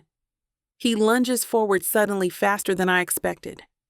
I swing the bat, but he dodges to the side. The bat whooshes through empty air, throwing me off balance. Before I can recover, he's on me. His gloved hands grab for the bat. I feel his hot breath through the mask.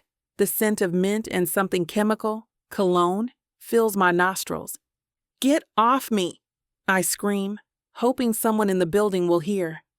I knee upward, connecting with his thigh instead of my intended target. He grunts but doesn't let go of the bat. We struggle, locked together in a macabre dance across my living room.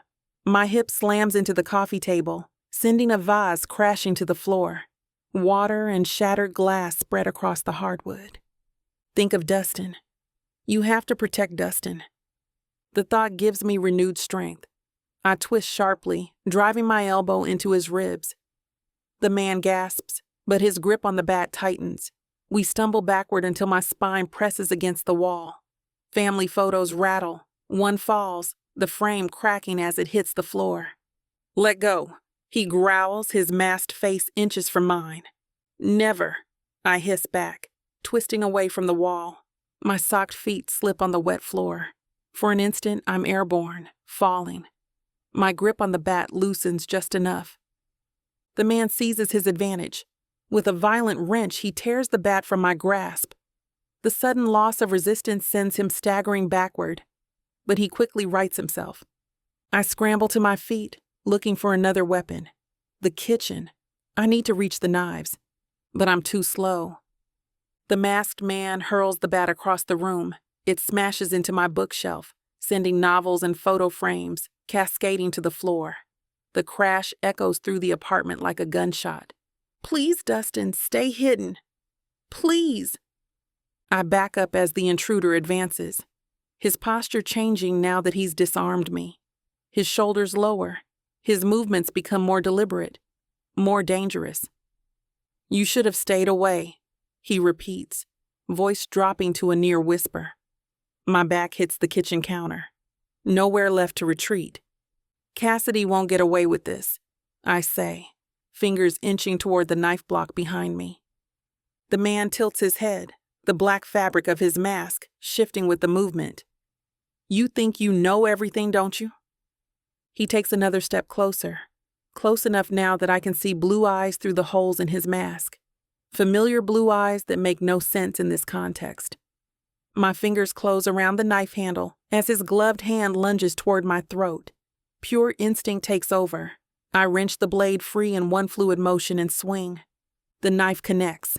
The blade slices through his jacket sleeve, drawing a sharp line across his forearm. He recoils with a guttural howl, clutching at the wound. Dark crimson blooms across the black fabric, seeping between his fingers. You trash. Blood. His blood. The realization cuts through my terror like the knife through his sleeve. DNA. Evidence. Whatever happens, he's leaving part of himself behind. Get out of my house. I brandish the knife, a wild fury replacing my fear. Adrenaline courses through me like electricity. Now. His eyes narrow behind the mask, cold blue irises burning with hatred. You're dead. You and your bastard son. Dustin. Something primal erupts inside me at the threat to my child. My vision narrows, everything peripheral fading to black. There's only this man, this threat to my baby, in sharp focus before me. You don't get to talk about my son. My voice sounds foreign to my own ears, a low, dangerous growl I've never heard myself make. He lunges again. I sidestep, driven by maternal instinct older than civilization itself. The knife flashes between us, catching the overhead light. He backs up, recalculating, his eyes darting to the knife, then back to my face. I'm going to make sure that little brat suffers for this, he snarls, gesturing to his bleeding arm. I'll make you watch before I don't let him finish. The threat to Dustin shatters whatever remains of my restraint. With a primeval scream, I launch myself at him, knife slashing wildly. He stumbles backward, caught off guard by my sudden aggression. His back hits the edge of my dining table. I seize the moment of imbalance, dropping low and driving my foot into his abdomen with every ounce of strength I possess. The impact forces the air from his lungs in a startled whoosh. He doubles over, and I strike again. My knee connects with his face, snapping his head backward. The mask shifts, revealing a sliver of pale skin and the corner of a mouth. Blood spatters the floor, his blood, leaving evidence, marking him as the predator who came into my home. You will never touch my son. Each word punctuates another blow as I kick his side, his ribs, anywhere I can reach. All those self-defense classes, all those late nights at the gym, they culminate in this moment of desperate strength. He tries to grab my ankle. I twist away, planting my foot on his shoulder and shoving him down. He sprawls onto his back, and I'm on him instantly, possessed by a fury that knows no bounds. My heel drives into his stomach, his ribs, his groin. The masked man curls into a protective ball, groaning. But I don't stop. Can't stop. His threats against Dustin echo in my mind, fueling a violence I never knew I possessed. I aim another kick at his head, connecting with a sickening thud. The sound should horrify me, but all I feel is grim satisfaction. I raise my foot for another strike, readying to bring it down on his temple. One more solid blow might end this threat forever. Kathy! My name cuts through the red haze of rage. I freeze, foot raised midair, chest heaving with exertion and fury. I turn toward my shattered doorway, knife still clutched in my tight grip. Theodore stands there, his tall frame rigid with shock. His eyes are wide with disbelief, taking in the scene before him. The destroyed living room, the masked man on the floor, me standing over him with blood-spattered clothes and a kitchen knife. But Theodore isn't alone. Next to him, appearing like a ghost from my nightmares, stands his father, Richard Caldwell, the man who once offered me millions to disappear with my unborn child. The man who swore he'd destroy me if I ever tried to contact his son again. Father and son frame my broken doorway like twin sentinels, their expressions mirror images of stunned silence. The knife suddenly feels unbearably heavy in my hand. Chapter 28. Theodore. I stand frozen in the doorway, my father's rigid frame beside me as we take in the scene. Kathy stands over a masked figure sprawled on her apartment floor, blood dripping from a cut on his arm. The knife in her hand catches the light, and her chest heaves with rapid breaths. The apartment looks like a hurricane hit it. Books scattered, a lamp shattered, picture frames askew. "Jesus Christ!" I whisper, my voice hardly audible over the pounding in my ears. Kathy's eyes dart to mine, wild and unfocused, then snap back to the man on the floor. Her grip on the knife tightens. "He broke in. He said he'd..." Her voice cracks. "He threatened Dustin." At my son's name, something primal awakens in me. I step forward, careful and slow, like approaching a cornered animal. "Kathy, it's okay. You're safe now. Don't come any closer." She raises the knife slightly, her hand trembling. "I don't know who he is. I don't know who sent him.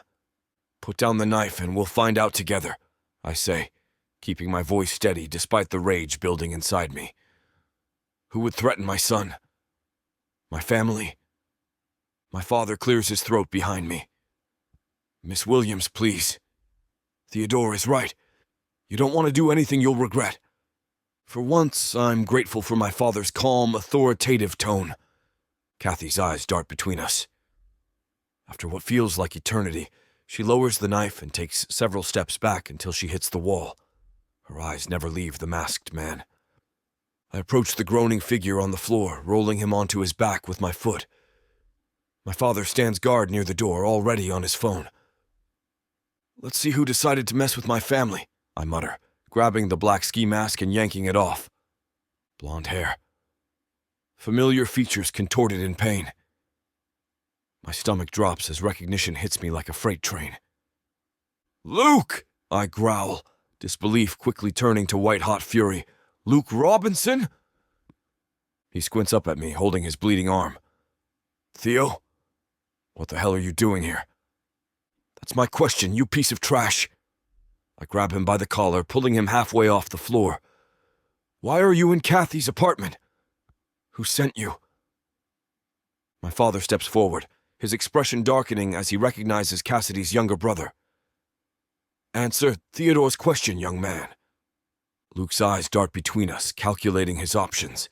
I tighten my grip on his collar. "Cassidy," he finally mumbles, wincing as I shake him. "It was Cassidy, okay? She wanted me to scare her." He nods toward Kathy. "Into leaving town.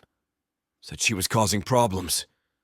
I was just supposed to rough the place up a bit, make some threats. Each word is like gasoline on the fire burning inside me." "You threatened my son?" "My 5-year-old son?" My voice drops dangerously low. "I didn't know he was yours," Cassidy just said. "I don't give a damn what Cassidy said." I shove him back down. "You broke into a woman's home and threatened a child." My father steps forward, his face a mask of controlled fury. "Luke Robinson, I'm sure you're aware that breaking and entering is a felony in this state, not to mention assault and threatening a minor." Luke's arrogance finally cracks. "Look, it was just supposed to be a warning. Cassidy's freaking out about you reconnecting with her." He gestures at Kathy. "She's been begging me to help her, so I decided to do it. It's not that deep. I wasn't going to hurt anyone. And if I didn't do it, Cassidy was going to lose her mind. Just stop talking. Stop." I mutter, standing up and moving toward Kathy. Are you hurt? Did he touch you? Kathy shakes her head, but I notice a bruise forming on her wrist. The knife trembles in her other hand. Where's Dustin? I ask, desperate to know my son is safe. Still in the bedroom, she whispers. I turn back to Luke, who's attempting to sit up. My father places a heavy hand on his shoulder, keeping him down. Police is on their way, my father announces. Luke's eyes widen. Police? Come on, Theo, we can work this out. It was just a misunderstanding. A misunderstanding? You threatened my son. I step closer, looming over him. If Kathy hadn't defended herself, what exactly were your plans? A small noise from the hallway makes my head snap up. My heart stops when I see Dustin standing in the doorframe of the bedroom, his small figure hunched in blue pajamas with rocket ships. His little face scrunches in confusion as he surveys the chaos of the living room. Mommy? His voice is small and frightened. Kathy moves with lightning speed, still clutching the knife. She crosses the room and drops to one knee in front of him, positioning her body to block his view of Luke on the floor. Hey, baby. Her voice shifts completely. Soft, reassuring. Nothing like the panicked woman from moments ago. Everything's okay. Mommy just had a little accident in the living room. Dustin peeks around her shoulder, his curious eyes landing first on my father, then me, and finally settling on Luke. His gaze fixes on the blood staining Luke's sleeve. Is that man hurt? He asks, pointing. The protective instinct that flared up earlier now roars to life. This is my son, my flesh and blood. This innocent child who nearly became a victim of Cassidy's jealous vendetta. He's fine, I say, keeping my tone light despite the rage churning inside me. He just got a little cut, like when you fell off your bike at the park, remember? Kathy stands, shielding Dustin with her body. Let's go back to your room, okay? We can read you a chapter of your space book. But Mommy, who is that man? Dustin protests. It doesn't matter who that man is, sweetheart. That was just... Kathy glances at me, her eyes pleading for help. Your daddy is here to help us, okay? He's going to handle everything, and you don't have to worry about a thing. My father clears his throat. The police will be here in approximately 5 minutes. Kathy nods and turns back to Dustin. Let's get you settled, okay? These grown-ups need to talk about boring stuff. An idea forms as I turn back to Luke, who's still sprawled on the floor under my father's watchful eye. I crouch down beside him. You understand how much trouble you're in, right? My voice is deceptively calm. Breaking and entering, assault, threatening a minor. And I'm guessing you've got priors, don't you, Luke? He swallows hard, his Adam's apple bobbing. Look, man, they'll throw the whole damn book at you. Years, Luke. Years in prison. I lean closer. And your sister? Conspiracy charges at minimum. She planned this.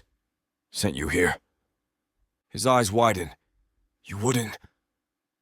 Wouldn't I? I smile without humor. You threatened my son. What exactly wouldn't I do? My father shifts his weight, a subtle sign of approval. For once, we're completely aligned. But there might be a way out for both of you, I continue, watching hope flicker across Luke's face. Tell Cassidy she needs to leave New York, permanently. If she goes quietly, ceases contact with me completely, forgets Katheryn and Dustin exist, we might consider not pressing charges that would put both of you away for a very long time. Luke's breathing accelerates. She won't. She will, I cut him off, or she'll spend the next decade in a cell. Make sure she understands that. He's trembling now, the reality of his situation sinking in. Gone is the arrogant jerk who broke in here, threatening a woman and child. In his place is a scared man-child facing real consequences for the first time. Okay, he stammers. I'll tell her. She'll go. I hear sirens in the distance, growing louder by the second. Good. I stand up straight, looking down at him. Because if either of you comes near my family again, there won't be a second chance. Chapter 29. Katheryn. The steam rising from my coffee mug does little to calm my nerves. I wrap my fingers around the ceramic, seeking warmth that doesn't reach the chill inside me. Across the dining table, Theo sits with his elbows propped up, tie loosened and hair slightly disheveled. Richard occupies the chair between us, his usual imposing presence somehow subdued tonight. My gaze drifts toward the front door, or what's left of it. Luke's boot had splintered the wood around the lock, and now the door leans awkwardly against the frame, a temporary fix courtesy of one of the officers. Every creak and groan of the building makes my heart skip. I don't think I'll be getting much sleep tonight. I take a small sip, the coffee bitter on my tongue despite the sugar I'd added. Every time I close my eyes, I see him standing over me. Theo's jaw tightens. The vein in his temple pulses the way it always did when he was holding back fury. Thank God you got to him. I keep thinking about what could have happened. My voice wavers, and I force myself to breathe. Richard clears his throat, his fingers absently turning his own untouched mug. The diamond on his pinky ring catches the overhead light. The restraining order will be expedited. By tomorrow, Luke won't legally be able to come within 500 feet of you or Dustin. Neither will Cassidy. Theo's gaze finds mine, intense and unwavering. Kathy, this isn't safe. Your door is literally hanging by a thread. I want you and Dustin to move in with me, permanently. My cup freezes halfway to my lips. Theo, I have the space. My security system is top of the line. No one gets in or out without clearance. He leans forward, his voice dropping. I won't let anything happen to either of you. My mind flashes to those photos that appeared in my mailbox earlier. Cassidy wrapped in nothing but a towel, standing in what was clearly Theo's bathroom. The pieces suddenly click into place like a jigsaw completing itself. The convenient timing. Luke showing up tonight. Knowing exactly where we lived despite never having visited. It was Cassidy, wasn't it? I looked directly at Theo. She sent those photos to push me away, and she must have told Luke where we lived. Theo's expression darkens. What photos?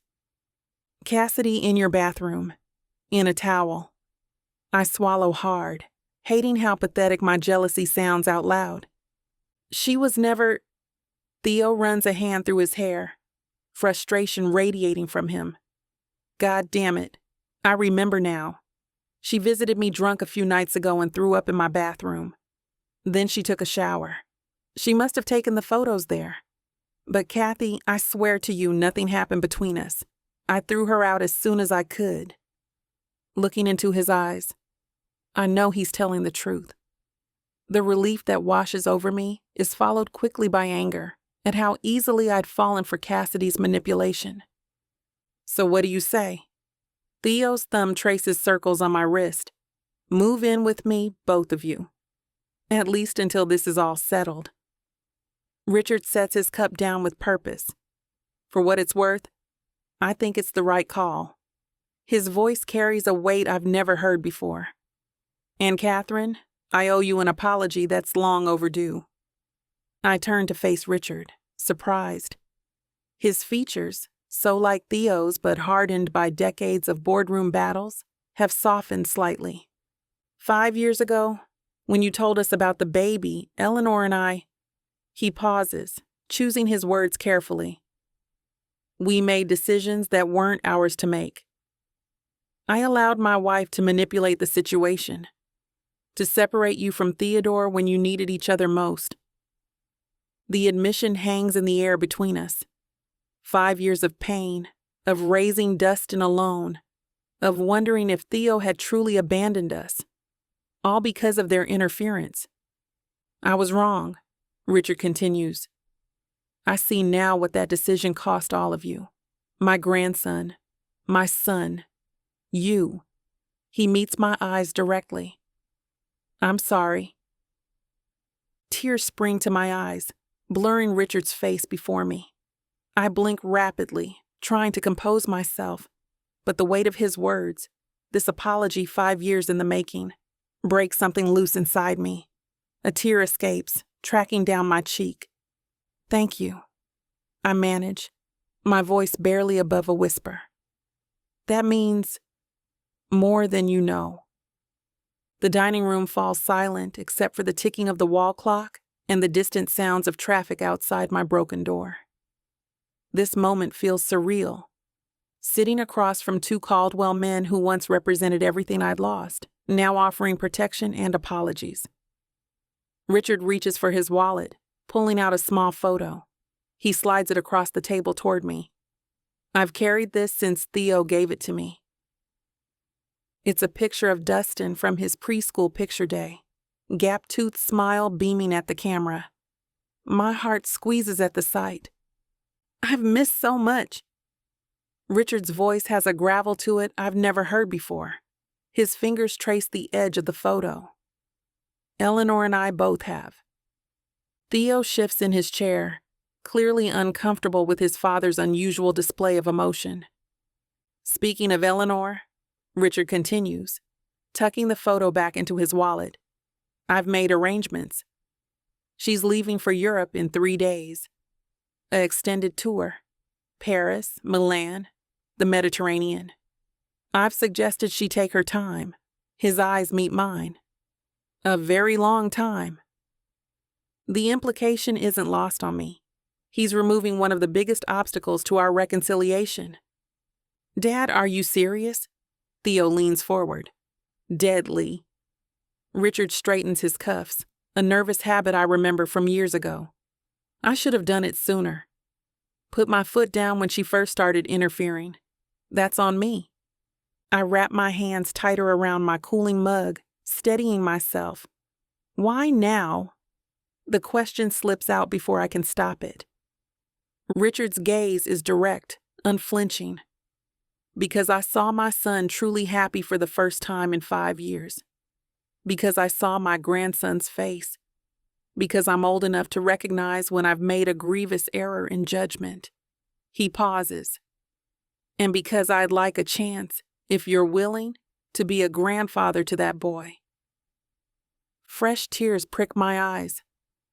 I think of Dustin, sleeping peacefully in his bedroom despite tonight's chaos. He's never had a grandfather figure.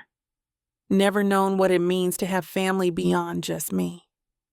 I'd like that, I say finally, surprised at how much I mean it. Dustin would like that too. Theo reaches across the table, covering my hand with his.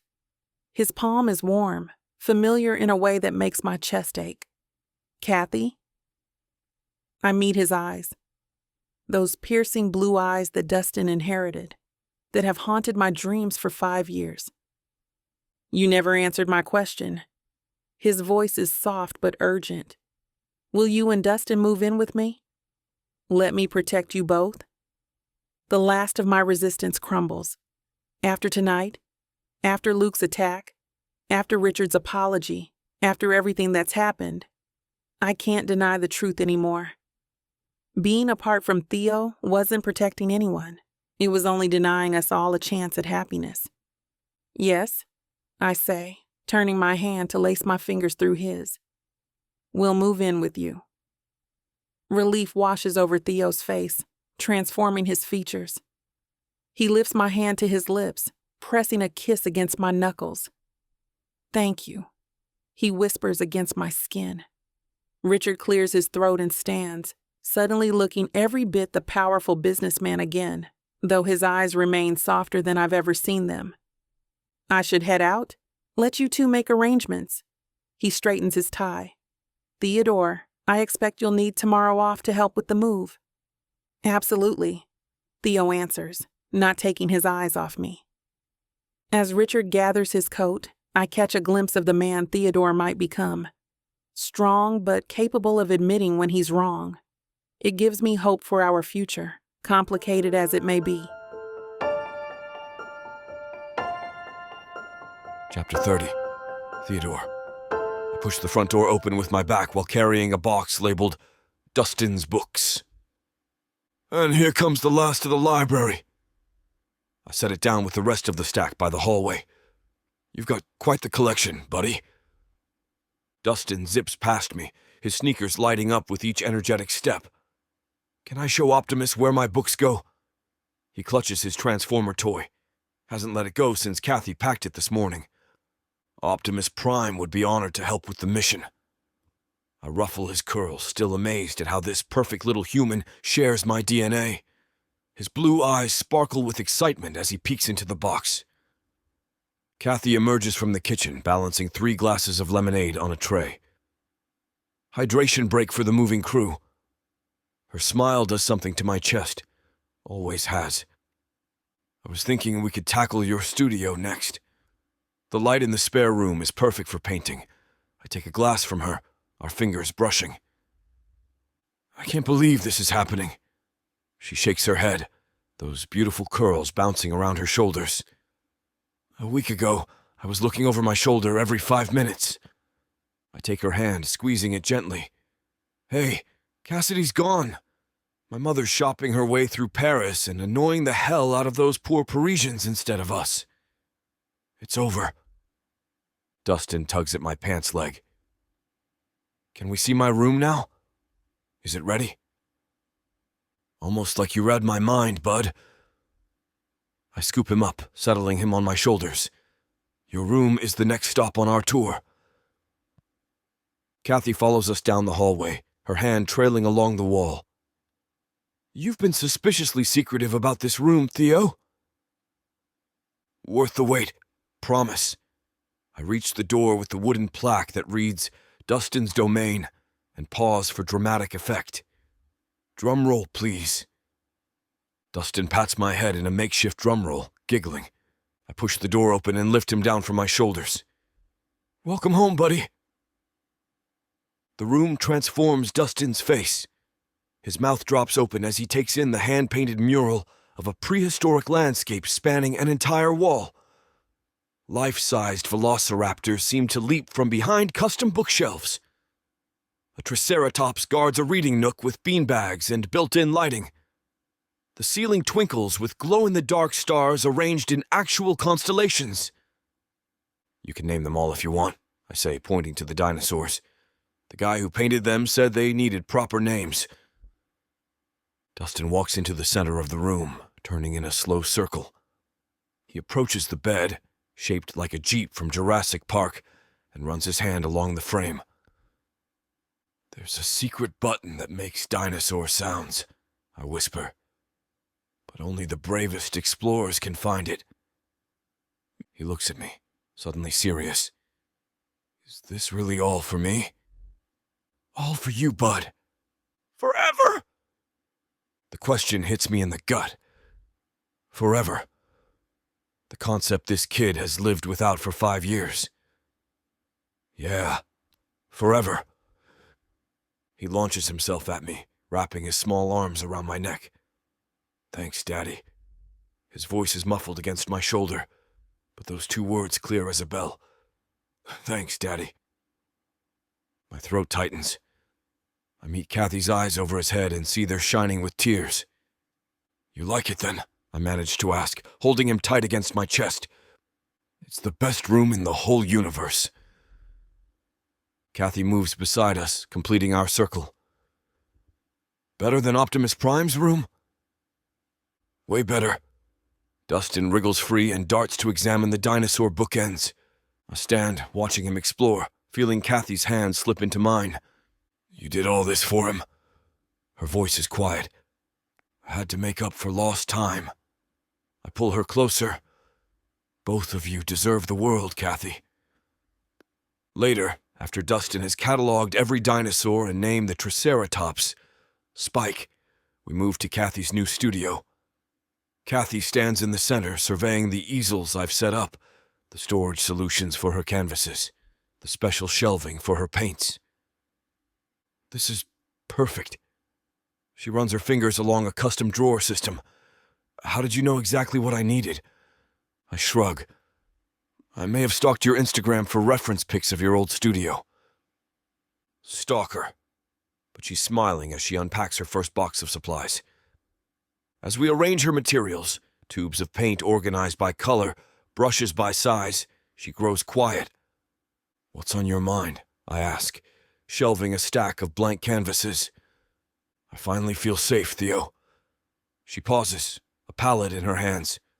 With the Cassidy gone and Eleanor shipped off to Europe, I can breathe again. Richard actually did something right for once. Dad's good for some things, mostly checkbooks and getting my mother out of our hair.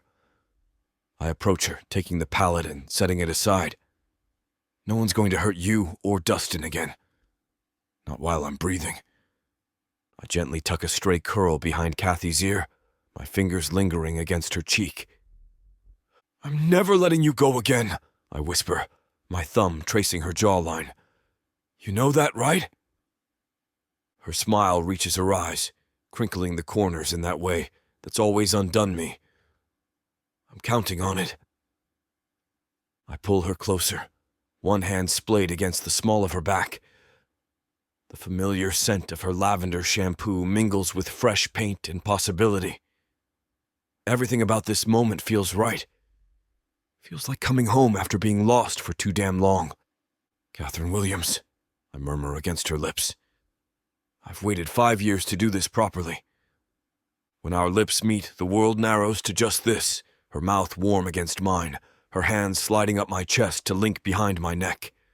I kiss her deeply, pouring 5 years of regret and longing and promise into it. Her body melts against mine, fitting perfectly like she always has. Like she always will. We break apart, both breathless. I rest my forehead against hers, unwilling to put even an inch of space between us. Marry me, I say, the words tumbling out before I can overthink them. Not that I need to. I've known since the moment I saw her again outside of Coastal Bean that this was inevitable. It's been a long time coming, Kathy. Too long. Her eyes widen slightly, searching mine. Theo dash. I know it might seem fast after everything, but nothing about us has ever been conventional, and I've wasted enough time already. My heart hammers against my ribs as I wait for her response. Marry me. Be my wife. Let me be Dustin's dad officially. A tear slips down her cheek, and I catch it with my thumb. For a terrifying second, I wonder if I've pushed too far, too fast. Then her face blooms into that radiant smile that's haunted my dreams for years. Yes, she says, her voice steady and certain. Of course I'll marry you, Theodore Caldwell. Relief and joy crash over me in equal measure. I lift her off her feet, spinning her in a circle as her laughter fills the studio. Setting her down, I capture her lips again, kissing her with everything I have. All the promises I intend to keep, all the years I plan to give her. Her hands frame my face, and I can feel them trembling slightly.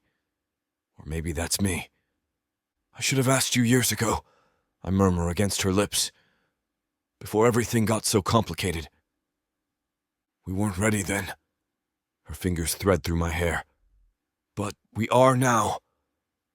I deepen the kiss, backing her gently against the wall beside her easel. I've been needing this again, to hold her like this with her body flush against mine, her soft sighs between kisses, the way her fingers tighten in my hair when... Ooh! Daddy and Mom, you're kissing! We break apart, both laughing as Dustin stands in the doorway, eyes wide with mock disgust, but a smile threatening to overtake his face.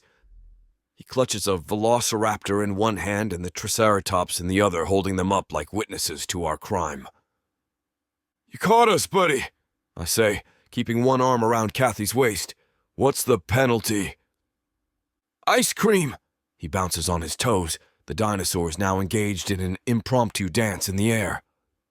Spike says kissing requires ice cream penalties. Kathy laughs, the sound still the most beautiful thing I've ever heard. Does Spike know it's almost dinner time? He says ice cream is dinner. Dustin grins, displaying the gap where his second front tooth recently departed. And Rex agrees. I crouched down to his level. Well, I have some news that might deserve an ice cream celebration. What would you think if your mom and I got married? His eyes grow impossibly wider. Like, for real married? Forever?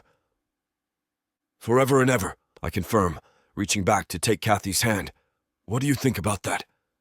He considers this for approximately 2 seconds before nodding seriously. Spike and Rex approve. Can I be the ring dinosaur instead of ring bear? Ring bearer, Kathy corrects gently, kneeling beside me. That's what I said. Dustin rolls his eyes in that dramatic way only children can master. Ring dinosaur. Absolutely, I agree, ruffling his curls. Best ring dinosaur in history.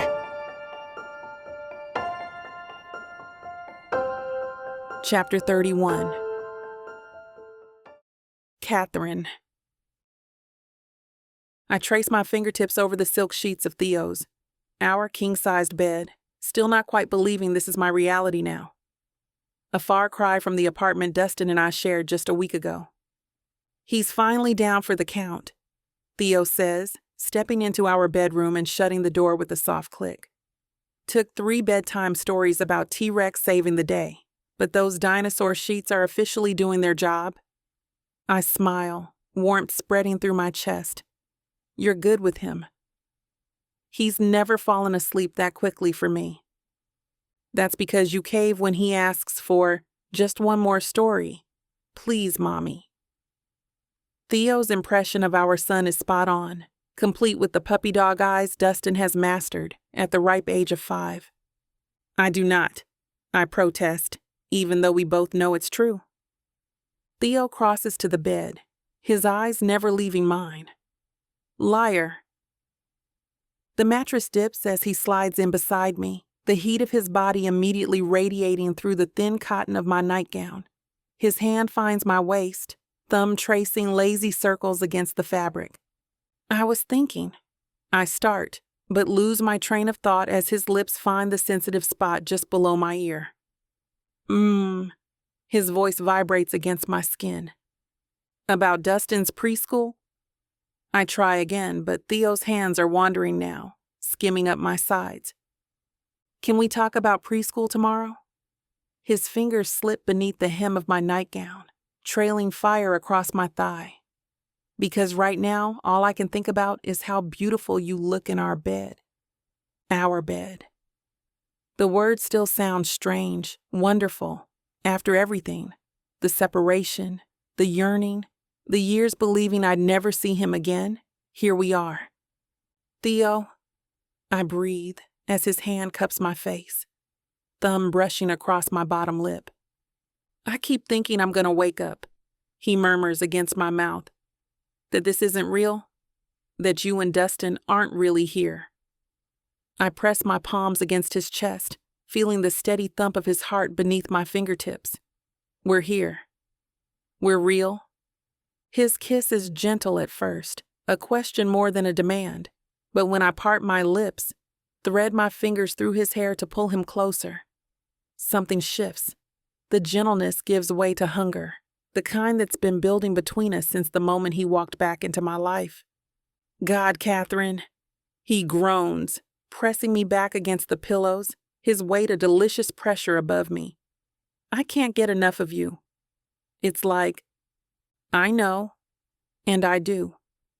Because even after everything, my body still responds to his touch like he's the only man I've ever wanted. Like the 5 years apart were nothing but a blink. His hands are everywhere, sliding up my thighs, pushing my nightgown higher with each caress. I arch into his touch, my breath catching as his fingers find the edge of my underwear. These need to go, he says, voice rough with desire. I lift my hips, helping him slide them down my legs. The nightgown follows, Theo's appreciative gaze making my skin heat as he tosses it somewhere across the room. Take yours off too, I whisper, tugging at his t-shirt. He yanks it over his head in one fluid motion, and I take a moment to admire the planes of his chest, the defined muscles of his abdomen. My fingers trace the line of dark hair disappearing beneath the waistband of his sweatpants. Like what you see, His cocky smile makes my heart flip. You know I do. His sweatpants join the growing pile of clothes on the floor. When he returns to me, the feeling of skin against skin pulls a sigh from my lips that he captures with his mouth. His hands find mine, pinning them gently beside my head as he settles between my thighs.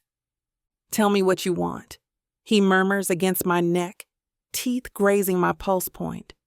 You, I breathe, just you. And as his body joins with mine, I close my eyes and let myself believe that this time, maybe we can make it work, that the obstacles that tore us apart before, his family, their threats, my fears, won't find us here, in this sanctuary we've created. I hate to burst your bubble when things are just getting started, but this platform won't allow us to air the steamy content coming up in this chapter. If you want us to keep bringing you free audiobooks, we have to abide by their rules. Luckily for you, the unabridged version of every Vic Savon audiobook is available at BWWM.com, and with promo code VIXA40, you can get 40% off any digital product. For several long moments, we stay like that, connected, breathing hard. His weight should be uncomfortable, but I cling to him, not willing to let this moment end. Eventually, he shifts to the side, taking me with him so we're facing each other, legs still tangled together. His hand cups my cheek, thumb brushing across my lips with such tenderness it makes my heart ache. You're so beautiful, he whispers, pressing soft kisses to my forehead, my cheeks, the tip of my nose. I wrap my arms around him, hugging him close, breathing in the scent of his skin. A mixture of expensive cologne, clean sweat, and something uniquely Theo that I've missed for 5 long years.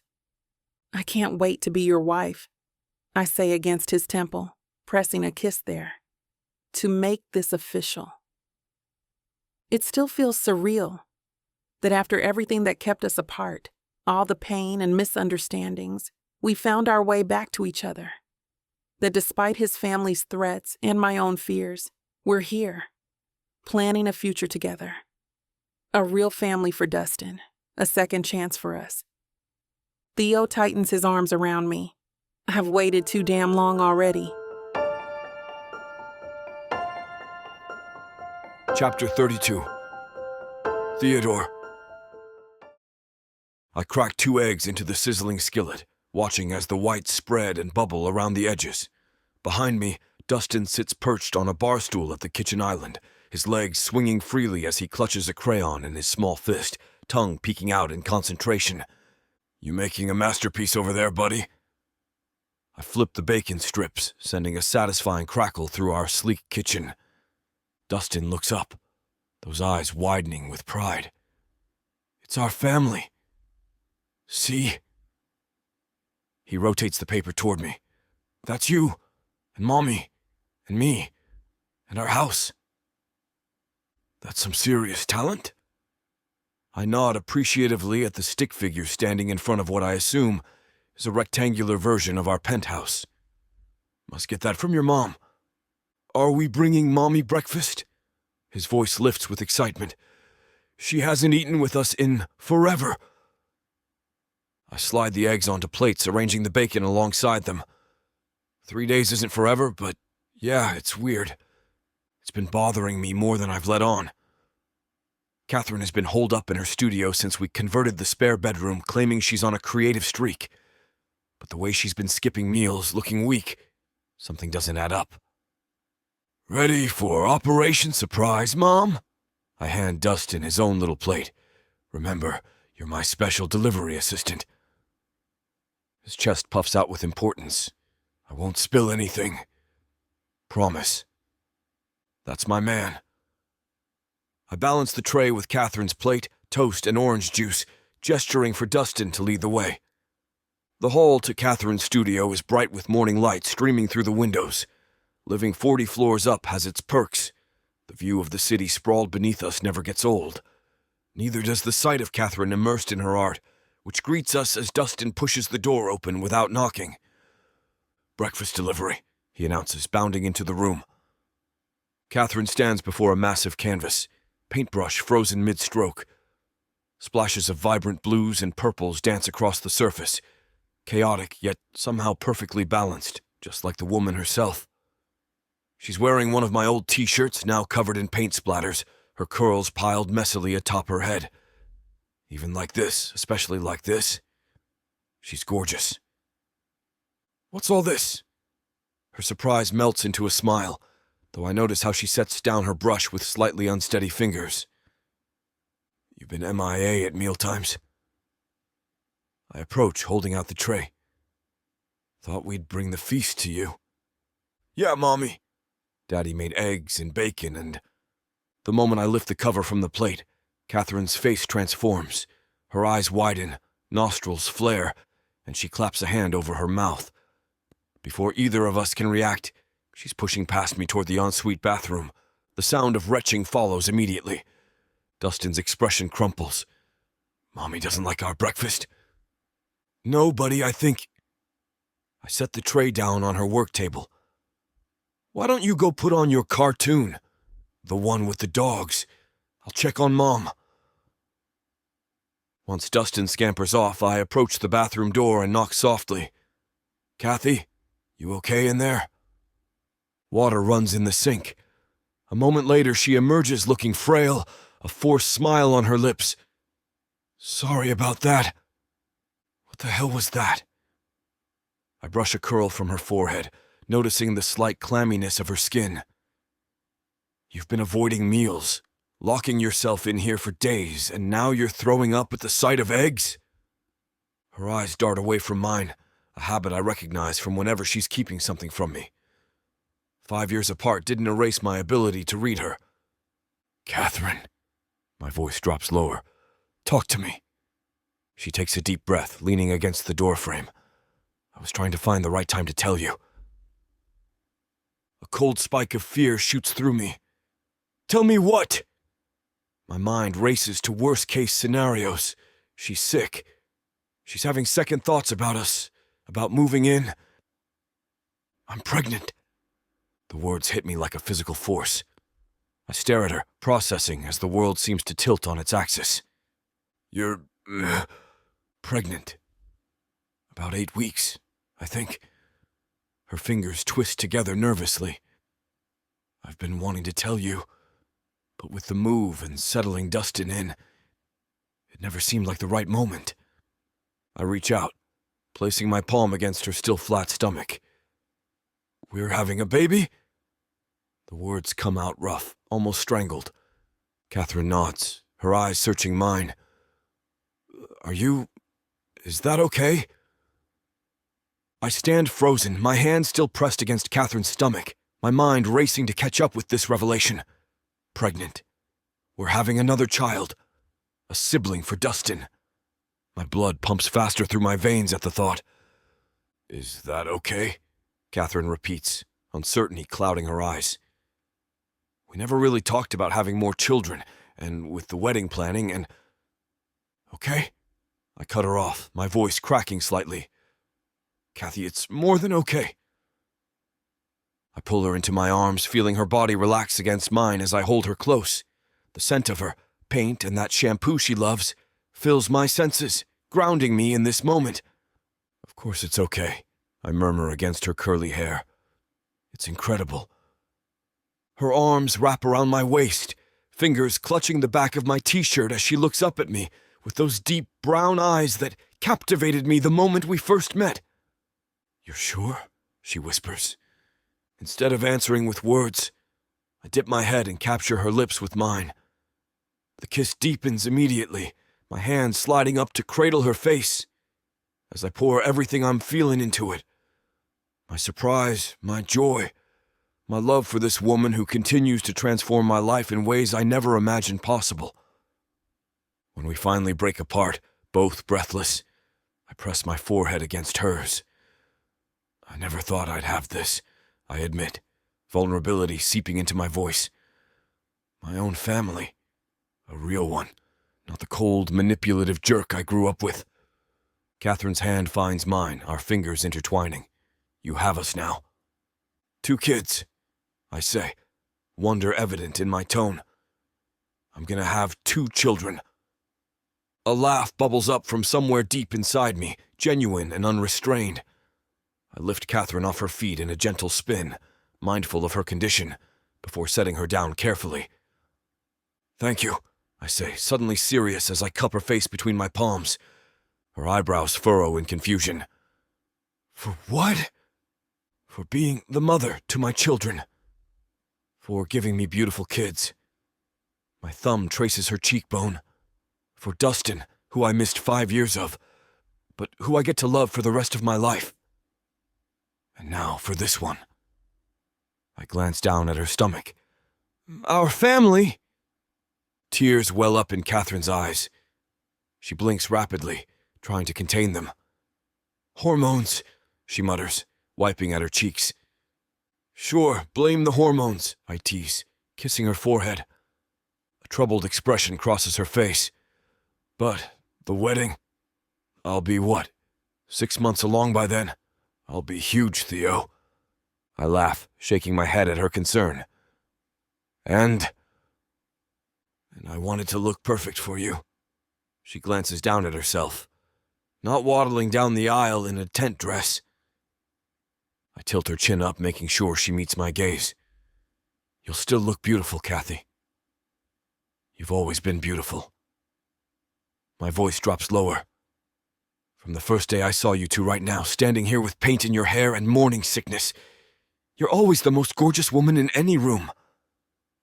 Her lips curve into a smile, uncertainty giving way to something softer. "You're just saying that because you knocked me up. Twice." "I'm saying it because it's true." I pull her close again, wrapping my arms around her. "Now, how about we tell our son he's getting a sibling?" Her eyes widen. "Now? But what if—" "He'll be thrilled." I press a kiss to her temple. "Our family is growing, Kathy. That's something worth celebrating right this minute." I take her hand, leading her toward the door, toward our future. A future that continues to unfold in ways more beautiful than I ever dared to hope for.